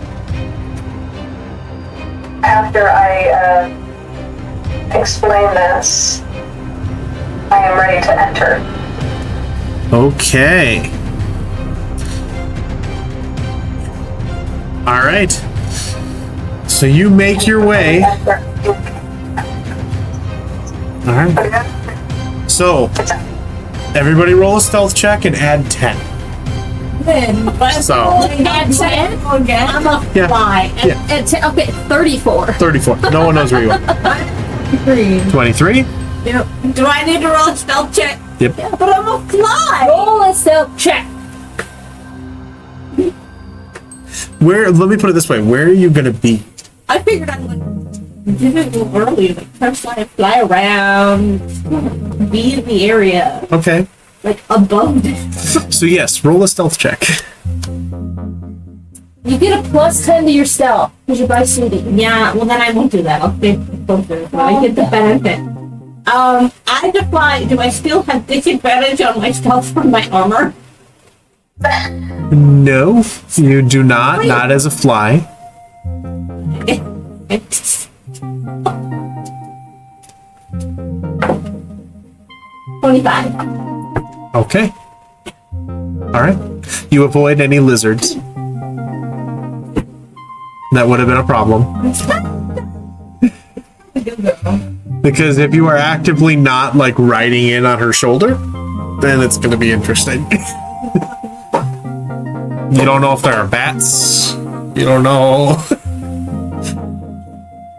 I feel like Oh, that's true. Because everyone else is gonna have to kind of rush in. Yeah, I'm like under the band of like Sudi sash, like Okay. vice in her clothes. That's There. not like that. But like, But like you're like there tucked into like the crease of her collar. There. All right. no. So you all make your way over. Those of you that are stealthing, make your best attempts to maneuver through the area. You don't seem to be noticed by the guards as they meet Sudi and escort her further in. It takes a moment, but you make your way further and further into the barracks. Sudi, you come to a barrel at the center of what looks to be a clearing of what would be where the ships are. They have been moved to make this meeting possible, leaving an open area for you to be. There is a stool on one side, and then on the other there is another. There is a candle there and 2 goblets. The guard gestures for you to sit, and a number of them end up pointing for you to sit here. So, I don't have you guys hidden, but basically I'm trying to put you guys where you are. This is the setup right now. These are all different guards standing and waiting around this area. These are you guys. Is there anywhere that you would specifically like to be hiding? Honestly, X would probably be in the shadows, hiding at the bow of one of the boats. Like here or up here? Whichever one would be the closest, probably. You'd have to try to get here. With your stealth check, it's not too big of a deal, but you are very close. Yeah, I'd probably be like inside, like right. Yeah, I'm gonna try to hop inside the boat and just peek over the edge. Okay. Remind me what your stealth check was? Because these things are floating. Oh, okay, never mind. I'll just hide behind it. Alright. Do you want to be back over here? Do you want to be back over here? You want to be back over here? Okay. Oh, So, that'll work. There's where you are. Serenity will try to be back kind of with you. Just not knowing what else to do. Zill will try to hide kind of up here. He's gone, but he's right about here. Lemba, I made you a little owl because I don't have a fly mini in here, but an owl works. And you are flying right directly here because you're riding in on Sudi. So, Sudi, you wait for a moment. And eventually, a figure comes walking out from between the ships. And Belladonna arrives, taking a seat on the stool across from you with a cocky smile. Well, Sudi, it seems that you have made it. So I think we discuss our plan now. Would that be amenable? Our plan. Or at least our roles in it. What are your goals here? And speaking of, where are your friends?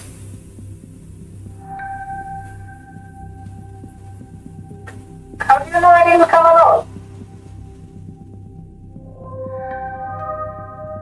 I distinctly remember facing off against a number of you. And you think they would be exactly thrilled about me coming here to be with you? Have your friends abandoned you? Everyone abandons me. Poor Sudi. Abandoned by her god. So be it. What are you accomplishing by coming here? What are you looking to do? You already seem to have assumed my motivations pretty well. The letter you sent me. I mean, Oh, I've heard of your history. I know you were thrown out, disgraced, dishonored by the Sultan himself. I also know you made your way to see him with your ragtag group of friends. indeed, I was there. Somehow you remain unchanged. Because of the family. I mean, no offense, but I highly doubt that. It's really. Well then, You, I assume, would like to effect a meaningful change in this world. Am I wrong? If by meaningful change you mean regime change, if such things are appropriate to talk about in a space such as this. Oh, I wouldn't worry. They're with me. And we are looking to, change the current standing as well. I don't take kindly to those that would target the first and patron goddess of the wastes. We stand here, not far from a ruined temple that has been defaced and vandalized by the Sultan. People seem to like what he's done with the place. I can assure you, our goddess does not. No, I assumed not. As her champion, I have to act. Therefore, I offer you an olive branch. A way to gain her favor again. See, that's the part that got me a little confused. Why on earth do you need me? You've been trying to get rid of me. Well, that was more of a rash decision. But, as she has done for the first Sultan before me, and she kind of reaches forward and grabs the goblet and takes a sip, sets it back down. She's been, whispering in my ear, telling me what I have to do now. What I have to do now is restore order and honor to the wastes. Honor, maybe, but there's never been much order in the first place. Well, that's something I believe I can change. Now, someone needs to take...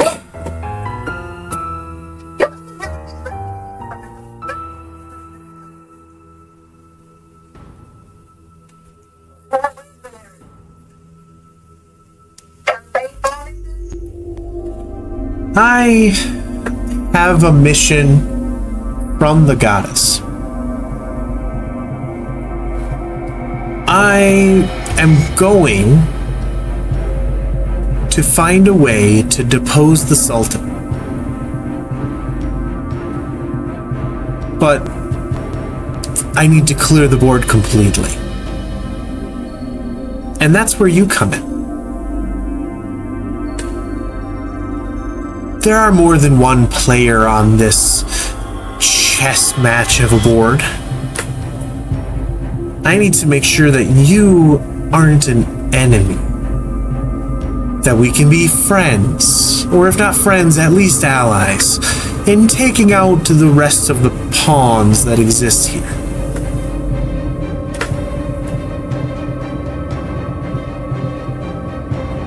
And you can't do this yourself because... Oh, I can do it myself. It will just take longer.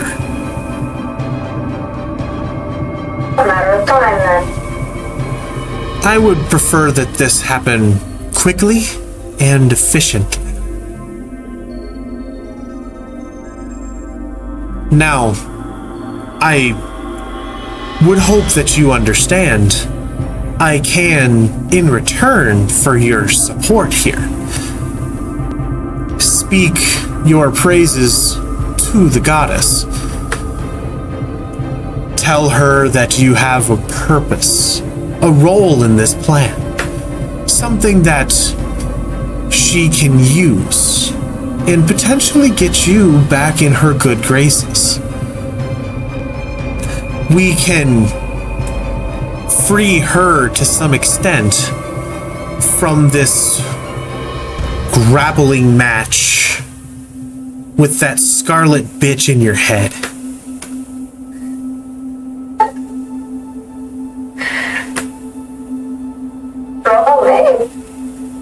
Well, I would think that perhaps someone in your particular situation would be happy to be rid of the ire of our goddess and back into her graces.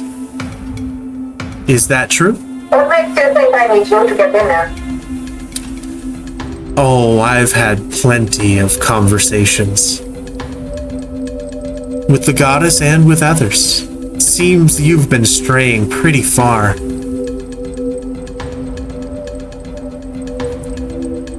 how much stuff do you put into the good graces of the goddess of chaos? Enough that I've been given this. And she pulls out the blade of the red veil. And it is different than before. Now,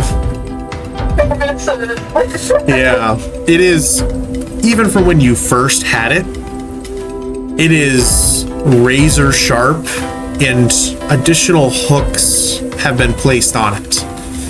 It has grown. You see, under my use, this blade, this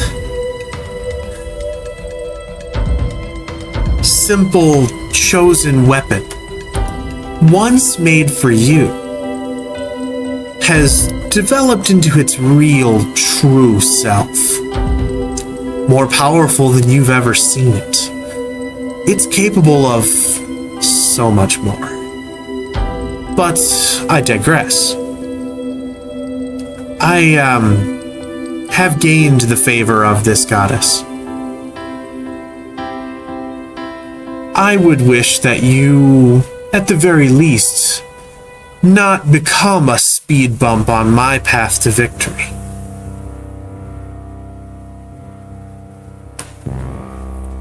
If you would prefer to be the speed bump, I can... I really love not getting run over, you know? I assumed as much. But I can do it if I need to. I believe that. So, what do you say? Partners?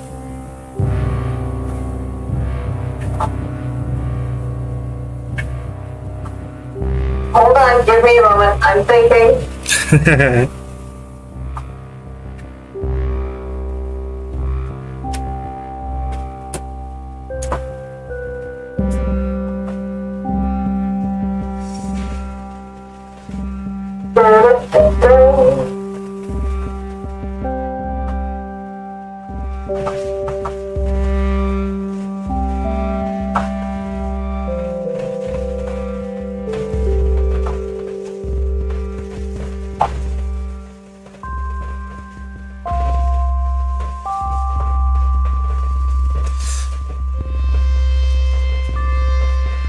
The rest of you can kind of hear this with your passive perception and how close you are.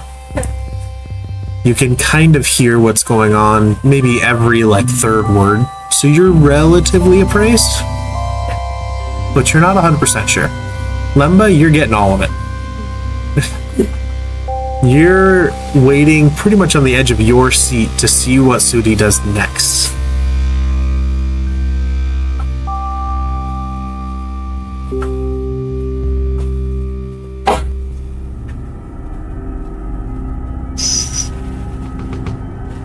Okay, Sudi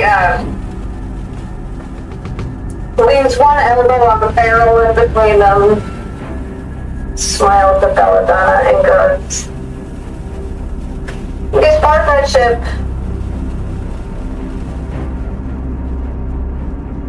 what exactly am I doing? Am I just subject to your whims? No, but I do have a mission for you. Be clear about this mission. I will be otherwise indisposed, and you have a history with this subject. What if I told you the Golden Lord lives, hiding in the Zeranis Mountains, I want an insight check. Is she telling the truth? Yeah, go ahead, roll an insight check. Oh, 11. 11. She leans forward into the sentence, and it's hard to tell, but you're pretty sure she's telling the truth. I need you to find him and make sure he stays out of the political game by any means necessary.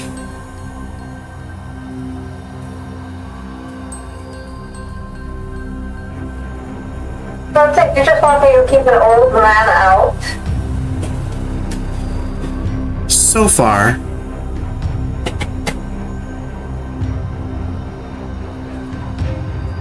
I need the board clear.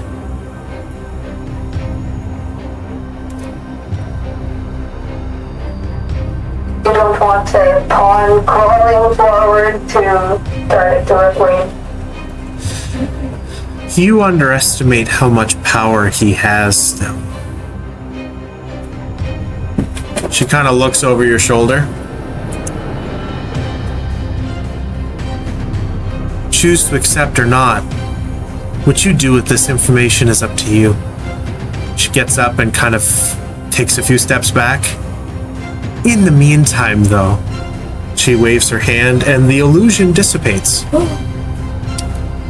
She is wearing a simple white robe with a single white rope belt. I will be busy. I wish you the best. Good luck leaving the dungeon. And she walks off into the dark. That's about when you feel strong hands grip your shoulder. And a group of guards from the palace come walking forward. Actually, because I can do this. And reveal all of them. I like that it's a glowing bright orange. Ow! So, she is gone. And all of these people have come by and have grabbed you by the shoulders. You all watch as they enter into the circle and grab Sudi. Belladonna, as she's walking off, says, "Don't worry. I've got the rest coming for your friends." And each of you feel a hand on your shoulder. Even the fly? Not the fly. I don't lie. You're like almost crushed underneath a hand, but you're able to be out of the way. Even with your guys' stealth checks, there have been people here waiting and watching, and they're able to get all of you. Hand on the shoulder, blade at the ready if you want. If you do anything. Sudi, make a history check for me.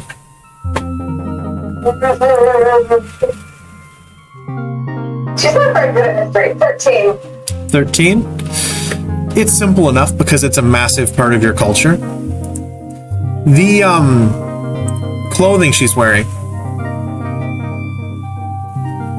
The clothing she's wearing is indicative of the clothing worn by the people that undertake the relat al-way. The trial that allows them to become Sultan. Girl. So she walks off wearing this clothing. Lazarus is nowhere to be seen. And you are all gripped by the hands of these guards as she says, "I mean no offense, I just needed to stall. I meant it though when I said I needed all pieces off the board. I would wish you the best. If you do escape the dungeon, perhaps you do find your golden lord. Perhaps I will see you. I will kill you then." And she walks off into the dark completely. That's where we're going to end off.